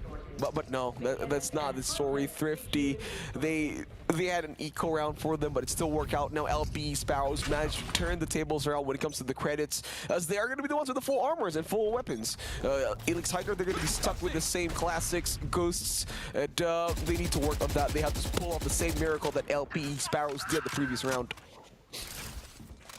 Really, LPE suddenly shifted into their momentum kahit ang sobrang dami na lang mistakes on the first few moments that they have, but still they make it. But here this Che, he will be cutting off. Sinabayan na rin kagad ang Rolling Thunder, but fortunately won't be able to pick up at least anyone, but he still manages to get that kill. But unfortunately, is SDNS, he's making right now the show shots connected, but the advantage is talaga, it's just really LP Spyros who wants to confirm the last 2 rounds left so that they can get this win against Elix Hydra. But as Elix right now, a lot of struggles because all of those utilities just being thrown at them, especially with this great wall that's just gonna be connecting on those boundaries. But XTY waiting for them to come in. Falls through TJ, XTY Levi tries to get into the Viper's pit, but won't be able to get that. And just 2 left before LP Sparrows can finally confirm their big win in this 5th match. It did work out. Okay. It's 11-7 now, Ray. Do you have any chances or think that Elix Hydra would be able to, get more scores away from this? Or do you think it's nearly over for them? Not to say the close, but I think they can. They still have that retake. They still have that Rolling Thunder for the retake. So it's not impossible for them to do that. But also, it's a big problem talaga when you have some of your members not popping off. He's still more after step-ups talaga. But Figo God, we've seen him with the Sage earlier. I've seen him play that and he's really popping off. But unfortunately here in Fracture, he isn't able to make those shots. But those shots, will it be worth it? But unfortunately, he tries to take a pick, but won't be able to hit those as 2 guys are just gonna be looking at him here in iArcade. Ooh, it's taking a lot of time now. I've seen how Elix Hydra is trying to adjust as they're playing not very aggressive now. They're trying to go for slow pushes, but it's LP Sparrows forcing the mistakes from these teams. Instead of countering their patience with aggressiveness, they just slow push. Oh, I love the slow pushes. And Kairu, suddenly he will be able to get 2 heads and just tapping them one by one. And LP Spyros is on the corner. And the fact that you put LP Spyros is on the corner, it might be impossible for them to win this. But if Simple Jet, he gets one with that 30 flash seconds left. stuff, he wants to get it. He wants to go with the blind, but the timing itself, Figo God, he tries to pick, but he was able to switch it all up. B-side is actually open. Hinahangan lang sila. All those angles is on favoring both of the teams, but the time pressure also is there. Concuss na nga kagad ang isa, and there's no way in for Simple Jet to get this, as this guys will just be going with the crossfire as Jaxina sees him out. And sobrang winnable pa sa Elix Hydra. And plus, Juicy, hindi pa nila nagagamit lahat ng ultimates nila. And suddenly after the round, all of them are really ready and online for the retake or that delay. Okay, looks like Elix Hydra, they're not ready to give this up yet. 'Cause if you look at the stats here, Ray, it's like you said, all their ultimates are ready to go for the next round. Look at them, they're all ready to set up. But with that, I think LP Sparrows still do have the gun advantage, the arsenal advantage, because they have more of the better guns. But I think with Elix Hydra having their ults, it might recover for that, or it might cope up with that. Hopefully it will. But however, still not sure as to how this round is going to go out for each of the teams. It's still more of who gets to shoot better at the end of the day. So Levi moves it forward. They're going to be meeting up. Oh, not yet. He will be able to heal his very own Killjoy. LPE Sparrows, the attackers. Let's see if they will be able to create some sort of a miracle to finally close out this round. Or will Elix Hydra stay on top this time? If they destroy LPE Sparrows in this round, they are going to lose a lot of the economy, LPE Sparrows, so they better be careful. Like that's a good call coming from Che rather. Once again, he tries to cut off that angle from a B main, but fortunately, sinabayan na rin kagad ngayon ng, of course, lockdown. But Levi will be picked off. Figo God, he tries to get a kill. Unfortunately, won't be able to, but Che right now is gonna be waiting for him after climbing up in tower. Pero yun na nga sinasabi ko, this is what I'm talking about. You have that Rolling Thunder for the retake, but unfortunately, XTY, he gets 2! He manages to get that even if he was currently concussed. now leaving to the last two guys left of Elix Hydra. They lose this, then it's going to be expensive because they need to force out of themselves as this guy is just going to be waiting for them. XY still gets a frag, but we only have one left. That's going to be Kairu, but denied by Simple Jet. And just one left, and LP Sparrows will be able to confirm this round and win this on to the next stage. Next stage it is as LP Sparrows. They are ready to close this round because, like I said before, if Elix Hydra was able to remove them from a point in that match, they would be able to maybe extend the game for 3 more rounds because the LP Sparrows are going to be suffering when it comes to economy. However, they did manage to win that round, especially the broken buys from Elix Hydra. They were able to overcome them right away. This might be the closer for LP Sparrows. If only they managed to positively and accurately put out precision in their gunfights, it's gonna be instantly over for Elix Hydra this time. Wait and see. Just one left LP and you can really go on to the next. And the advantage is also when it comes to the gun power, you have it. But at the same time, they're just being blocked off by SZNS on a B main. That's why they won't be able to penetrate towards that side. But XTY, if he gets one, he gets that Cypher, then it's a win already. But if nope, it's gonna be really hard. But Levi, oh maganda to, para mag-swing talaga siya against him. Pero nga lang sakto yung cage, pero nakapag-cross kagad. Good tempo coming from LP Sparrows, but that's just going to be trade-offs. But at least they'll be able to get inside the A site. That intro of the ace was really super effective for them. Look at this. Fingo God has to move it forward. Goes for the Sheriff kills. Will not work out this time, Ray. As the rest of LP Sparrows, they are slowly being taken down. As again, it's this breach. It's Kairu who's being the bigger aggro here. Chan will see another Viper running it forward. We'll get down 1, 2 more 3. The blind with the breach will get the kill, making that the only one remaining. That would be Levi. LP Sparrows still unable to slightly close this gap. As Elix Hydra is not willing to give up. It's about to Levi now. Will go for the kill. No, the headshot from Kairu is more than perfect. Gets the shot in through the defuse from Breach. Kairu, the MVP of this, I don't know what the round it is anymore. 23rd, 22nd round. Still worked out well. But LP Sparrows, they do have much room for error. Elix Hydra, they're hanging by a thread now. But so far, good game. Good round for them, Ray. I love the rotation na sana coming from Levi, pero nga lang si Che, he tried to flank. Unfortunately, won't be able to. They went with a fake, but still the trade-offs. Kung may kasama lang siguro sa Levi na isa pa, that could have been a big workable situation as he was able to pin down si Excel yun nga sa side ng Elix Hydra as they went for a retake against him. But here it is. Winnable pa sa Elix Hydra. They win this round still. It's going to be an eco round for LP Sparrows as they really need to take care of their movement. Those fast-paced movements won't be the same anymore. But as the setup goes, they still want to commit here in A site, but the full-man stack of Elix Hydra is gonna be denying them, plus Draxina with those cyber cages. It's just being denied after all, but then he kind of not connecting those shots, and instead, Che was able to get his head kagad. The Fingers advantage once again is kicking, but as the wall is gonna be distracting, we have all Levi denying all those possibilities of those entries, and let's see if this retake will be workable also onto the side of Elix as they try it still, but they're just gonna be falling one by one. Those crossfires, those post plants positioning, it's just LP Sparrows having it, but they don't have much time left because the Rolling Thunder also gets them, but still, they were able to get those kills. 2v4, 2v3 situation it is, but the fact that these guys are pretty low, it's so impossible to get them as we only have SZNS, but we'll be finishing off by Che. And LP Sparrow still survives on the second half, making this with a 13-9 score. All right, and that is it. That is our closer. Apparently, Fracture not a good friend for Elix Hydra. Maybe if this was Breeze, it would have been a lot bit better because, you know, Hydra, they live in the ocean and Breeze is like in the beach.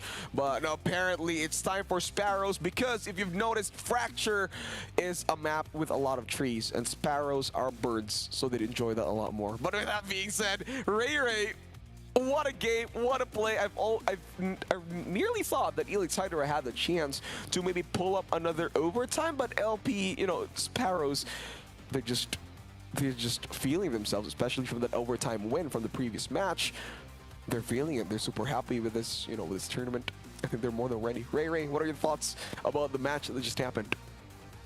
All I can say is XTY got a total of 30 frags, and so far, and the Yeah, 30. games that we've had, this is just the first time I'll be seeing a 30 frag once again here in MSI University Championship. Usually it has an equal distributions because of those trades, but at the same time, I really want to commend how Chet goes with that Sage. Really, he's just gonna be cutting off a lot, plus those lurks that he's been doing.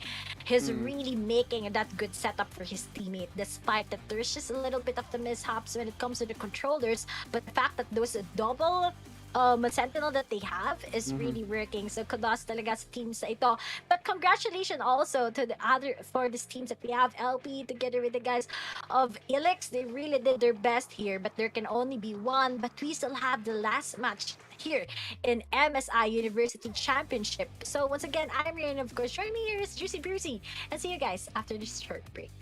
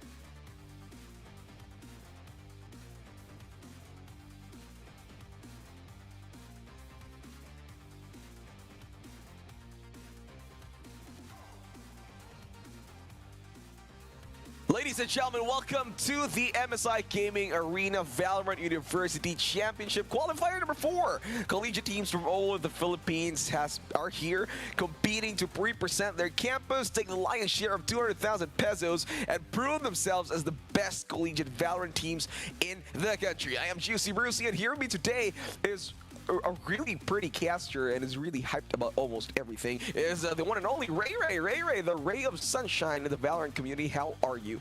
We're in the finals now. Wow, thanks, Juicy Brucey, for that introduction. The ray of sunshine, and that should be you, right? Because it's ray of sunshine, ray of light. Ray of Light. Ang dami ng names. Ray plays, Ray cast. Everything is up ahead and kicking. But guys, you know what's more important is that we're gonna be heading on towards the finals. It's going to be still best of 1, guys. But let me tell you guys, for the tournament format, that after this week, and it's going to be next week on November 26th to 27th, it's going to be the playoffs, and of course, that's gonna be starting with the quarterfinals this coming Friday and Saturday. So don't forget to catch the action on MSI Gaming's Facebook page, YouTube channel, and Akad Arena PH on Twitch. So guys, panoorin nyo kami doon, and we'll be casting a lot of teams also coming from which nakapasok nga sa each qualifiers that we have, and now we are down with the week 4. But of course, aside from that, we'd like to thank our sponsors for making this possible, and we'd like to thank MSI for making this tournament possible, and of course Globe Telecom and Twitch Student as our platform partner. Thank you so much. Without you, I think this is not going to be possible, so thank you so much really for giving us an opportunity to cast this. But now that we're going to be going Apex Tamaro Miracles and LP Sparrows Apex Tamaro, It's a long looks like name. they Apex defeated Tamaraw Miracles. Can we just call you Tamaraws? Yeah, we'll stick with Tamaraws for now. But sure, don't worry, we'll go with Apex Tamaraw Miracles. Of course, we'll say that. LP Sparrows is here. And Ray, we've witnessed LP Sparrows take like 3 stages already today, and they've managed to climb into the finals. And a brief reminder to everybody, even if this is a best of 1, I think Ray has mentioned this, all these 2 teams, they are already qualified. We're just going to have them duke it out here on the qualifiers, which is a few prizes. However, they are already qualified. With that being said, Ray, Apex Tamaraw Miracles, LP Sparrows, which weighs more when it comes to gameplay? No biases, just plain observation. And, you know, in my point, I think it's mostly LP Sparrows. I've seen them play a lot. Apex Tamaraw Miracles have not, you know, gotten the gist of how they play Valorant. However, LP Sparrows, I think I'm having to have a slight understanding as to how they play. But for you, Ray, which one is, like, you know, the more weight when it comes to, like, you know, gameplay, precision, team play, whatever? I think it's Apex Tamaro Miracles. The fact that they got the guys of LG, and but it's not broadcasted, guys, so we're sorry about that. I think that's pretty big. LG has a good playstyle earlier on when we've casted them in Bind, and Apex Tamaro Miracles, I'm expecting it's going to be an LG win, but fortunately it's not going to be. But LP Sparrows on the other side, we've seen them in the broadcasts right now, and looks like it's really a strong form coming from that OT, and of course here in Fracture, even if it's Fracture, and some of them have not been popping off, but at least they were able to save the day, especially with XTY, with that Jet, man. I have no words with how he does that work, but maybe this can be a big possibility of this being a close one once again. Maybe 13-11 or maybe an overtime. Those are my predictions. Yeah, 'cause it is the finals, however. So meaning we are expecting these teams, players, to, you know, bring out the best in the dish. Although, yes, let's say they are going to be qualified, so they're going to be a lot more safer, or let's say just, you know, relaxed. I'm pretty sure there's still a bit of competition going in here. But anywho, with that, we're moving forward to the map called Ascent. It's going to be our final map for today. It's finals for qualifier number 4, best of 1. However, we are going to be going back to the classics. Ascent, the map that everybody hates. It's one of the worst maps to be in before because it's just so hard to play. But, you know, the challenge is being presented, so I'm an Ascent lover. With that being said, Ray, Ascent, any agent composition that comes to mind? Usually, I love seeing a double initiator plays, or if not, it's going to be, of course, double duelist, the basic as what we can see. But it seems like onto the side of both of the teams, they'll be going with the duelist play. I'm so excited. This is just all about the aggressive takes. Once again, we've seen LP Spyros play that aggressiveness also in Fracture. They don't have that rounds where it's going to be dead air when it comes to them just playing it passively. They're all of a team that really wants to concentrate on the amount of firepower and the aggressiveness that they want to push through into a site. While on the other side of Apex Tamaro Miracles, well, if I'm just going to be basing it on Apex Tamaro itself, we have Burrito together with Blade, and I'll tell you guys, these guys are really good duelists so far for the teams. But the fact that they're gonna be going with LPE, this is where things might get into a bigger twist. Hopefully, LPE Sparrows, they have that momentum. While on the other side of Apex Tamaro Miracles, the performance itself, the experience is on towards them. But let's see, Ascent is a different type of map where all of the teams are quite familiar with how they'll be executed. The control mid talaga ang meron para sa mga collegiate teams, and let's see if they'll be able to execute that, because we also have those Astra powers from both teams. Oh yeah, there is Astra, who's a really good fit into the Ascent map. Just the nebulas, all the dark covers, the clouds, the gravity well, cosmic divide. It just really fits Ascent as a map in general. You could cover like entrances earlier. You could especially when you get your cosmic divide, it's a lot easier to go for like retakes, or if you just want to anchor on your site being as attackers. Cosmic Divide's a really good spell. This used to be the duty of Brimstone before, especially with his ult together with the mollies and the sky smokes. But it's a lot different now. We have new agents that could also do the job well and better. Sorry, Brimstone, I love you, but Astra is just doing the job better now, and that's why I'm not shocked that these players really have Astra in there. However, for LP Sparrows though, Ray, I really do love that they got a Killjoy for their lineup, because Killjoy is like one of those agents wherein you just go plant turrets or whatever in B site, and it's going to be a lot harder for the attackers to come in. It's a lot easier to anchor into a site as a Killjoy. Also limits the option of the attackers to attack your site instead, because they're going to be scared with the turrets, with all the alarm bots, nano swarms. So yeah, LP Sparrows for me when it comes to composition. Killjoy just made the deal better. Oh, for you. You are more of a Killjoy type of guy. Me, I'm more of a Cypher type of person. I really love seeing Cypher plays here in Ascent, but it really takes time, to be honest. We haven't seen much of those Cyphers talaga, especially the collegiate scene that gets those pop-offs. But if I were to be honest, if you have only good Cyphers that has firepower, individual plays, plus those good setups, those creativity you're gonna be seeing from that Cypher, well, that's gonna be hard. And you can just block off everything. You have those cyber cages. You're gonna be blocking off A main, B main. Now it's going to be a big work solution for your enemies to just try and to engage into that. But at the same time, you also have that camera just to determine as to where your enemies are. Plus those traps, you'll be able to determine where is that flank coming through. So those are the specialties coming from the sentinels that we have. But at the same time, Juicy, yep, we have chamber already. But No the one's doing Sentinels talaga, the Sentinels, sobrang konti pa nila. Because guys, it's really, I think out of all the agents, pinakamahirap talaga gawin na agent is Sentinel, to be honest. Yeah. There's no such thing as Justify. perfect Sentinel kasi. Yeah. It's really hard. It's hard to justify a Sentinel as to their, as to their contraptions, their skills, because you got Cypher, who's really defensive main. You got like your cameras, you get your cyber cages, you got your tripwires, and there's Killjoy on the process too, who really helps you defend. Sage, however, yes, she does help defend with a wall that gets destroyed. However, she is a Sentinel still, just by the idea of being a healer, together with having, being able to resurrect. But if you were to create another Sentinel, I think it's gonna be super hard, like what you mentioned, Ray. Parang sobrang hirap niya gawin, because number one, all of the defensive skills are mostly taken, and it's hard to think of a new one. But you know, it still depends with Riot. Pero if you were to make your own agent, Sentinel Ray, what would be a good idea for you? Oh, you know what? I have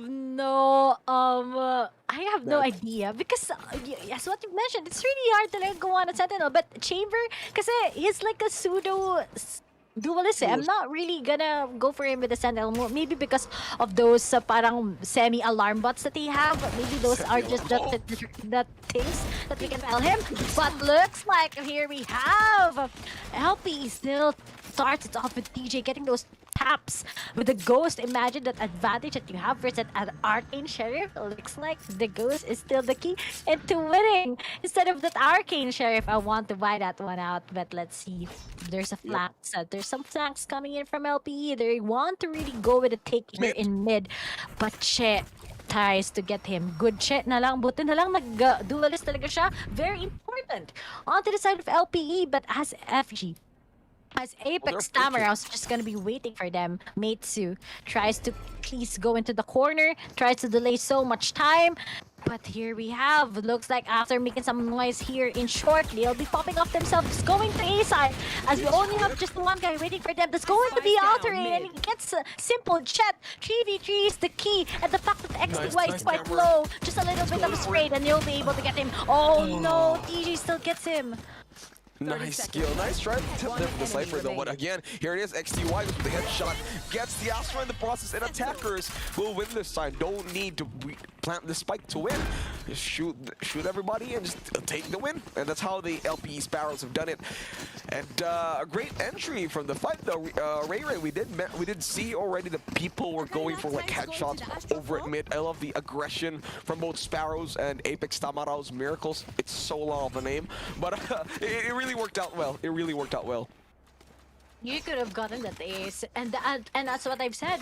Mid control is really important. You don't see the default plays anymore, but a different style here in Ascent, and that's why a lot of people have this favorite map because you can come up with every creativity that you have. But looks like after Rain, he was able to pick up at least one, but the amount of gun power, those advantages when it comes to your Spectres, of course they have it. And Shet will just be denying error, and now we're gonna be down with 3 guys left of Apex Tamara's.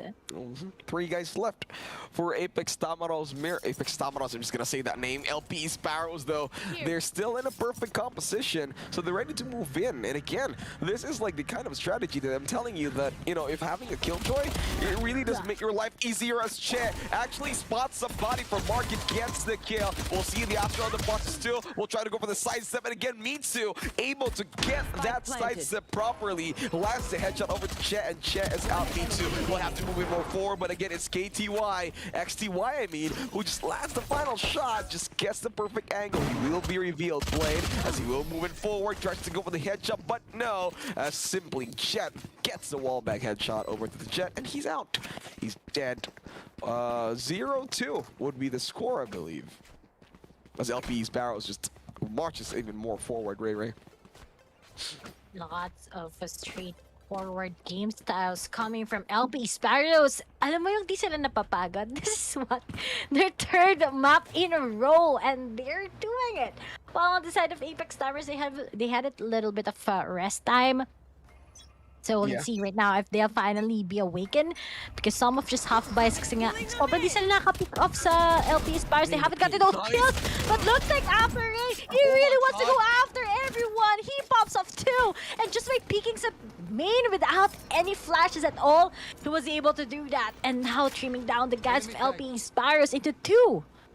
Only 2 people left for LP Shadows though. I'm not sure if they can do as much as they want here. Spike's still gonna be traversing over to B side. It's gonna be Astra trying to like lure everybody else near A, near ramps. However, it's the Killjoy who's making all the rotations. Alright, here we go. TJ making a lot of noise, allowing you to think they're gonna be going for A side, but look at this, the Killjoy though. You have to be very, very careful on the minimap. It's the Killjoy traversing his way over to B side. Cypher is still alive though, and there are some cages left there and some tripwires. So with that, okay, here comes the Nerd covers.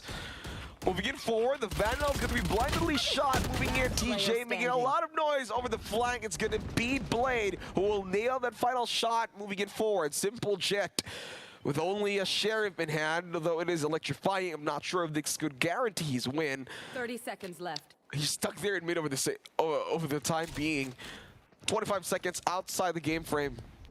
So here it is. He will hear the spots going in forward.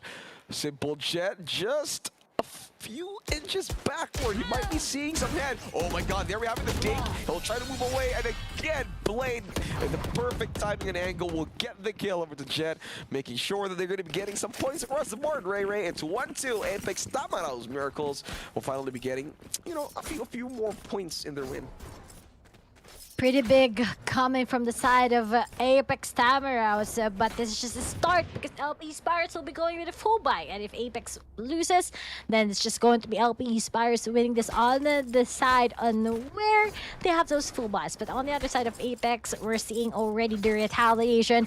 There's momentum set up on them, and Burrito, I'm still waiting for this guy to finally make a move for his team as he has that Reyna. But on the other side, Apex, rather LP Spyros, they know their strategies, they know their footholds, but as they started also with the lockdown coming right through, let's see if Apex Amaros will be able to cut it off as they're just gonna be making it. But looks like a Gadana setup also coming from the Astra, those wells coming right through, plus a lot of shots coming from Alderine once again. Those crossbars just went through. Oh my god. Pick off as to where he is in Raptors, and just because of that, he was able to do that little smoke, that little gap itself, making sure after rain he capitalized on that, and LP Spyros wasn't able to deny him just a little bit. Did not deny exactly, Ray. Did not deny it. You know, just without the denial, it just went, you know, 2-2. It's all fair, square now for Apex Tamaros Miracles and LP Sparrows, and I think they're more than ready to access forward into the game. They're just slowly stabbing the wall. 0 seconds into the countdown as we are starting it off over at mid. There will be some recon bolts going to be casted out. The clouds will be casted. The nebulas will be planted too, as of the moment.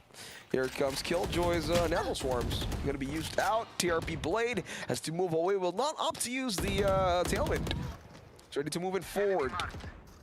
As, it's a lot more hectic right now as Apex Tamaros, they'll be able to get 2Ks in the process, same as Blade, going for more for Chet, and if they try to go for more with these Vandals, it's an eco round for LP Sparrows. It's a lot easier on their end. The spike will be dropped, and it's only Levi here trying to get some collateral damage, I'd like to say, as he jumps in. Another shorty shot, and that's Levi out of the game. 3-2, and Apex Tamaros now lead the game.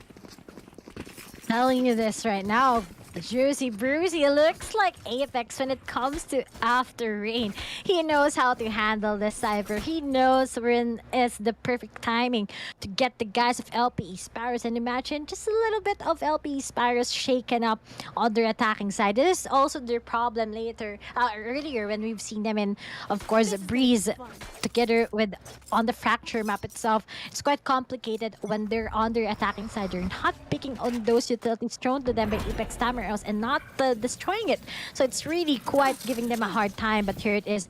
Blade, he tries to at least get the one out, but looks like Simple Chat, he gets him still. Blade, those advantages that they have, unfortunately, the swings from LP Sparrows is going to be giving them once again that good idea to get this one out. Plus, we have that 3 ultimate ready. LP Sparrows, we have that, of course, ang kanyang Hunter's Fury together with that wall coming in from Astra, so it really gives them a big difference when they need to capitalize on this one. But on the other side, they need to deny after rain once again, as he's just going to be watching from them from afar. But as they make their move, it needs to be worth it, is because Mitzi is going to be working also sa kanila. Pero yan, pinagsabay na nga ang meron sa kanila. They also pop off everything that they have. Nice. But well, nahuli sila. Tries to spray through the smoke here in Apex Tamaros side, and looks like Mitzi goes with the Ninja one. He will be able to pick off at least one, but all of the guys will be going as to where they are, and that's going to be in hell. But looks like after it's going to be popping off, but Mitsu makes a statement as it's going to be a 2v1 situation. Burrito is the guy. He was able to get one. That dismisses itself. He also tries to but knowing it's going to be a 1v1, who's going to be winning it? Because Levi right now is at 3 HP and a dream with that Hunter's Fury and the pressure to plant the spike, and Burrito wasn't able to 10 heal. seconds left. but instead, he gets also that dismiss. Pressure Oh, talaga siya, pero actually, puntahan siya. Oh no, here we Burrito go. na nagawin sa where he is. There's no And damage, Ray as he moves in. Burrito, though, with only a bit more damage, takes down the Shadow if he jumps in the wall back, though. 39 HP, they're playing it blindly. The Shadow's coming in forward, the Recon Bolt will be casted too. It will reveal where Burrito is, but not actually, as the Recon Bolt rings will not be able to fly out there, Ray. Here we have on the right side, nice angle from Levi, knowing where Burrito will be. And that just goes to show attackers will go 3-3, making it a tie here, Ray. What a 1v1 early into the game, and that was full buys, just really low HP. The 3 HP and a dream that you mentioned worked out well, Ray. you know what? In the professional scene, we call it the Borkum time, but it's what we call Levi Borkum time. Really, 3 HP plus. I don't get it why. I think that was sometimes those recon bolts are one is a big information as to where your enemy is, and second is a good, of course, hold lang talaga para lang malito yung kalaban. Seems like it's really favoring Levi earlier. Was quite lucky with that and played. Oh, he needs that one tap against shit. Oh, those, you know what? All these guys, they have those different playstyles talaga. Shows to us that it might be weird for other people, but it's really effective. But PJ gets after Rain as he wants to take off a simple jet. That's a quick bait coming from his Byron. He got tunnel vision into thinking there's just only a killjoy there, to not check his other side, and that cost his demise. Oh my. These teams are really something. Quite unexpected plays, but maybe this is really, they just want to make up for their previous mistakes, but hopefully they'll be able to clear it one out because B side is really open. And Burrito, he needs to get those frags coming right through, but with that Phantom talaga, oh, yung Radiant Crisis, let's see if this is going to be a crisis or a hell state for all the teams that we have. my God. Now Oh my he was God. successfully making his guts to Burrito. He Oh, gets no. two. Oh, yep, Wait, he was shot. able to be alive after that. But XTY, he has the spike. He still gets the frag against Burrito. And he gets two. This is quite insane. But unfortunately, he won't be able to, as you only have Levi. But Levi clutched it one out earlier. But he still gets it. 11 HP. Levi time once again. Don't tell me it's going to be time to get this. But oh, the wall bang sprays coming right through. And it's going to be a 4-3. Really. Just some heart-stopping playstyles coming from Apex together with the Sparrows. That was pretty close, Ray. I mean, A4 effort for Levi at that time. Apparently, there was just too much. I thought he'd pull off another below 20 HP and Dream Clutch. He was over 11 HP at that time, and did. I don't know. It just doesn't seem to work out that time. That wallbang spray from the counterpart Sova really did wonders. Able to capitalize on the low HP from Levi, and it's over. Oh, nice. Careful. They move in. Cloudburst away. He tries to sail with it again. Another Judge. Judge shot coming in from the Astra. Able to take down the Jet as Blade, though, will be moving in ever so slightly. There will be some shot darts, some clouds to cover it up. I mean, there's no advances coming in from either teams. However, LP Sparrows, they will lose one. Here was a Marshall shot going to Blade, and Simple Jet will be able to get that kill. Oh my goodness, seems like just early pickups either from the teams, but seems like the Jets are already out of the game early. Sabi niya, we're gonna be coming back here in A. We've won that earlier on the previous round, but right now as we make a move, we still need to get this one out against the guys of Apex Amaros. But here it is, passive playstyles from them. They're But the playing fact it. that really. They're playing it super slow, Ray. You know what they're doing? They're treating this game as like a shopao. They want to go into the insights a bit more slower because, it's the Asado treatment that they're going for, LP Sparrows. I don't know, I want shopao right now. But that being said, there we go. The kill's going in from the Astra, Ray, as they move it forward. Joe scope for the dink.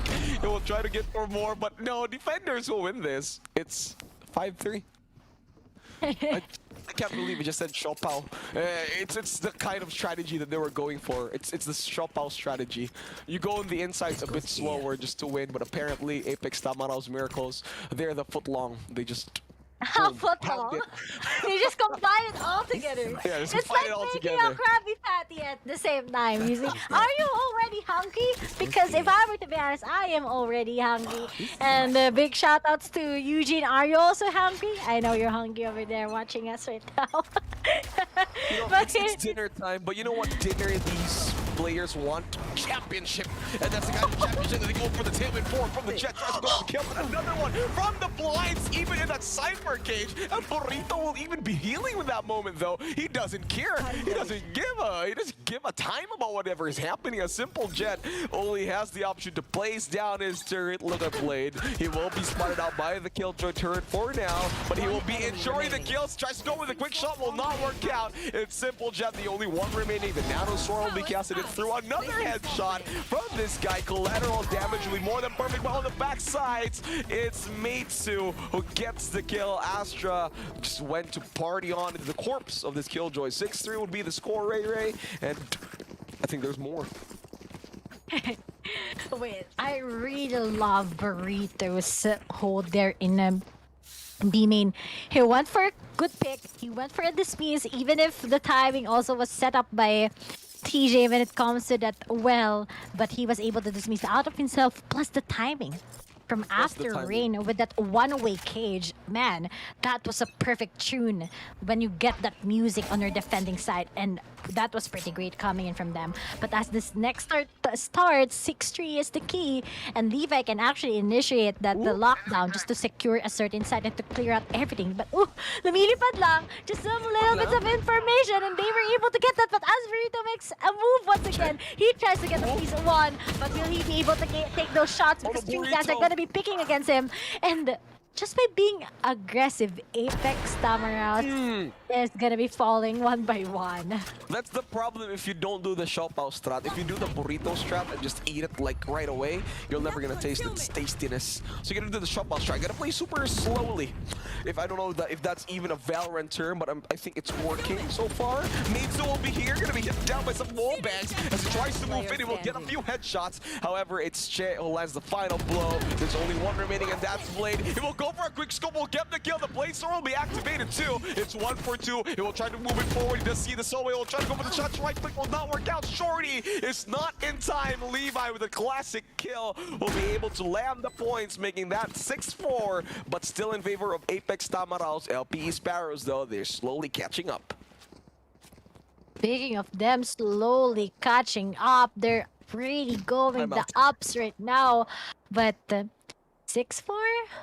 Really, sobrang dikit lang din talaga. And they usually do this on the first half. Sa second half po talaga makita yung differences nila. But right now, as we're having a timeout, don't forget guys that this of course, live stream is brought to us by MSI Gaming. Summer PC, we are gaming. MSI is no stranger in engineering high-end motherboards. And with that, do check out the newly MPG Z690 Carbon Wi-Fi, which supports the newly released 12th-gen core processors and super fast DDR5 memory, loaded with advanced features. And it will be able to overwhelm any challenge, regardless if you're a gamer, prosumer, or PC enthusiast. For more information, do check out MPG Z690 Carbon Wi-Fi on ph.msi.com. And at the same time, if you want to improve your game, then go ahead and buy MSI Katana GF66, because the Katana GF66 is equipped with the latest 11th gen Intel Core i7 processor and NVIDIA GeForce RTX 30 series graphics to deliver true gaming performance. The new Katana GF66 is forged with the same care as a blade, ran fast and shine on the battlefield. You can find this, guys, on all MSI concept stores and authorized dealers nationwide. So guys, really, just go with those MSI upgrades. And speaking of upgrades already, it's not just a tactical pause, but because we're back on track as XDY gets Blade Kagad. And I think those B main strategies is not gonna be working anymore. Yeah, it's not gonna be working out anymore. But they did try. They did try. And you know, speaking of MSI gear, I play a lot of MSI Valorant in an MSI laptop, which really is giving me ways to win a lot more. Thank you. No FPS drops or whatsoever like these teams. Here we have it, the LP Sparrows. There's some Gravity Well, there's some Cosmic Divide, there's gonna be some Attacker Killjoy Lockdown. There's a lot of things that's happening, but actually on the other side it's Error who gets the kill over to Chen with a headshot. However, Levi will get a return kill. We'll take the Cypher down with him in the process. It's 4 for 3. Manpower advantage for LP Sparrows right now, Ray. Oh, LP Sparrows, they're really kicking it. You know what? They usually are the type of guys where they started really passive. Sobrang slow. Sobrang di mo makita sila mag-pop off. But after parang nagpagastang talaga sila, they just heated up that diesel and now they're back on track. They're doing it. But Burrito, the only guy remaining, will he be able to deny the 4 guys knowing that he's not aware that there's a flank? I think this is really a hard game for him, going up against 4.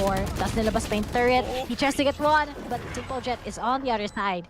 Gets him, and maybe a big possibility of making this into 6-all. Very close, and this game is turning 6-5 already, Ray. So it just means that it's a lot more trickier. It's I love how if ever LP Sparrows will manage to win this next round, they're gonna be starting out fair and square. If they're gonna go 6-6, it's gonna be you know, it's even Steven for both teams.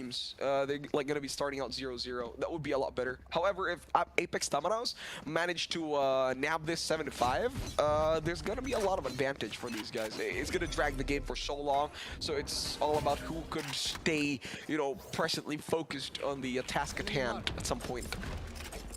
Oh, really quiet. Some navigations from both of the teams, but sometimes unexpected na naman yung ginagawa ng LP Sparrows. Pero that was a good provision of Apex Tamers to just go all aggressive. But those one may cage once again. Alterate, he gets 1. Stuck ngayon si Che sa may wood, sa may logs, and looks like it's really impossible dahil tatlo lang kagad ng LP Sparrows. It's a blink of an eye. They went with a fake, but looks like Apex Tamers, they're quite aware of how LPE wants to execute under attacking. But here it is, just a little bit of a terrain. Looks like he just wants to make this into a mind game. But unfortunately, Simple Jet, he wants to back on also. But Bernito nag-aabang na nga. So where he is, gets him also. And dalawa na lang kagad natitira sa side ng LP Sparrows as Blade will be hitting off 1. Goes to the second kill. And after that flawless execution, Apex Tamers on the first half will be leading by 2. But still, sobrang dikit lang ng laban ngayon. Yeah, it's a lot closer, but it would have been really a lot more better for Sparrows if they, you know, if they managed to get like 7 or maybe 6-6 in the next half. However, it didn't happen. Still pretty good though, as they are able to, I don't know, maybe like 2 straight wins. They'd be able to tie with Apex Tamanos Miracles just to make sure they don't feel the momentum. It still should be good for LP Sparrows. However, on the side of Apex Tamanos Miracles, there's more to it than just this. So that we're gonna be waiting if they'll be able to pull it off through, or are they gonna allow LP Sparrows to, you know, get some breathing room and be together with them here in the top. Really, talagang kailangan nila maging all top 4 din talaga. Because if you really want to claim this, of course, as champions of this week, you gotta get it all together. 7-5 is the scoreline. You win that pistol round, then it's just going to be the next bonus round that you may be able to win. But here it is, denied na naman ngayon ng isa sa Apex Tamers, and finding an opener for LP Sparrows, and they're defending, and they have that strong manifestation every time they go on towards their defense. They know their holds, they know those angles, and seems like ngayon, makakakuha pa nga si Simple Jet.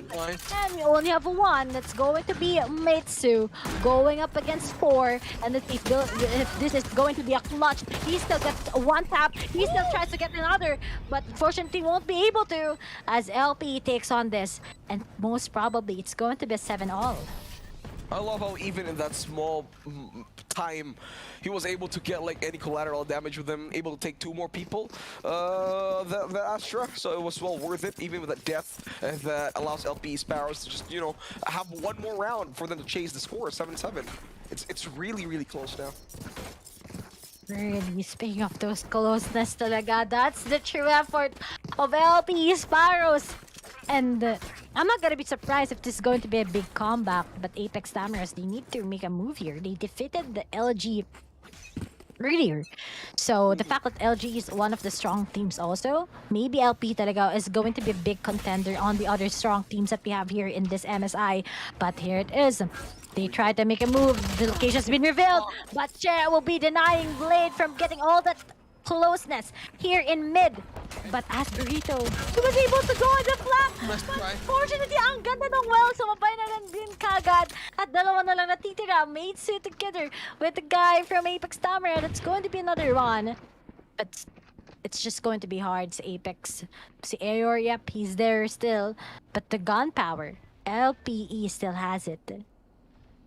Gunpowder, as you say. LPE. They do have the gunpowder, true. They have the manpower advantage, to be fair. Here we go. Is that just a Marshall? He's trying to go for the wallbang, so it will not work out. Levi will get a headshot over to the Astra. And again, this is the only one remaining. Error will try to save himself, but no. LP Sparrow says, yeah, we'll just move it forward, get the 7-7. It's a tie. Tie for both teams now. Really a good time for LP Sparrows, but here it is, full buys from Apex Tamaraos, and they can lead this. But seems like their economy talaga is broken. They haven't planted the spike talaga for those previous rounds, and seems like it's a really big mess on their attacking then sometimes. But if they'll be able to make those good entries coming from Blade and Burrito, then it's a big winnable thing coming from them. And it's not impossible for them to do that. But on the other side, slow pace ang kanilang magiging game. But if I were them, I want to control because everything else on the T-Fold side of LP Spires. And you're gonna be seeing same setups. But then it's really complicated if you just don't have enough information as to where LP Spirals are staying. So it's really a big crazy ideas that LPE has on their defending. But if after rain he'll be able to pick up Che, then that's gonna be big. He is gonna be going that. Oh no, those lurks. I'm so happy to see that. But unfortunately, oh no, all the shots will be connected to TJ once again with an Astra. It's gonna be meeting up one by one. But XTY, he makes a move also. But Burrito, he doesn't know where he's gonna be looking at. That was a good entry already coming in from, of course, the guys of Apex Tamaras, but that's not gonna be possible because after rain, he did the work, but then for his teammates, looks like it won't be connecting. It did not connect at all.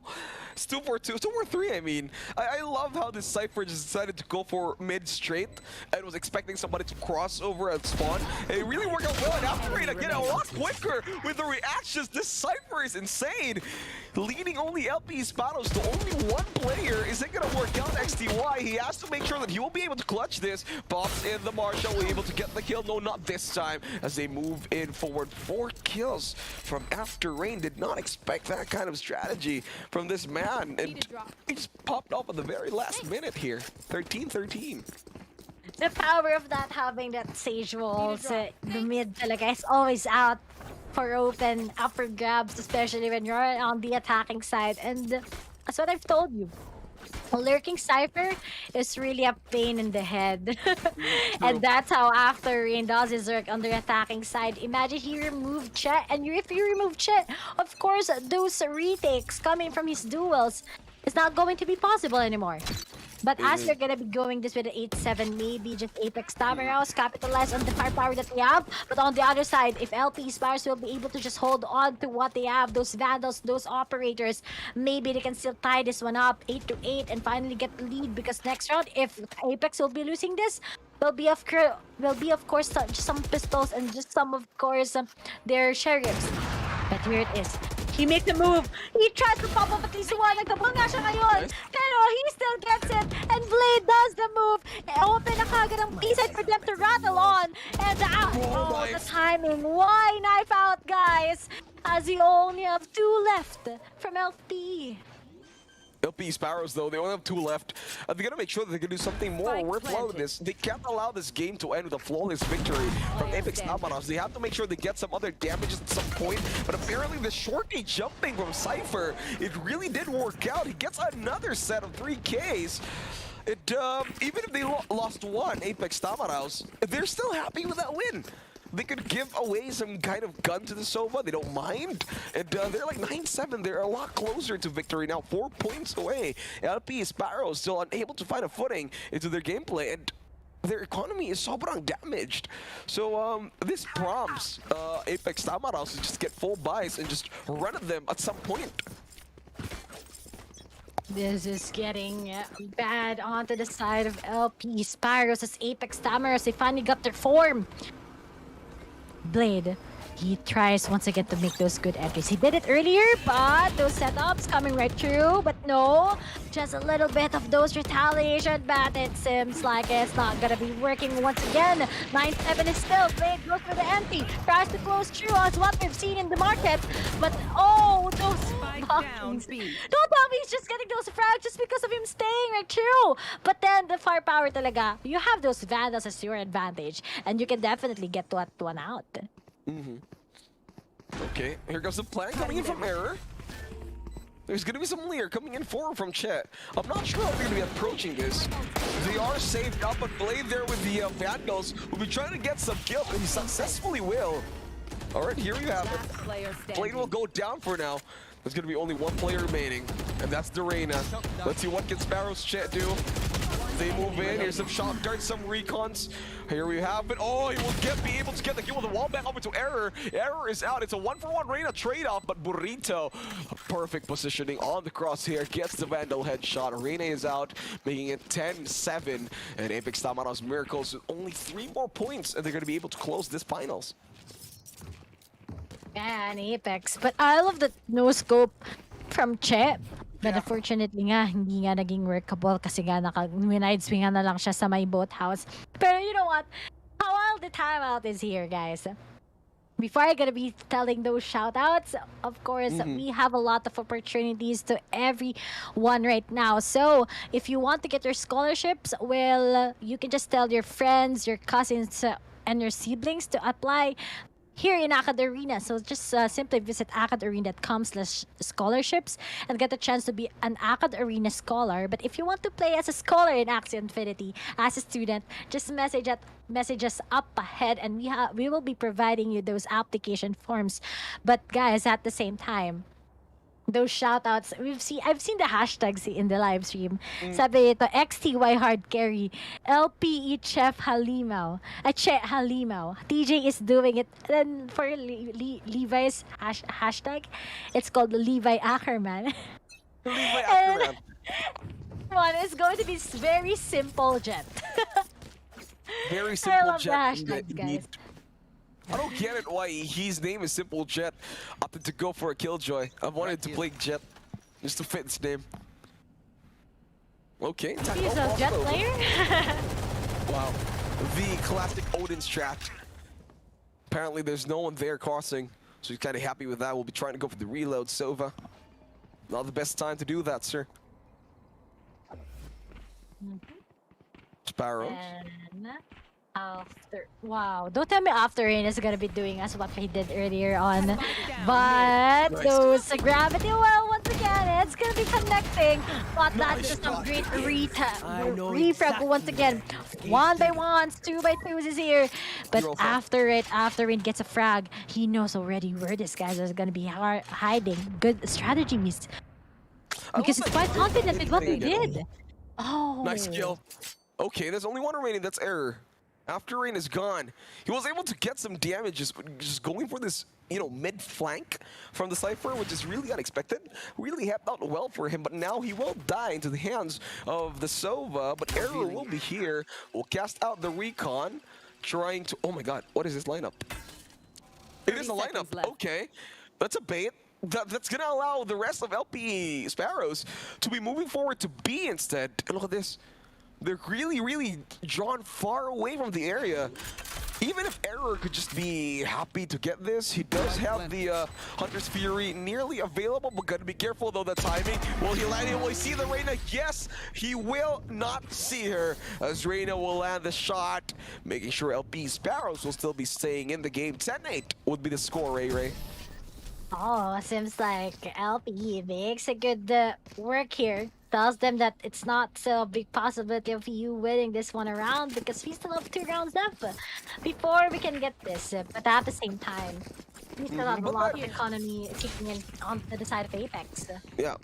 But that lineup, though, it really worked out well. They were really baited in. Sova, what a good play. If only he was, I don't know, if only there was a bit more intel as to where the Reyna is, I'm pretty sure he could be able to land some more shots. But not now, not now. Maybe on some other time. You know what? This day, I've learned a lot of those crazy Recon Vault lineups. Earlier in Bind, I was quite surprised for his particular lineup there. But they want to move in, okay? Just a little bit of the quicks plays, and just suddenly it's going to be 3v2. I can't explain what happened there, but XTY, he tries to pop off at least one frag coming in from his operator, but won't be able to connect. But all of these guys are just gonna be aware that he's just lurking right through here in Raptors, tries to pick off at least a one, but he'll be denied because Apex Tamers, they learned their lesson. They just need to play it passively for that retake. But if after rain, he tries to pop off, of course, with what we have! He's once again in the shorty, as we only have one remaining. It's going to be Simple Jet. It's really impossible for him to win this one out because the time also is ticking. And he tries to pick up at least one. He does get some Please, but Error punishes him. What a punish from Error. I think Simple Jet just wanted to, I don't know, take some exit frags. He does hear the ticking to be super close already. But yeah, he was able to get one at the expense of his own life. He does have lockdown already, so I think once Simple Jet's team would be able to get like the full buys, they're going to be capitalizing on all these ults. They have all their ults are actually ready for LPE Sparrow, so I think they're going to be saving up this round if they're not going to buy. But if they are, I think they're going to be casting all their ults just to get ready for, you know, for the worst to come. Man, oh man. You are divided. Pretty bad on the side of LP Sparrows, but they have those retakes. We have that Hunter's Fury to get rid of that lockdown. But here it is, sinabayan na nga nila kagad with that Hunter's Fury right through, pero nga lang won't be able to pop up at least a one. He tried to hide, but actually when they connect it, wala pa rin. They go still with the plant already. All for the views, all for the post plants. But here it is, they're making it work, and we only have two. Those two duelists is gonna be going there. And Blade, I think it's really impossible for him to get this. Alis na lang din talaga siya before ma-knife out pa siya dahil sa nangyari. Pretty bad work because Apex, they committed it to that. And it was really quite unfortunate of a situation. Yeah, things are pretty close. It's 24 seconds, 23 seconds in. 11-9. Apex Tamarao's Miracle is still trying to slowly capitalize into closing this game. However, LP Sparrows, they're not the type to let go. They've been through overtimes. They've been through different obstacles. I don't think they would want to let go this easily. Although Apex Tamaraos, they're poised to take this round of finals. However, still a lot more that we could hope from these teams. XTY with the operator ready with the shot though. That's Burrito. It's LP Sparrows, I mean Apex Tamaraos this time. They are going to be saving up. So there's not much that they can do. TJ will take down the kill over to Blade. Blade will be out. Good wallbang headshot. Oh, one other wallbang headshot coming in from the Astra. Will take out his own counterpart. It's 4 for 4. That's Apex Tamaraos and LP Sparrows. They have not crossed their paths yet.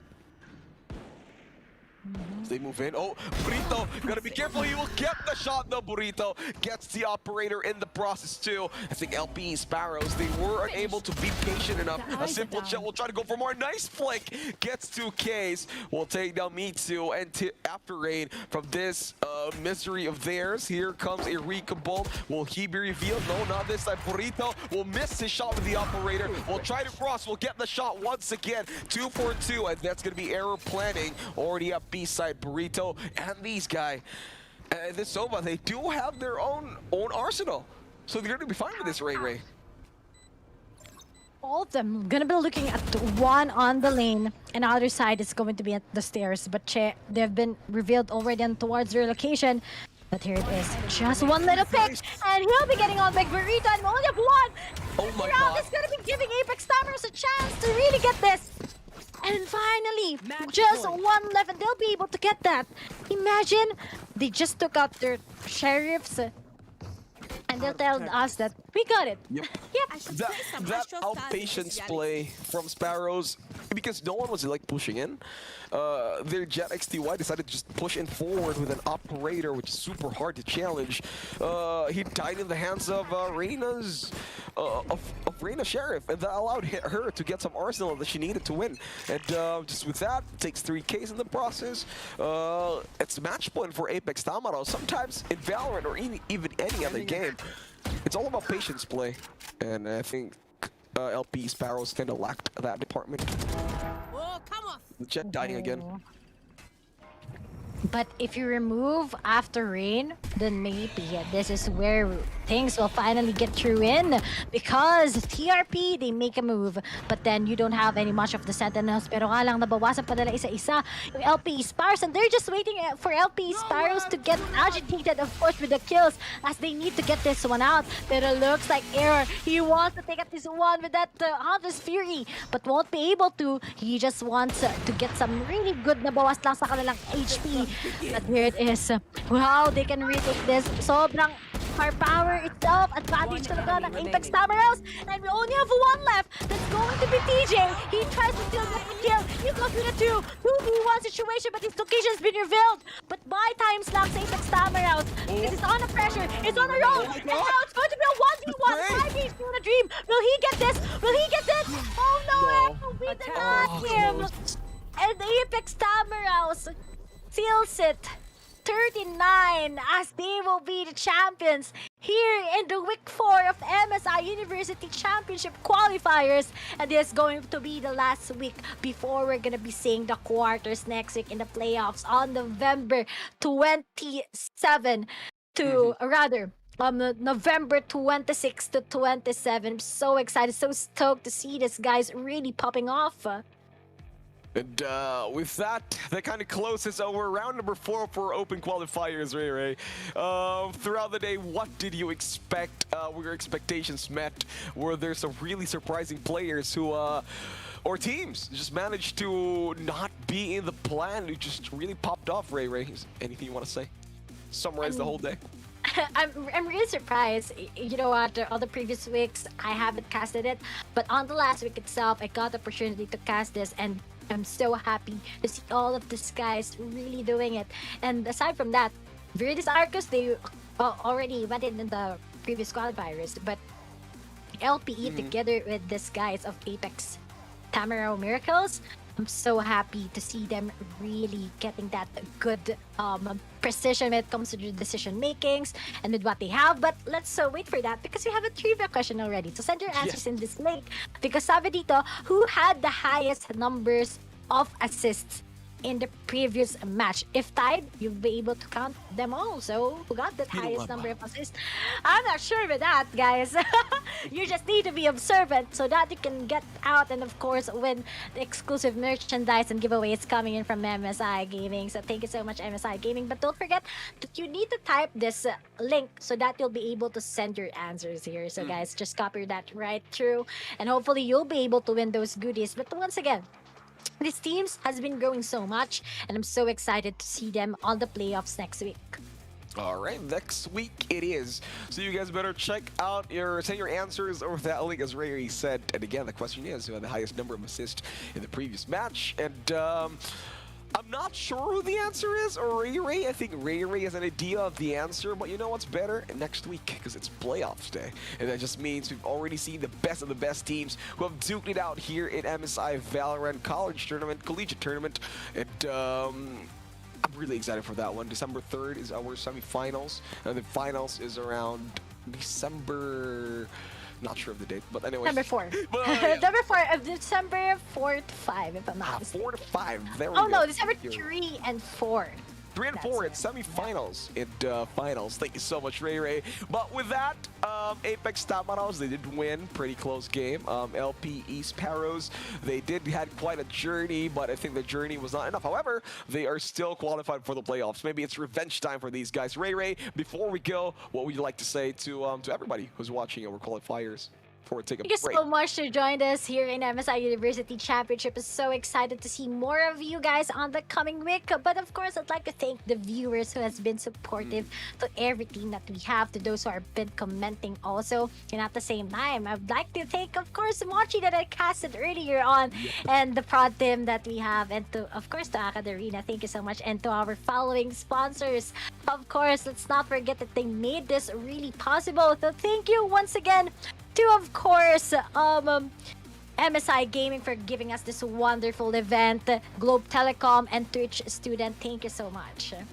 And a big thanks to all of you guys who are watching, and make sure to always stay tuned. Follow us here on Facebook, facebook.com/Cat Arena, and MSI. Follow the pages, Facebook, Twitter, YouTube, Instagram, TikTok, anywhere. You'll get the best updates. But anyway, Ray, I mean, I think that's about time for both of us here, and we'll see you all next week. We'll be taking this into a cute break, but we'll be back with more action right here at MSI Valorant Collegiate Tournament. See you guys next week.